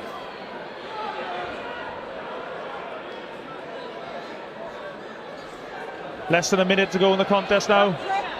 And it's been a really entertaining pro debut from Lewis Bacon. Doesn't want to make any mistakes now. It's really heating up as well. When the away corner have got their back up like this is the most dangerous time. So Louis needs to be on top form for the last 20 seconds now.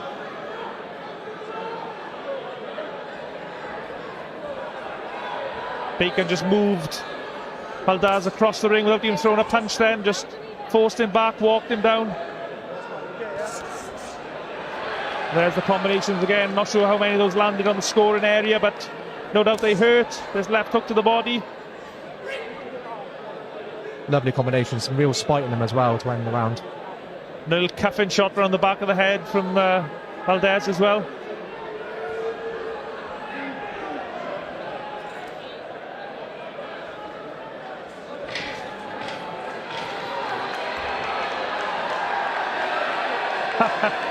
Both boxers playing with the fans now. They've given the crowd a real entertaining fight here. It's been great to watch, and again, a fantastic debut for Louis. He showed his charisma there as well at the end, which was great to see, and well received from Valdez as well. Yeah, really impressed by Bacon in that contest. He had a tough, seasoned veteran in the opposite corner. He did really well, and all the fans are entertained. And no doubt he's won every round there. The referee just counting his totals up. And promoter Mark Neilson, he's probably very happy with that as well. I think you would be. I think watching Louis in there, you know you've got a real prospect on your hands. And I can see in maybe a couple of years there'll be an area title, him headlining, and again selling out this lovely area. This arena is fantastic for boxing. The atmosphere is brilliant. Ladies and gentlemen, after 4 rounds of boxing, we go to the referee scorecard. The ringside referee scores the bout 40-36, and your winner, Louis Bacon.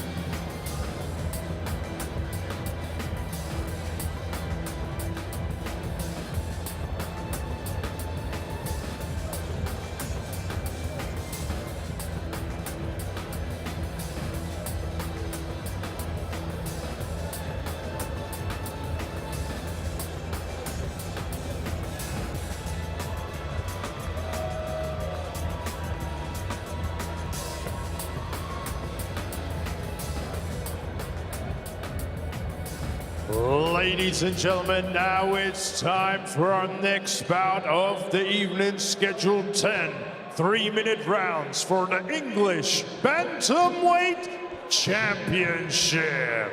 And now please welcome to the ring, Logan Logan Richardson.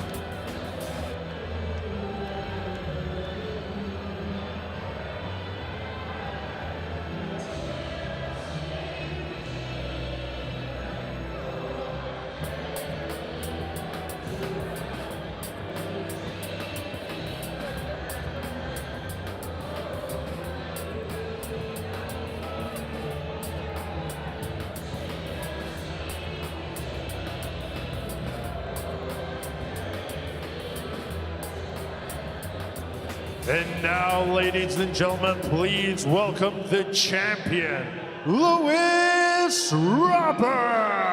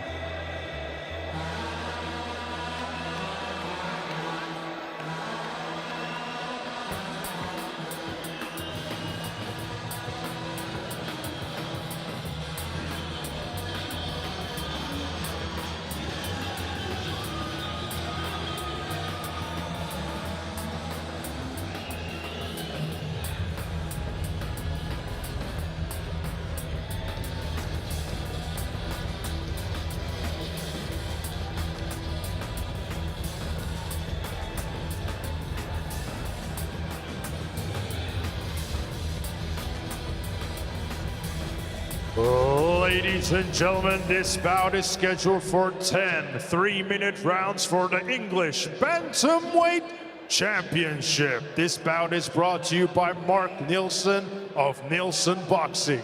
This bout is sanctioned by the British Boxing Board of Control, your area representative, Nigel Thomas, and your inspectors ringside, Brian Harradine, David Cash, Richard Gammon, and Callum Summers. Your timekeeper at the bell, Nick White, and your 3 judges scoring ringside, Lee Every, Christopher Dean, and Kieran McCann.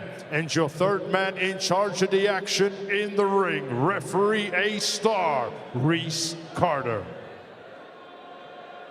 And now, ladies and gentlemen, introducing to you first, fighting out of the red corner. He's wearing the black trunks. His official weight of 8 stones, 5 pounds. He's currently undefeated with 5 wins, and one of those wins coming by way of knockout. Hailing from Hull, Yorkshire, England's United Kingdom. Introducing Logan Richardson.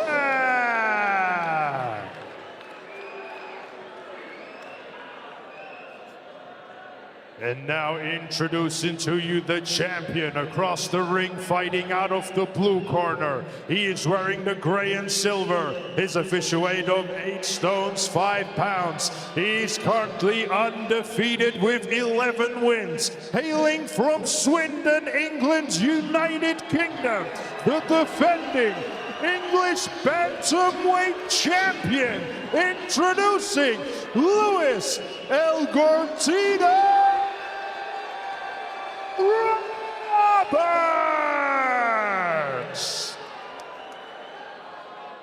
Okay, gents, we've already spoken in our respect. Keep it clean, and you must defend yourself at all times. Good luck, lads. Shake hands.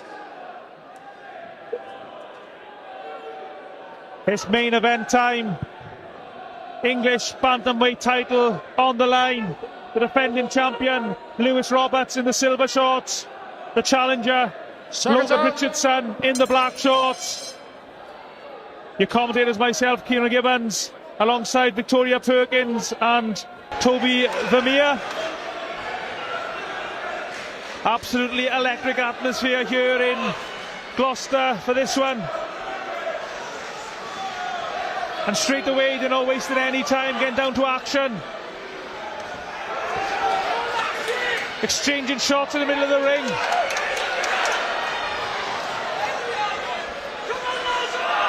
You could tell it was going to be a heated start. Logan Richardson didn't look happy about being left waiting during that ring walk. So he's gone straight to work at this, and hopefully get an action-packed 10 rounds here. 10 3-minute rounds. 3 scoring judges here ringside. Referee Reese Carter from Wales, so a neutral referee. Oh, lovely right hand from Richardson.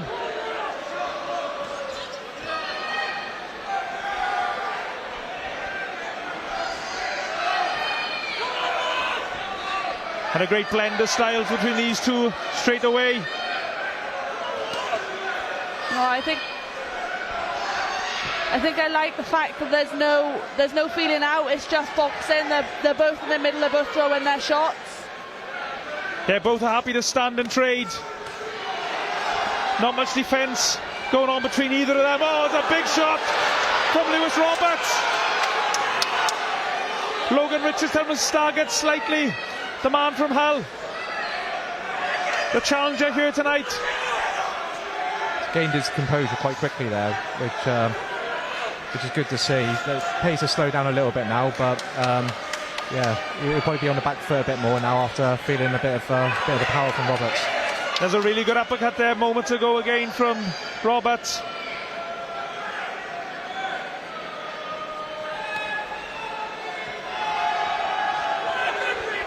And this round is almost exclusively being fought right in the middle of the ring. Hardly any backward steps. Just these two warriors getting straight down to action.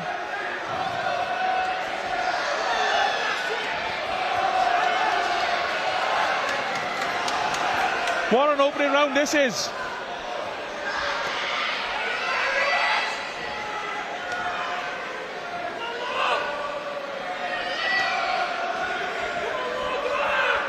Even though it's fast-paced, you can see some real good technical work going on as well. So there's some lovely shots going in and some great combos. But to an outsider, it probably just looks like a slugfest. But they are really, really working technically fantastically in there. There's definitely method to their madness, and what an opening round that was. Victoria, who do you think won that round? I'm putting you on the spot. Do you know what? I'm going to give it to Lewis. I think he was just landing the better shots. They were a lot more accurate for him. But you can't put out Richardson. He is there. He is throwing his shots as well. So it's going to make for a good fight. Yeah, Lewis landed some really excellent eye-catching shots. But Logan Richardson, he certainly fired back with shots of his own. And the atmosphere is absolutely electric. There's a band playing somewhere behind us, I'm not quite sure where. This is like back to the Ricky Hatton days. Do the British Boxing Board of Control allow bands into professional boxing shows? I'm not sure, but they do tonight. I'm not sure, but it's definitely adding to the atmosphere here. So into the second round. The boxing's entertaining enough anyway. That first round was electric. Hopefully we get more of that this round. Lewis Roberts got a really good jab, pumping her out.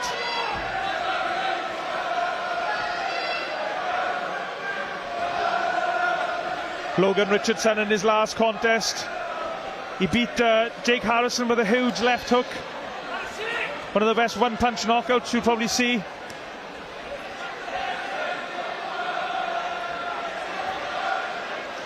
You can see that Lewis has had a few more fights as a professional. He just looks a little bit more composed in there and just a little bit more calculated with his shots. But still, Logan's still firing some absolute belters, and like that one just there. Yeah, Roberts doesn't seem phased at all with the pressure, the relenting pressure that's coming at him. He's been in some tough fights, Lewis, as well. He had a real tough fight with Jack Hughes, which was stopped in the 8th round due to a cut. And I think he's used to having these high-pressure fighters on his toes, really trying to give him a hard night's work. So even though there's a lot of pressure on him here, he's working really well and he's used to it. He feels comfortable. The uppercut's really working well for Lewis Roberts, the defending champion.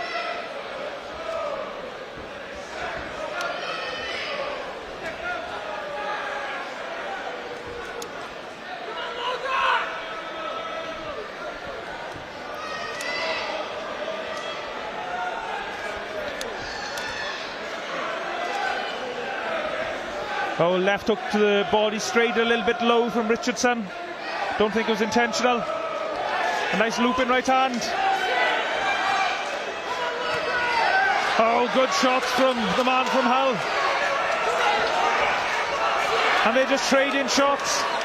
What a brilliant round again. You can see the pace has slowed down a little bit. They're just really sitting on those single shots now, and it's I won't get hit by them. Lewis Roberts has been really precise with some of his punches in this round. Logan Richardson's been a little bit more wild, but he has had his moments as well.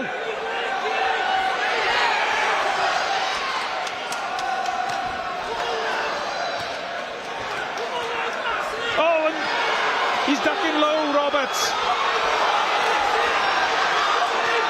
And Logan Richardson just forces him onto the ropes. Really winging in those body shots. Oh, and he hurt him with a body punch. And down goes Richard, and down goes Roberts.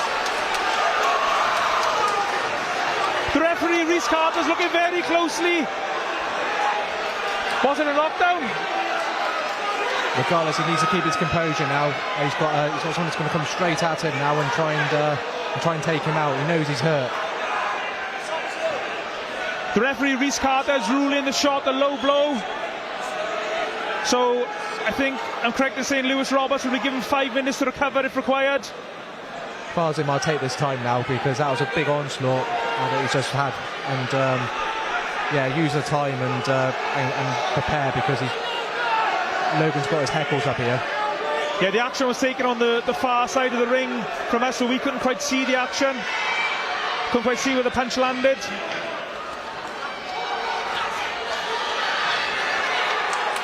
But again, what drama. What a round. Wow.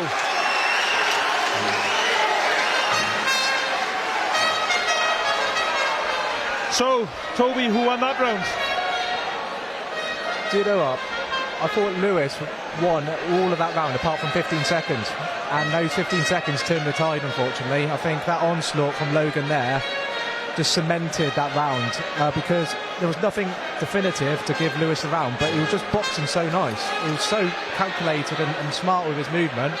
A lapse in judgment, those body shots come in, and yeah, I wouldn't say he was lucky, but I'd say that no blow, you know, getting that extra time, hopefully that bodes him well now and he can get back to work, because the work he's been putting in is brilliant.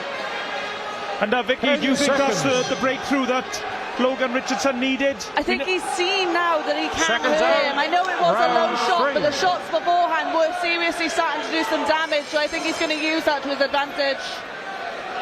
And interestingly, Logan Richardson, he's only got one stoppage on his record out of his 5 wins. I mean, it was a massive one-punch KO, but it just shows how records in boxing can be very misleading.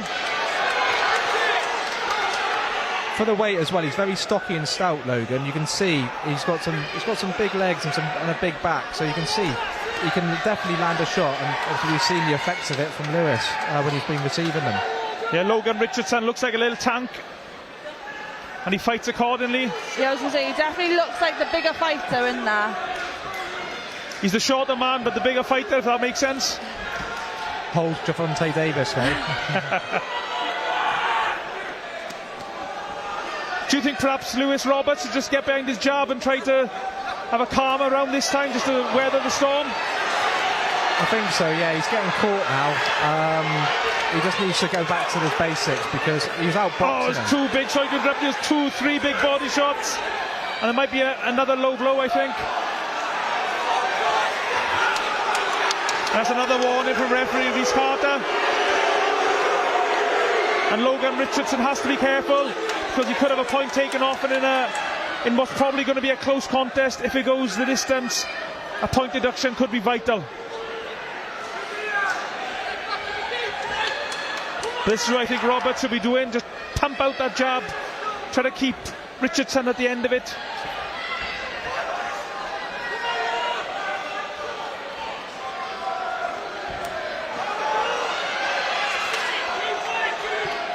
But Logan Richardson, he's got a pretty good jab as well, and he's using it to set up his right hand. Oh, a body shot! And this time it landed in the correct area, and the cut also under the right eye of Lewis Roberts. And this is the biggest crisis of Lewis Roberts' professional boxing career.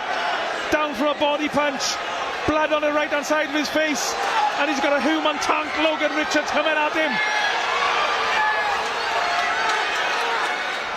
He's not giving up though, is he? He's fighting back. What a war this is. 2 warriors going to battle.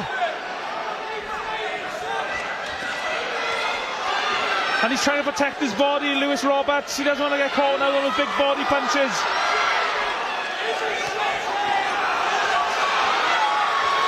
And he's swarming all over him. He's going for the finish here, Logan Richardson.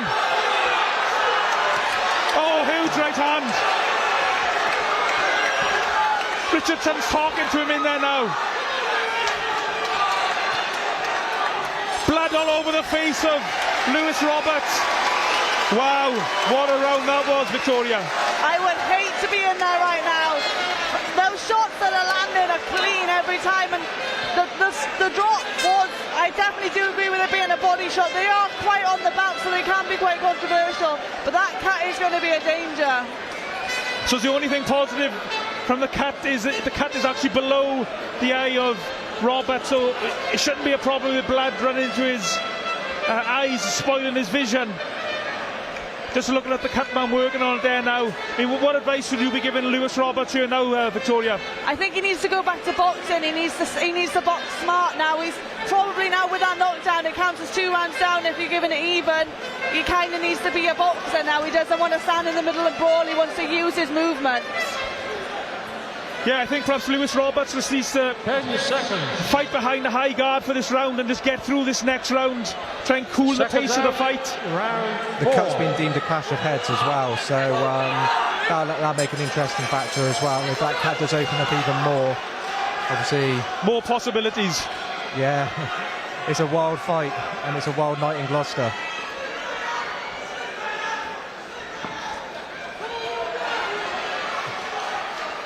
So into the 4th round.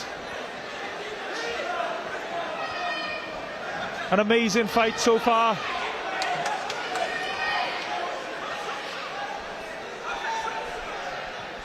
Roberts now trying to pump out his southpaw jab to keep Richardson at the end of it. Not an easy task. Roberts switching back to orthodox.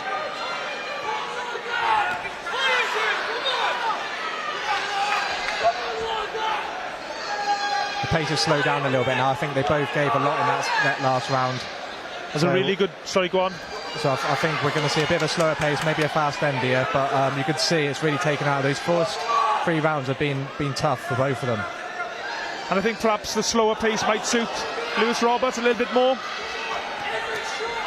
He's definitely been able to box a lot better now with the rounds, with it being a lot slower. He's picking his shots a lot nicer and they're landing. And Richardson is putting a lot into all these punches and some of them are missing. And they are probably taking his energy out of him as well.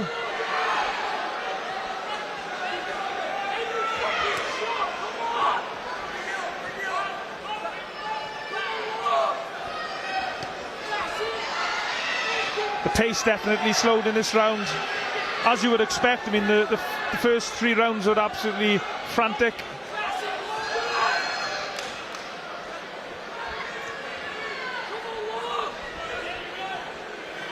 Roberts throwing 3-4 jabs there.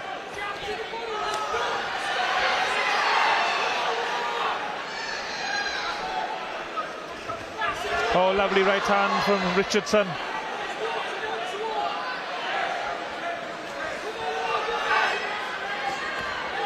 Oh, lovely timed jab. Snapped the head of Richardson back.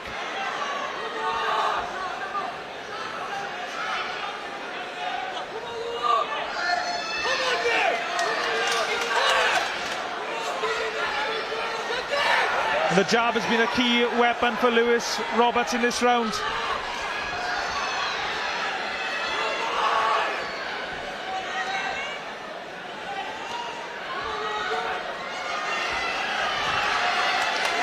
Impressive how Lewis Roberts has managed to get his boxing back together.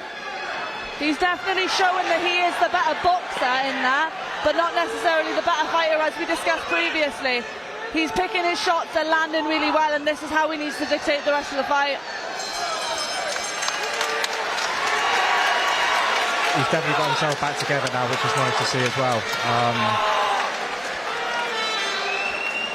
Who do you think won that round then, Toby? I think it was a close one. I'd probably sway towards Lewis.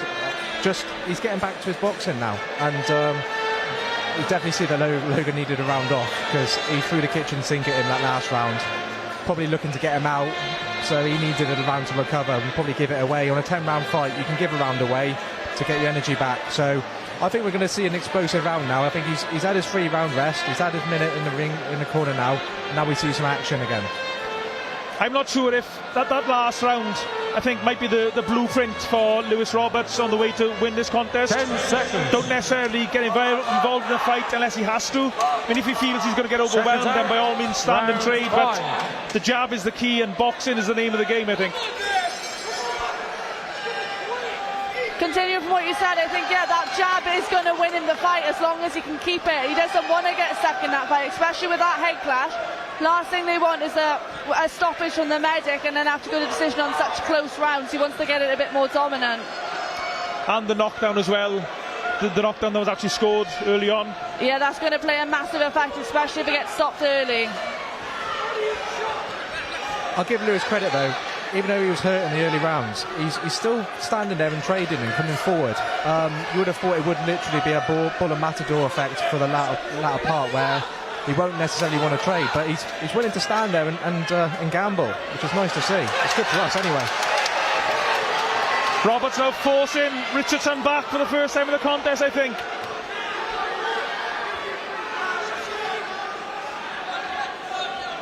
These two warriors fighting for the English bantamweight title, a real title, a chance to become champion of their country. Oh, nice little uppercut inside from Lewis Roberts.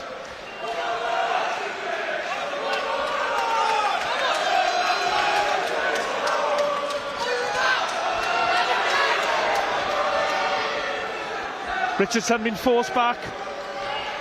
I don't think he's nowhere near as effective on the back foot, Logan Richardson. And just as I said, he landed a couple of good hooks.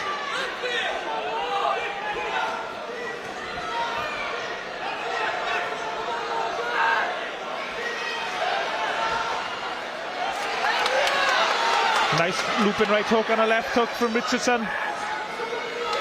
Couple of shots seem to stray low again there from the man from Hull. Oh, lovely left hook from Richardson.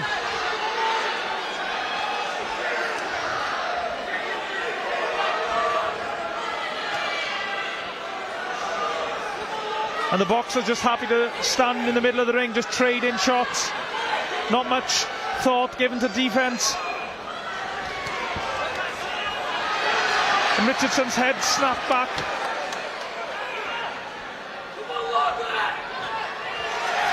We've seen a lot more now of Lewis.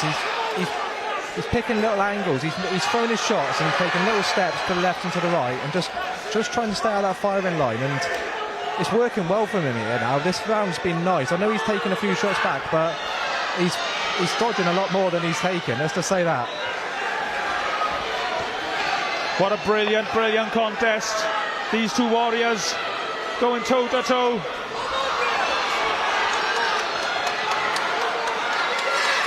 Great, great fight. So, Vicky, if you're in Logan Richardson's corner, what are you telling him? I think he needs to up the pace back. He needs to go back to like he was in round 3. I think he's dropping the rounds now because Lewis is just boxing him. He needs to get in, he needs to throw the shots, he needs to smother Lewis, he needs to put him on the back foot. A tactic and a style that will take a lot of energy, a lot of fitness. It's been a grueling contest already. Yeah, he's gonna have to use the output if he wants the belt, which is obviously that's why he's here. He wants to take home that English title. He needs to be showing that. He needs to be putting the effort in. It is going to be hard. It is going to suck for a while, but it's only 15 minutes left of the fight. He doesn't want to lose it. The fighters get their last second instructions. Seconds out. And of course, remember Round as well, 6. he's already had 2 warnings, Logan Richardson, for low blows. One more warning might result in a point deducted.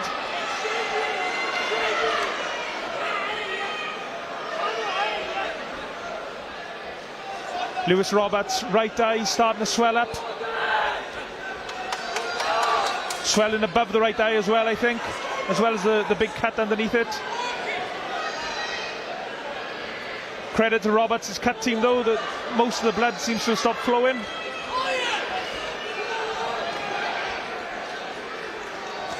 Oh, lovely shot from Richardson. He's digging those body shots in. There's no quitting him, and down goes Roberts. And I think that's another low blow. Referee Reese Carter says another low blow. Richardson is not happy.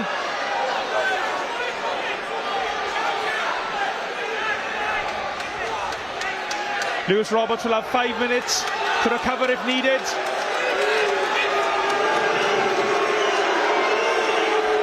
Did anyone see a low blow there? I couldn't quite see from my angle.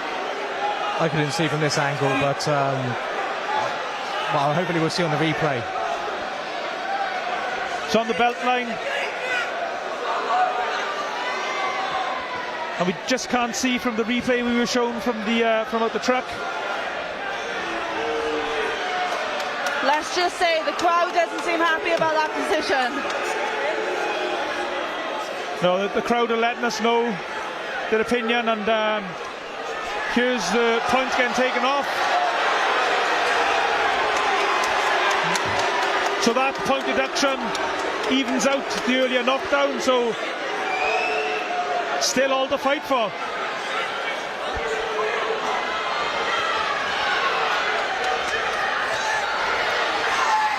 And they get straight back down to it in the centre of the ring.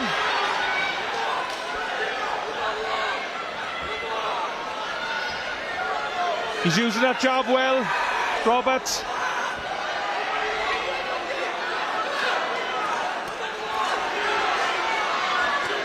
And they're just trading shots. I think that vest has been more of a benefit for Logan than it has for Lewis.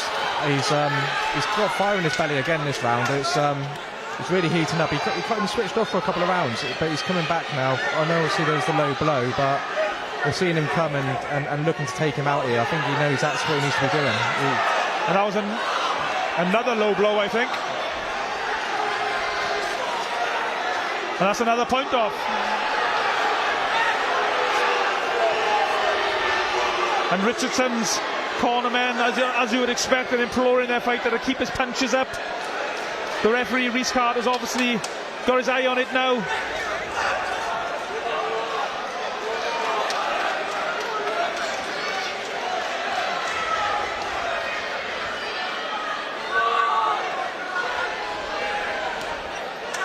Couple of good body shots from Roberts. And a good right hand to the chin.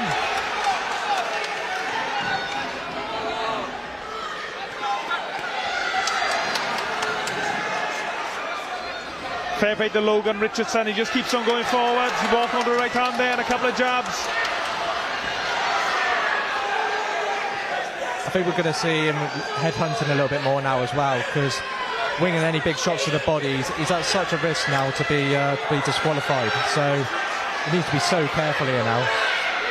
Yeah, I don't think Logan Richardson can afford to throw any body shots now. One more body shot, or low shot I should say, could result in a disqualification. The only problem obviously for Richardson is I think body punching is so much part of his game.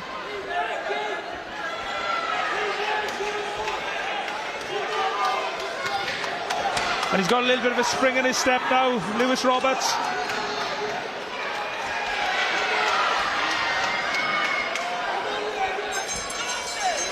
Another wild round. But is that a pivotal moment in the contest?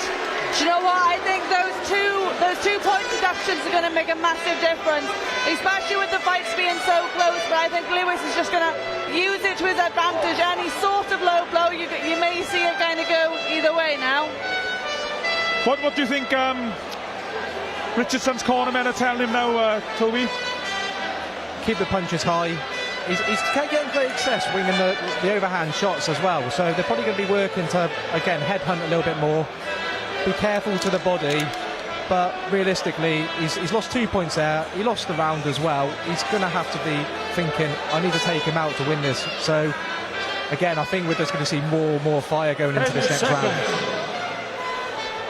And we just saw on the replay there one of the low blows, and it was clearly on the waistband. Round 7.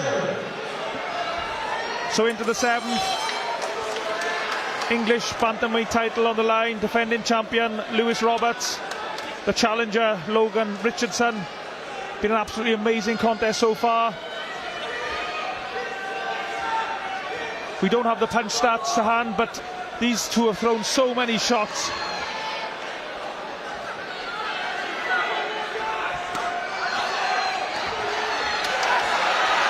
And they're just teeing off on each other again. And he's digging in with those shots, Richardson.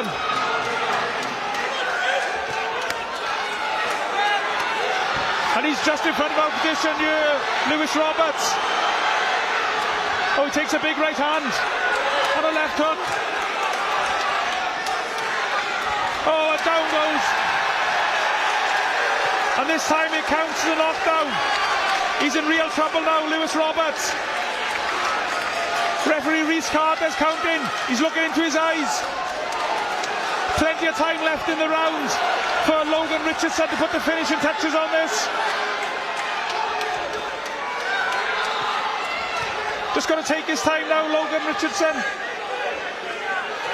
He's recovering that deficit from the last round, so it's a good start to this round for him. Love the way Richardson has moved his feet there to make space for that left hook. Oh, huge right hand.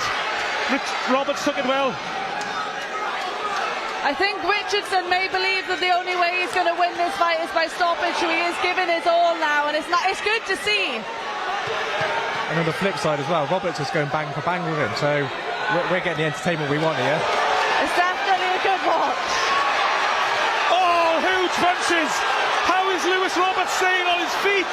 I think he kept him up with that uppercut there as well. He looked like he was going to go down, and the momentum kept him up. So he just needs to get on his bike now. He needs to move. He's in real trouble now. Oh, referee's going to stop it, and it's over. It's over. The new English champion, Logan Richardson, on a 7th round stoppage, on a fight that he's probably behind on the scorecards. What a fight! One of the best I've ever commentated on. John, just look how much it means to him, though. Look how ecstatic his corner is. And I think he knew that that's what he needed to do to get that win. So he's given his all and it's paid off for him. Yeah, you said, Vicky, didn't you, that you thought that he was going all in to use a poker to him on trying to get the stoppage. And, well, he backed himself and he got the stoppage. What a gamble.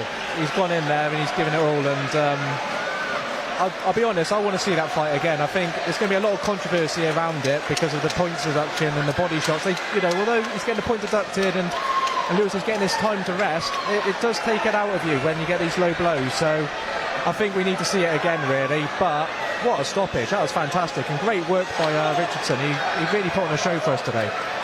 And we're just watching back on the replay, and it was the body shot that put Roberts down. And then Richardson put the finishing touches. The replay we got, just for your viewers to know, was on a slight delay from what you're watching. And Richardson just going for the finish. Once he had Roberts hurt, he never let him off the hook. And let's give a shout out to the referee Rhys Carter. Did a good job stopping the contest when he did. No point Lewis Roberts taking any more punishment.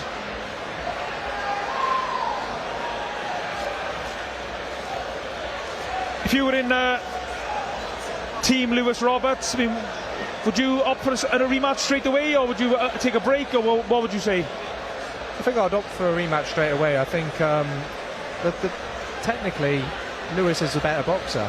I think he knows what Richard's game plan is now. He knows what he's going to come and do. He knows the fire he's going to bring, and I think realistically, just get on that bike a bit more, use that jab, because he's a very good technical boxer, Lewis. And when he was punching and moving, little angle changes, Logan didn't really have any answers for it. But obviously, you get drawn into the gunfight. Red-blooded males, you just want to go there and just have a tear up. And Logan obviously is made for that sort of stuff. Logan Richardson salutes his fans. A travelling fan, he's got a lot of support, hasn't he? Yeah, they've travelled a long way down from the north of England.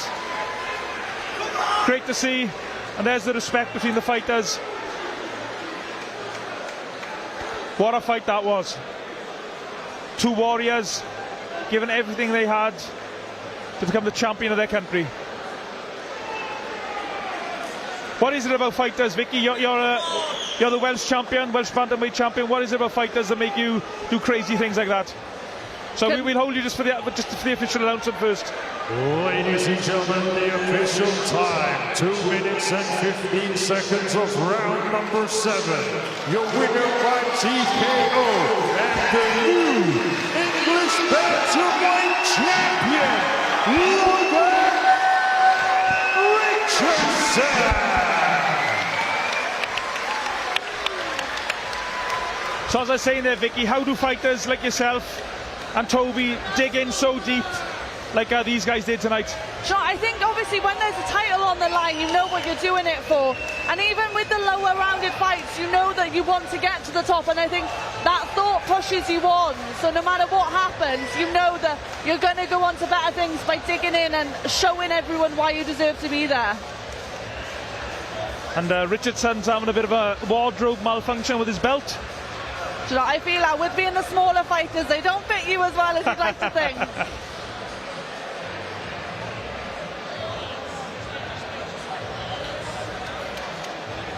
One absolute brilliant contest. Credit to the two warriors. Absolutely amazing stuff.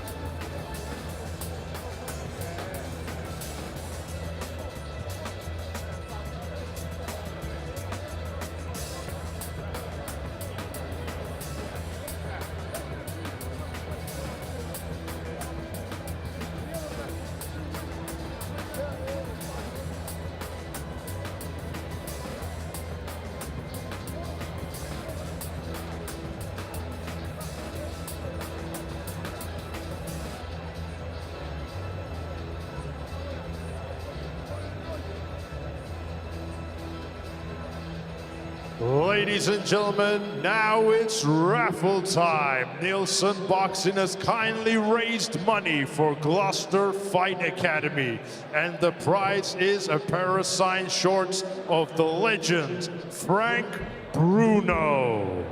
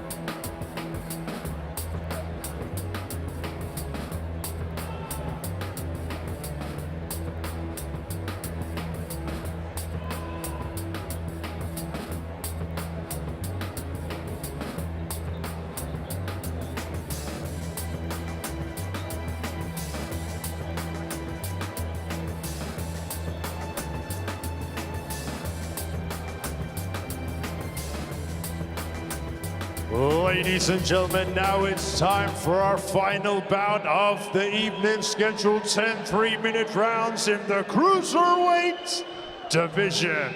And now please welcome to the ring, Sherif Musah.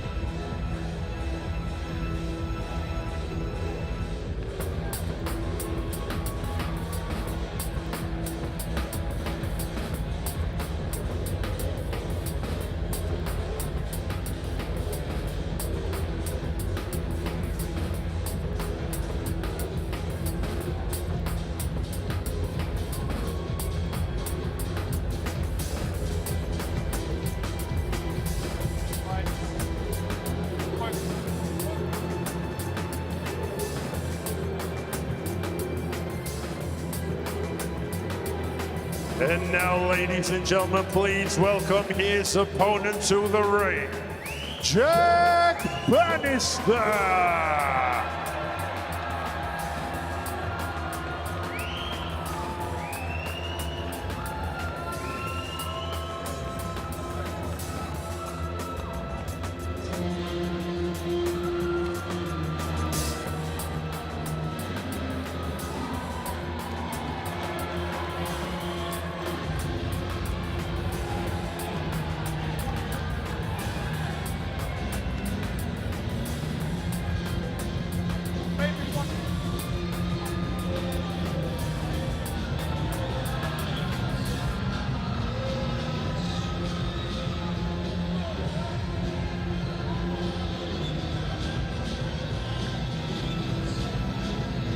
Ladies and gentlemen, this bout scheduled for 10 3-minute rounds in the cruiserweight division. This bout is brought to you by Mark Neilson of Neilson Boxing. This bout is sanctioned by the British Boxing Board of Control, your area representative, Nigel Thomas, and your timekeeper at the bell, Nick White, and your third man in the ring in charge of the action, A-star referee, Lee Every.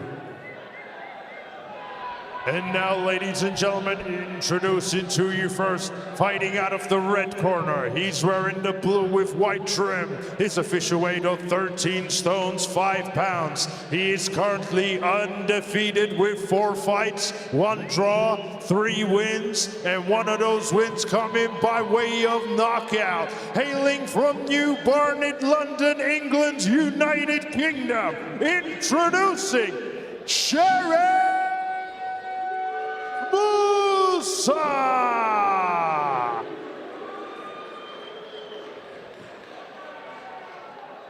And his opponents across the ring, fighting out of the blue corner. He's wearing the black with green trim. His official weight of 14 stones, 1 pound. He is currently undefeated with 4 wins, and 2 of those wins coming by way of knockout. Hailing from Gloucestershire, England, United Kingdom, introducing Jack Bannister!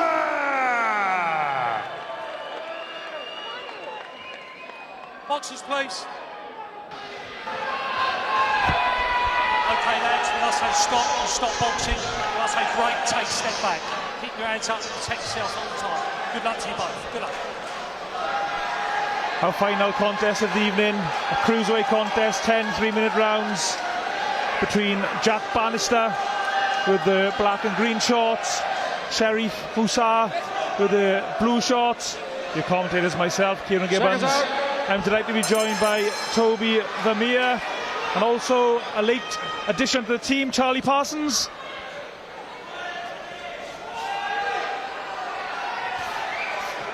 Straight away we can see the height advantage of Banister.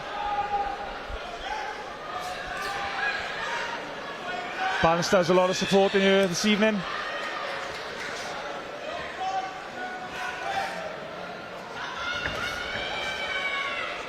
Same weight division as you, Toby? Yeah, a bit bigger and a bit better, I think, though.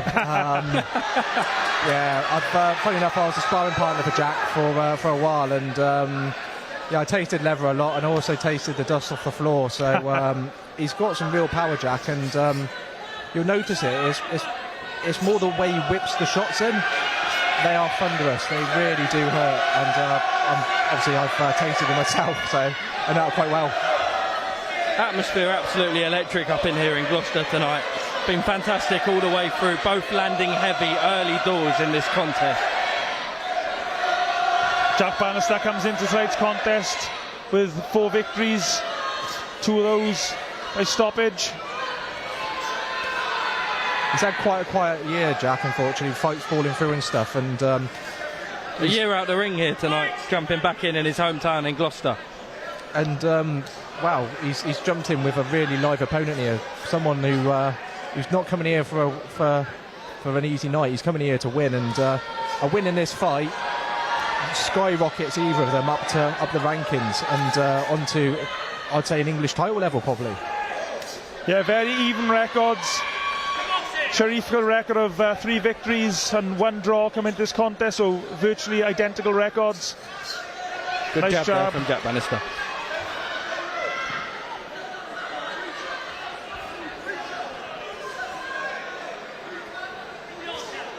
Good body shot landed there again. Jack's real weapon is his jab. Once he gets that going and he gets his range on it, it's very, very hard to get inside him. And obviously that's what Sherif's going to be looking to do with the height disadvantage here.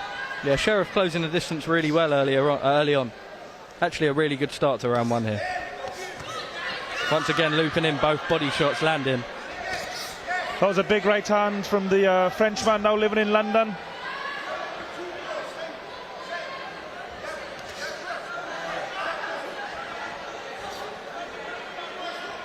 Jack's a very clever boxer as well. There we are, great uppercut landed and the right hook to follow it up.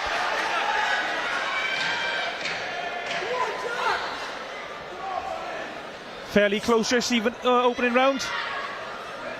It's hard to split it. Yeah, really, really good opening round actually, setting the tempo for the fight. 10 rounds of this, we're in for a treat, lads. So there we are, Charlie, who do you think won that opening round?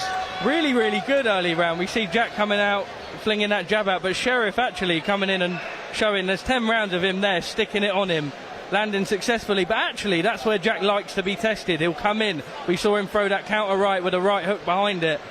You know what? I hate to be that guy and fence it, but for round 1, I'm going 10-10. That's sitting on the fence. Blatantly sitting on the fence. It is blatantly sitting on the fence, but 10-10 first round. I think both men done really well there. It's a real feel-out round, wasn't it, from both of them? I don't think... I think we'll see the cards being put out as we go further on. But yeah, I'd probably say 10-10 is probably fair. Musah's on his feet a good 10-15 seconds before the start of the round. He's clearly ready to get back into action. Round 2.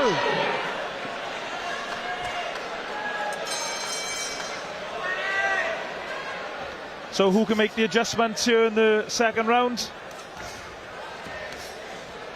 Really marching forward, Sherif with that jab. Jack, we just need to see him keeping that distance, just pinging it out. Well, lovely to the left hook body to the body. Got a lovely jab. Banister needs to vary it up a little bit. It just seems to be an answer and reply from both of them to each other. Again, it's very even, this fight. It's hard to split it. This way I think Banister should be trying to keep the fight in the middle of the ring. He's been forced onto the ropes a few times already, and it's only the second round. That's better from Banister. Nice left hook. Counter left hook there from Jack Bannister. And a right hand. Good left hook lands there from Sherif. Just want to see Jack reset a little bit here now. Take a step back. Take a little bit of time. He's almost a little bit trigger shy. Yeah, there we are. Good counter left to the body there, land from Jack.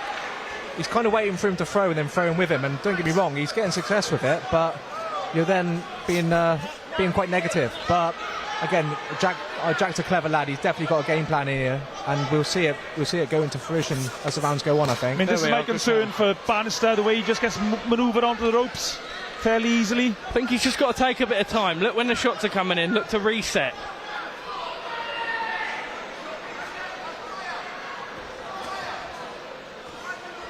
Another very close round here in the second. Good body shot landed in the middle of that exchange there from Jack Bannister.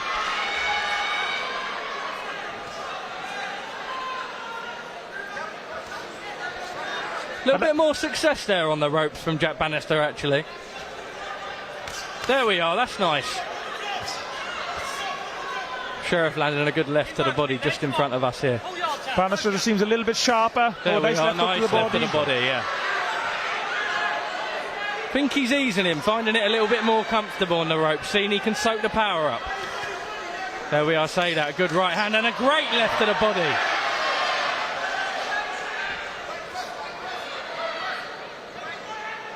Nice from Jack this round. He sort of found his range. He realises he doesn't need to close it in. Countering with ease, actually, as Sherif marches forward. No sign of ring rust, actually, as well, Toby. A year out of the ring, but actually looking quite sharp early doors. Well, there we are, and again. What a great round this is. Both boxers just trade in shots. He's been on back-to-back camps. He's had a lot of hard training and a lot of hard sparring throughout the whole period. He's been in with some very, very good lads. He's been up with Ben Whittaker quite a bit over his last couple of camps and the Liam Cameron camps, and Trey Dubry as well. He does a lot of sparring with him, so he's in there and being tested in sparring. So even though he hasn't been in the ring for a while, he's used to the heat, and those boys do give the heat in sparring. I mean, what do you think Bannister's trainers telling him there now? I think he just needs to. He's waiting for those counter shots, and I think the uppercuts coming in as Sherif's marching in. He just needs to whip that uppercut in, whip that left hook in, and just move and get that jab. Jack has got a fantastic jab, and you'll see that the quiet periods in the fight, he will just win the fight with that jab. 10 seconds. I just want to see a bit more of it. I want to see a bit more of that jab, and I want to see a little bit more movement.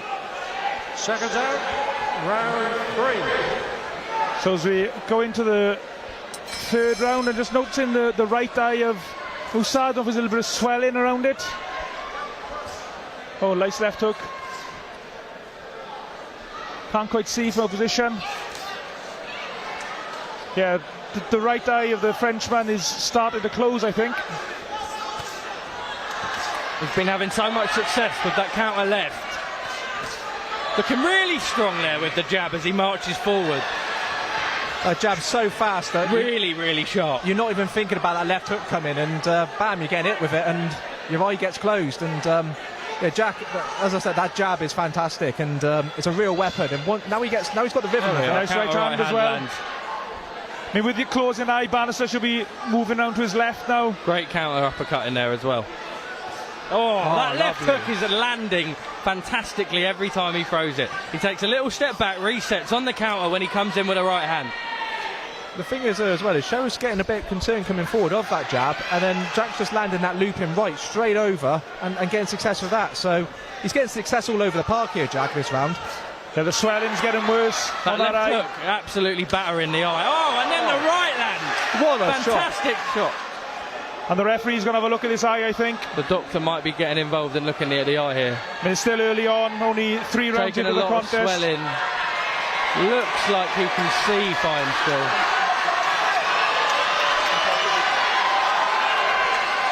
And the doctor's been called up to ringside.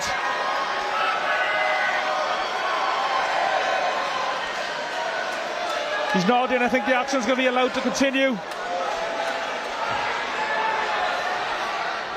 But Sherif Musah's in a bit of trouble here. A long way to go in this contest.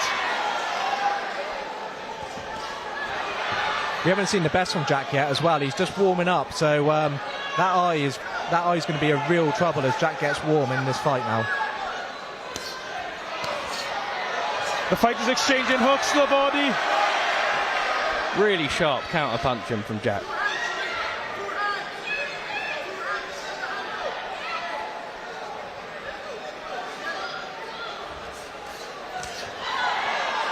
Musah must know he's in a bit of trouble here. Great jab there, landed on the outside. You can see he's got the respect as well with that jab, and Sherif's now a little bit tentative about coming in. He doesn't want to fully commit because he knows that jab's going to be coming straight down his throat. And probably the visibility as well. He probably can't see it coming from the left-hand side of Banister.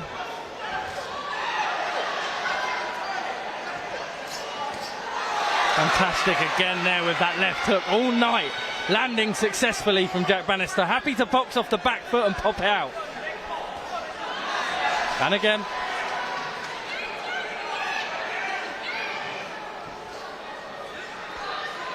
Just needs to keep doing this. Banister, keep popping the jab out, throwing right hands in occasionally. Good body shot landed there though.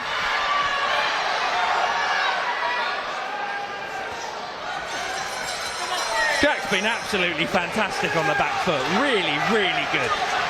Great round for Banister. What should Sherif Musah be doing?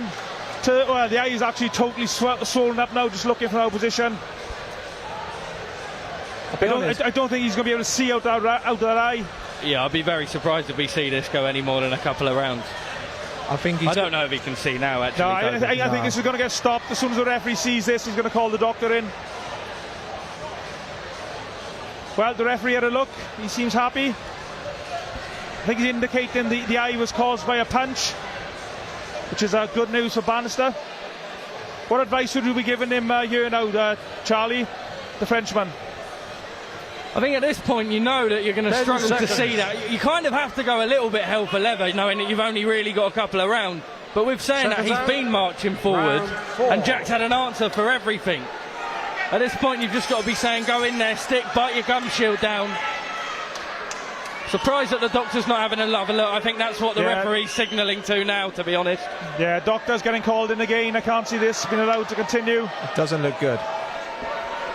Musah's a one-eyed fighter at this stage. Just looking on the screen here, lads, I don't know if he can...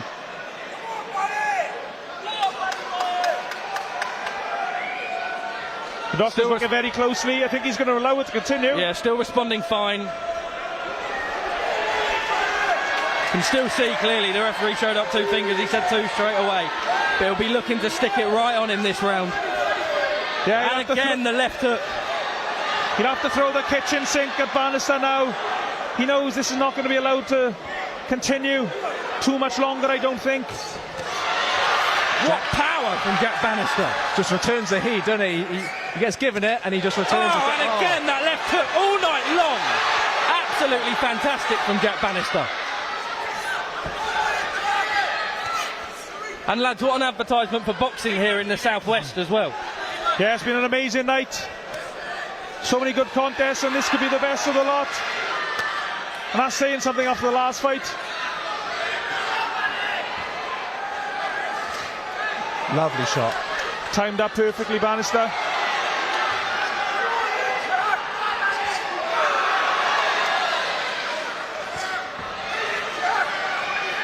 Banister just picking his shot, so he got caught by a left hook though. He's got to be careful, and the gum shield's out.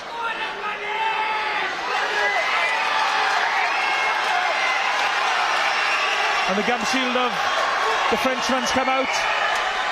What an atmosphere.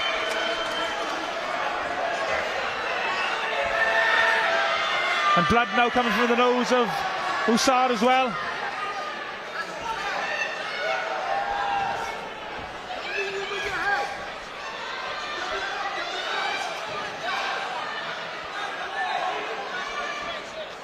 Just needs to be patient now, Banister. Doesn't need to take too many risks.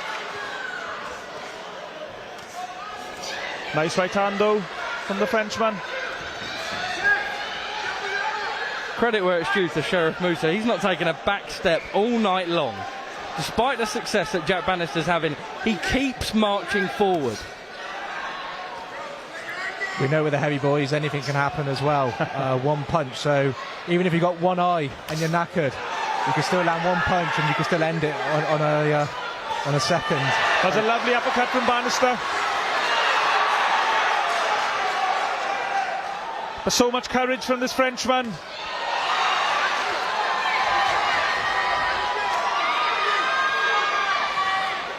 What another great fight this is tonight. To keep walking forward with the eye the way that is. Banister just needs to keep on moving to his left.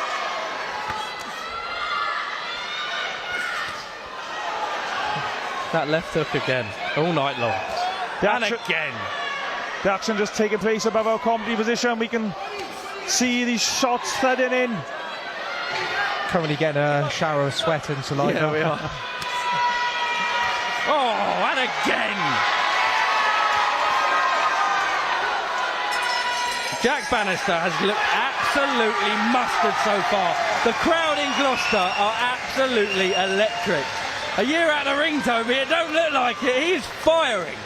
He's an absolute warrior, and yeah, I knew this was going to happen. Jack has been training so hard. He's done everything he can in camp to make himself a better fighter. He's got the right nutritionists in. He's got the strength and conditioning coaching.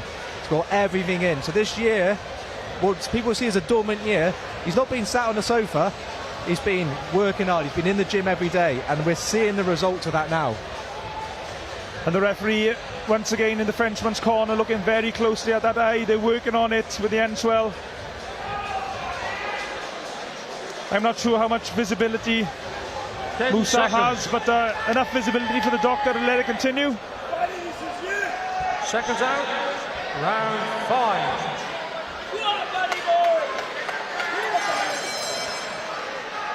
So into the 5th round.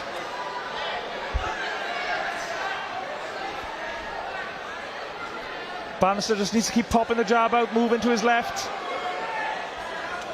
That jab looks as fresh as the first one he's throwing it as well. It's still got the speed.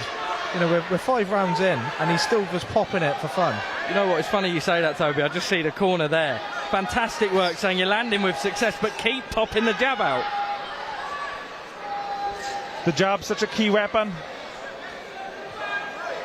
Oh, big right one there, though. Just a reminder there to Jack, he's in with a live boy here that wants to take him out. He's getting success, but anything can happen in this division. Banister doesn't want to take any risks. This fight is there to be won. He needs to keep a high guard, stick to his boxing. Yeah, just going to say, needs to reset a little bit here. Do what works. Get on that back foot, fling the jab out.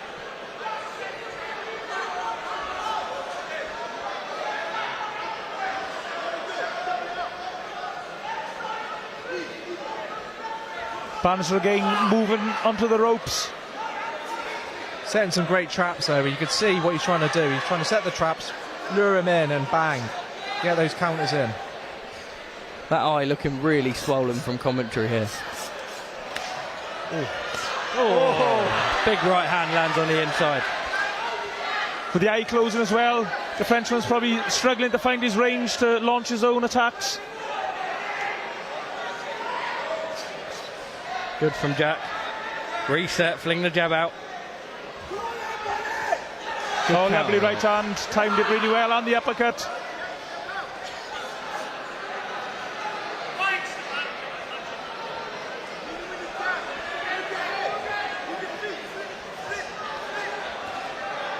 We can see Jack Bannister now trying to throw his right hand over the left of Musah. Just needs to be a little bit careful on the inside there.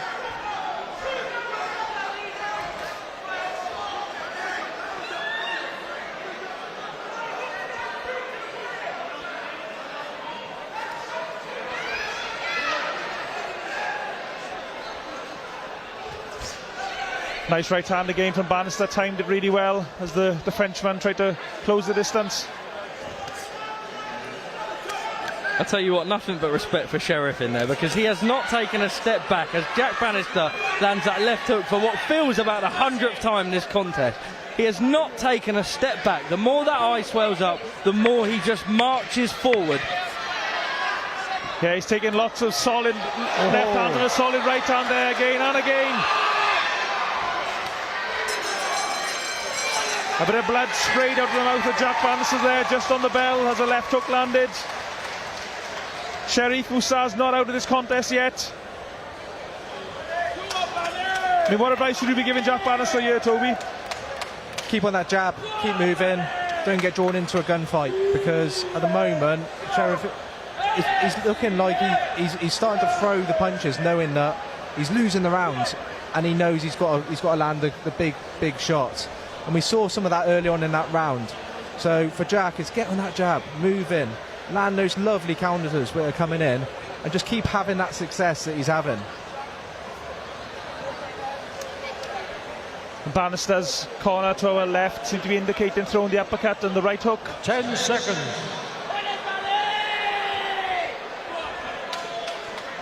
Seconds out. Round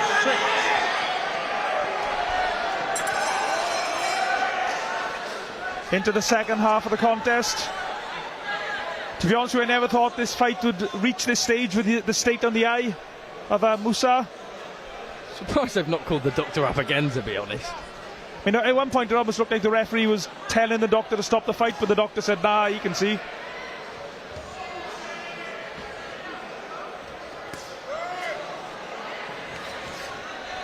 You know what, it reminds me a little bit of Pat Brown last night in Altrincham. You had a few people say off the back of the debut he soaked up a few too many shots. But actually, when you start to move up the division and you can take the power as well, and you know you can give it back and it's not hurting you, you can soak them up sometimes to have that extra success on the counter. That's exactly what Jack needs to do as well. So he's very much a counter puncher, and he's very, very clever. He's such a smart lad in that ring. And what looks just like a bit of a lull or whatnot, he's waiting for his shot, and he's going. So you do get caught, but the shots he's landing, Sherif's coming forward and he's getting hit, and it's twice as hard when you get hit when you're coming forward. It really does hurt, and that's why we're seeing a serious damage to Sherif's face here, because those counters are just absolutely destroying him. The pace slightly slowing in this round, probably will suit Banister. To be honest, I'd like to see Jack start to take a little bit more control of the ring now. I think both of them are obviously starting to go into the second half of the fight. Feel the pace a little bit. We can see that he can bang. He's landing the harder punches of the exchange. Ping that jab back out. Make yourself the bigger man. Push him on the back of the ropes.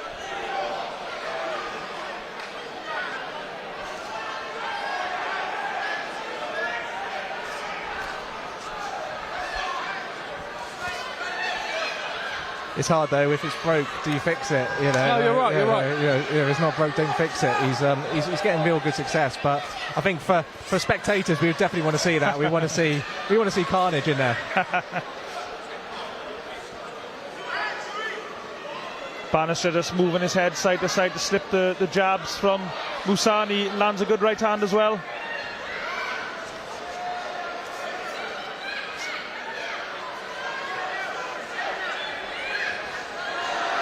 One thing that goes unnoticed in boxing, and you can see some real good work here from Jack, and it's typical for Baker Street's gym, is the way he can manipulate the body and manipulate him coming forward and get control of the arms and manoeuvre himself so he can stay safe.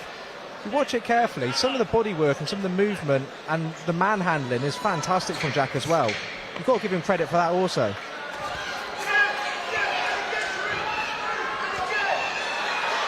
Could hear the shots thudding in just above us. Another really good round for Jack Bannister.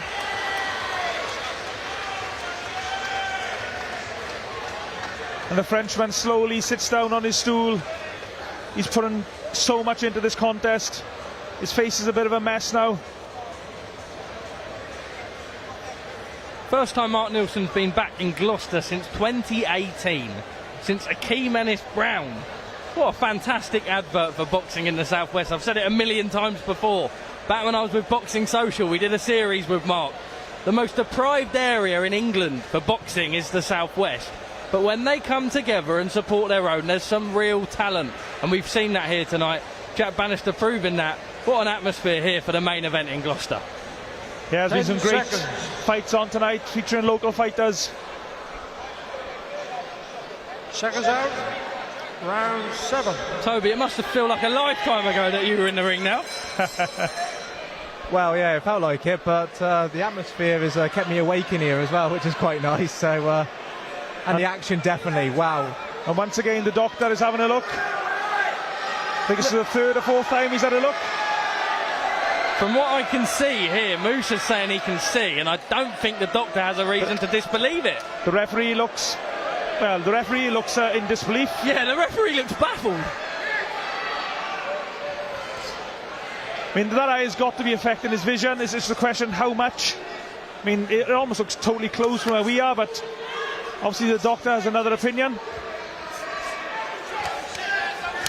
Oh! Great right hand to the body, landing on the exchange there. Just like to see Jack bully him a little bit there. He's landed a bit, push him back. Picks his shots really well, Jack Bannister.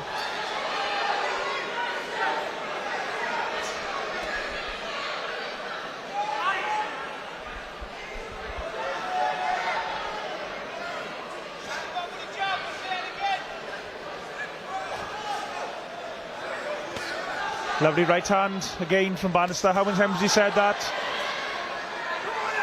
He's coming to the body now more, Jack. He's really working that body. He's giving that eye a bit of a rest for Sherif, luckily. But I'm sure he'll come back up and he'll take advantage of it.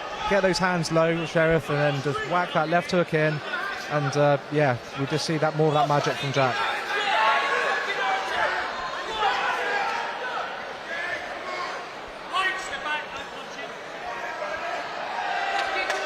Oh, someone's hit the house lights on. Someone's turned the old light switch on. That jab just jolted Musah back. And an uppercut.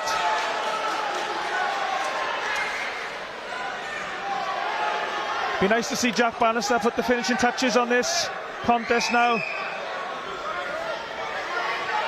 Yeah, you're right. He's having success. I think he's tiring a little bit, but I think they both are. I think if Banister just made an effort to push him back, Yeah. I think Musah might even struggle just because he can't see the shots coming at him. He looks like a front foot fighter anyway. He's still firing back though, Musah, the Frenchman. No, he is game as they come, and you're bang on. I think I'd just like to see Jack just push him back a little bit. He's proven he can box off the back foot. He's having success. He's landing comfortably. That left hand's been landing all night. You can see that through the eye. But now we're going down to the later rounds of the fight. You can take his power, soak it up, march on him.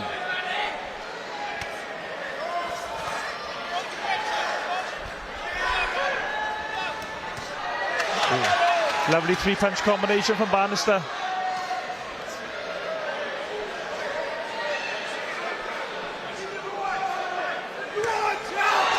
Great right hand land from Jack Bannister.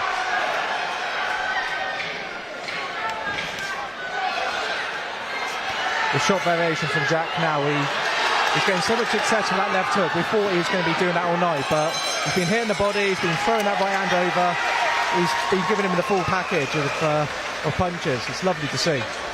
Jack Bannister's probably wondering what he's got to hit this guy with to put him over.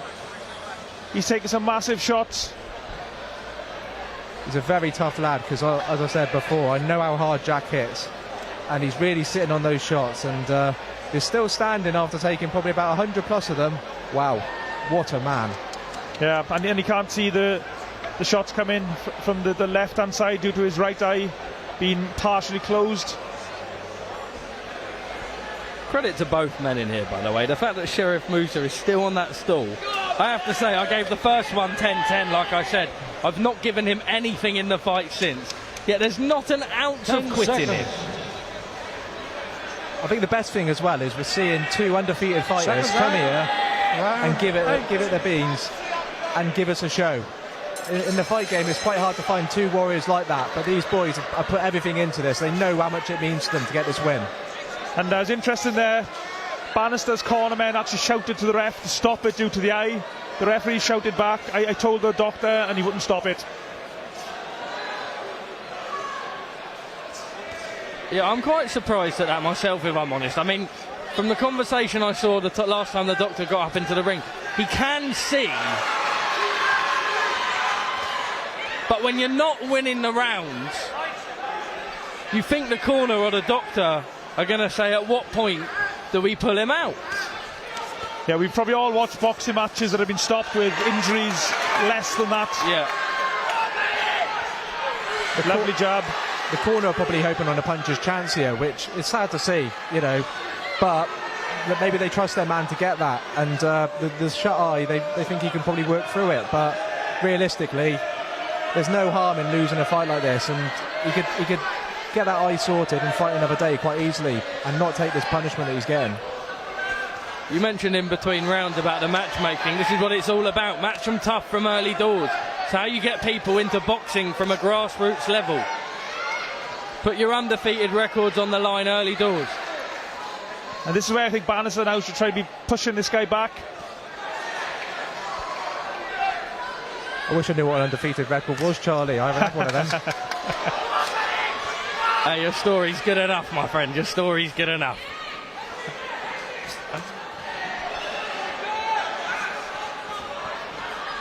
It's all right, I'm still undefeated in the streets of Cirencester, don't worry. Big bad Cirencester, just up the road from here. Scary territory, that. Yeah. If you're ever in Cirencester, you've got the king of Cirencester, Parsons. Stay safe with him.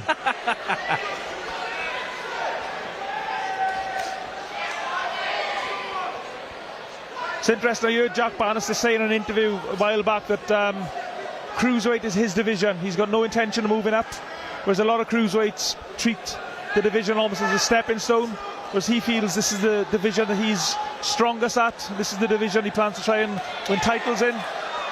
He's a natural cruiserweight, and you know, he doesn't have to abuse himself to cut the weight down. He's got the range. Great right hand landed there from Jack Bannister. He's got the height, he's got the range. He's got looking a little bit sloppy as he dropped back on the ropes there, though. Like to see him reset, fling that jab back out. He's caught a big right hand there. He's getting caught here. Needs to just reset, go back on that jab. This is the best couple of moments of the fight for Sherif Musah in a long time. Needs to keep the pressure on. Wow.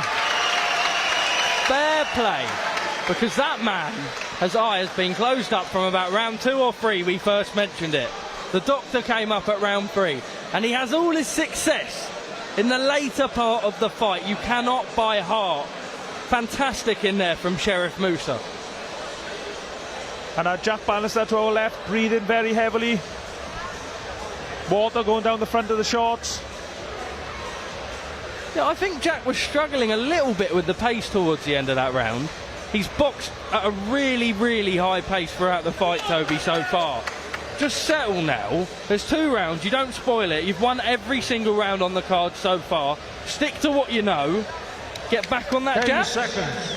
I think, as we were saying earlier, when you go on the back foot, you're inviting someone onto you. Seconds out. If Bannister planted his feet a little bit more, it would hold Sherif off a little bit. But by going backwards, you're inviting the guy onto you. Oh, lovely right hand. See, he's getting caught. He needs to just reset a little bit. I think the end of that last round was a bit of fire in the belly for Sherif. Yeah, it was. And he's coming down. He knows he can hurt Jack. Yeah, he's got 2 rounds here, and he can clearly whack. But Jack now, he's signed and sealed if he just stays careful. Yeah, Jack's just got to box sensibly here. Don't make silly mistakes. Stick to what you know.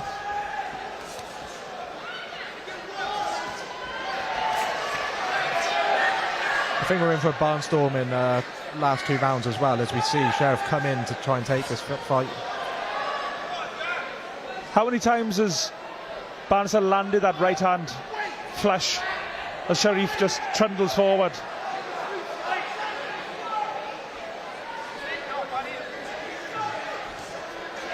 I am so impressed with the Frenchman's ability to just keep walking forward. Gum shield out there. I'm sure both fighters will be glad of the little break.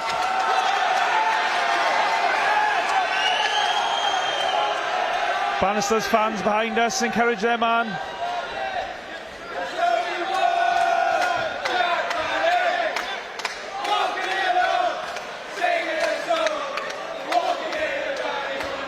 Back to the jab. Back to controlling the fight now for Jack.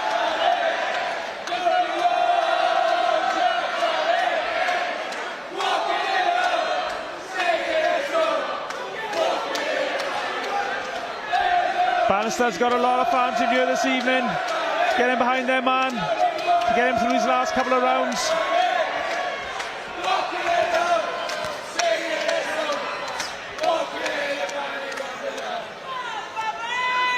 Both men deserve great credit as well, jumping into a 10-rounder here. Only, what, 5 fights into their professional careers? Yeah, and as you were saying earlier, great bit of matchmaking. Fantastic, yeah. I mean, I think these are the type of fights prospects should be having. Once you get over 4 or 5 fights, you should be fighting guys with similar records to you. Oh, lovely uppercut by Banister. This fight is definitely worthy of a title. It's a shame that they're not going to walk away with a Southern Area or even a Silver Commonwealth for this, because being as courageous as they are, jumping into a 10-rounder like this, they're both gifted lads and they deserve the opportunities for stuff like that. I think this has been a really, really good performance from Jack Bannister. Sure, Banister will have learned a lot about himself in this contest.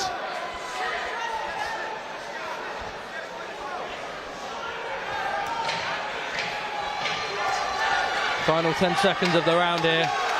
He's using his feet well in the last 20-30 seconds, Banister. Just doesn't want to get stuck on those ropes, though. What a fight. Fair play to these two warriors. I can just tell the scorecards will not give Sherif Musah the credit he deserves in this fight, because he has been relentless from the first bell. He's not taken a step back. Despite just having the better of, Jack's been that little bit slicker, a little bit faster, counter-punched him. He's just not taken a step back. Tremendous heart shown. I think it shows that you mentioned that there, that how misleading scorecards can be. I mean, you could have 10 rounds, and in this case, Banister might shade each round, and it makes it look lopsided, whereas in reality, it's been an absolute carnage, hasn't it? It's been a real good viewing for us, especially from here. And again, and as you're a cruiserweight yourself, you've got to be tempted for future sparring. I know my level, and unfortunately, seeing these shots being landed, I'll go back to the sofa with a bar of dairy milk, thank you.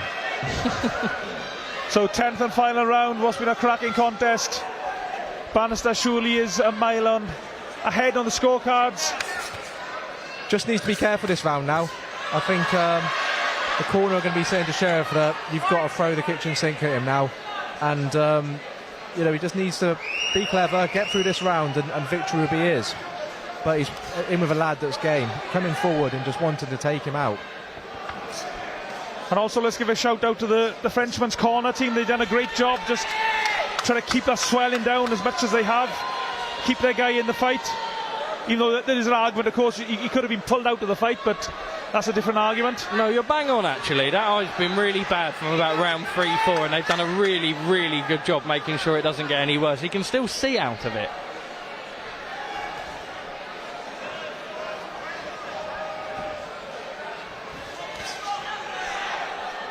Good little counter right hand on the inside there from Jack Bannister.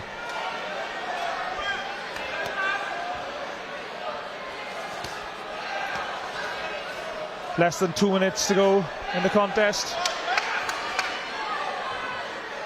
I think they're both just starting to feel the pace. It's been relentless work from both of them this fight, and they're starting to feel it now. But nevertheless, they're still planting their feet and throwing those big shots.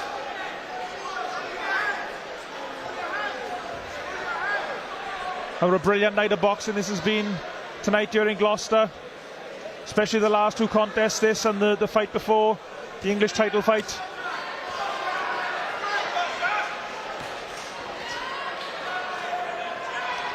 Banister just trying to box his way to victory now. Yeah, you can't blame him now. Just over 60 seconds left. Be safe, stick to what works. You've won every round. Good uppercut lands. Two brave men in the boxing ring. Massive heart and courage.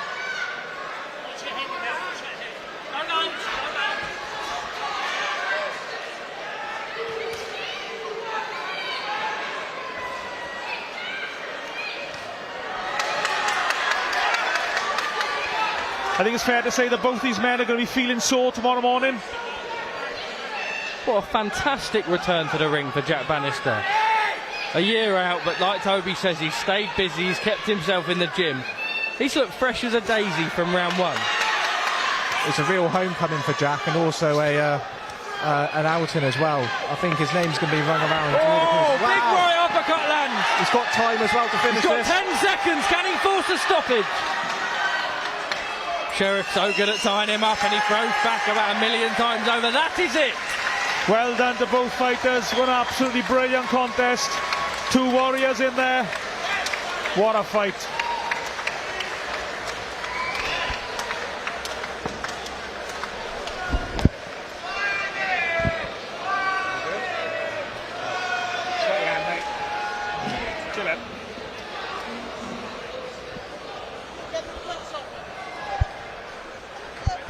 So Toby, how do you sum up that contest?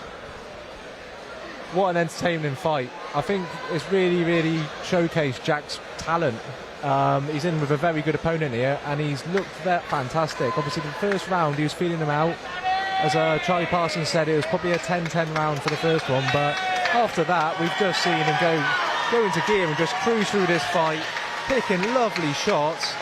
And not just that though, what an entertaining fight. And Sherif, credit where credit's due, he's just come forward and just gave him a real tough night's work. But wow, great fight.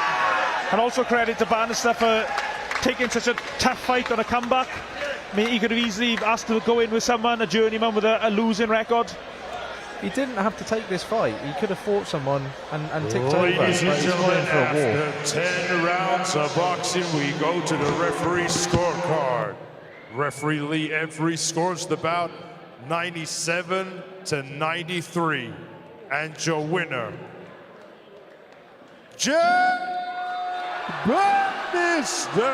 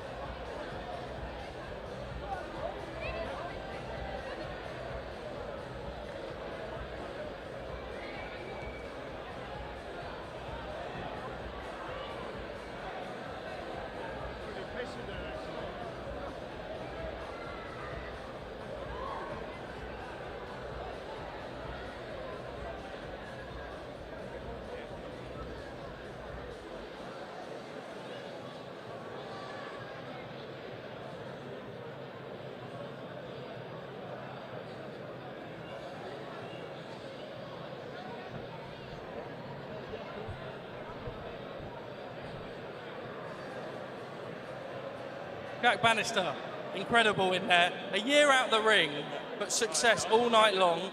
First round I thought was even. You settled up, you boxed off the jab. The left hook was landing cleanly. What a return here in Gloucester.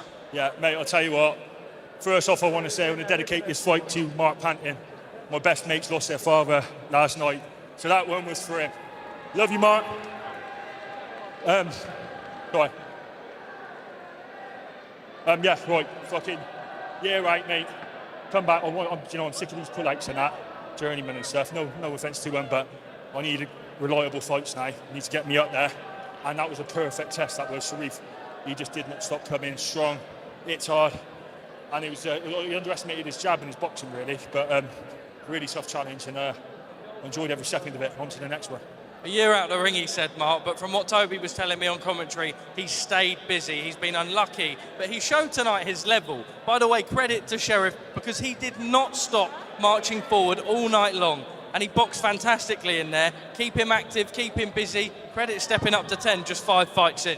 Hey, look, credit to Sherif, he took the fight. He's been out active, not because he didn't want to fight, because it's difficult to match him. People don't want to fight him. You know, he's having some brilliant sparring, Ben Whittaker and the like, and everyone knows what his calibre is. So he wanted to step it up in a 10-rounder against an undefeated opponent, and he's a tough guy, right? Because Jack was sticking in some big, heavy punches all night. He was sort of beating him up in there. I thought he might have him out of there a bit earlier on, but, you know, we're looking at big things. Jack don't want to hang about, don't want to be fighting journeyman, wants 50-50s and wants to crack on and fight for titles. This year's going to be a massive year for him. Jack, just quickly before we let you go, you've said it's been a frustrating year. Activity now, you've boxed over 10, looking for titles, keeping yourself busy and getting yourself in those big fights that you deserve. Yeah, definitely. I'd fight anyone. I don't care who it is. Fucking get me a title. Get me up there. I'm not in here for easy fights. I want the tough fights. I want to get up there. So do your thing, Mark. Jack Bannister, congratulations. Well done tonight, my friend. Mark, very quickly while I've got you, an incredible advert for boxing here in the Southwest tonight. We've spoke before about maybe it not getting the love it deserves, but tonight it did. Jay Pitman on here. We saw the co-main event not to be, but just a fantastic advert for boxing here in Gloucester. Yeah, absolutely. Southwest boxing's absolutely flying, especially Gloucester. It's absolutely brilliant to be here. You know, you've got Baker Street, you've got Fight Factory here, just like production lines of fighters. So of course we're going to come in and put their fighters in front of their home crowds. We're going to be here a couple of times a year. You know, I'm gutted, obviously my boxer Lewis Roberts lost his English title in a really good fight, but we'd like to run that back again for sure, because that was a fantastic fight. You know, he lost, but the crowds are winners, because, you know, what a fantastic show. You don't see these sort of shows outside of London. So thanks to Gloucester for coming out and supporting their boys. Reiterate that. Thanks for Gloucester for coming out indeed. Martin Neilson, more to come for you this year, I'm sure. Thank you very much for watching a great night here in Gloucester.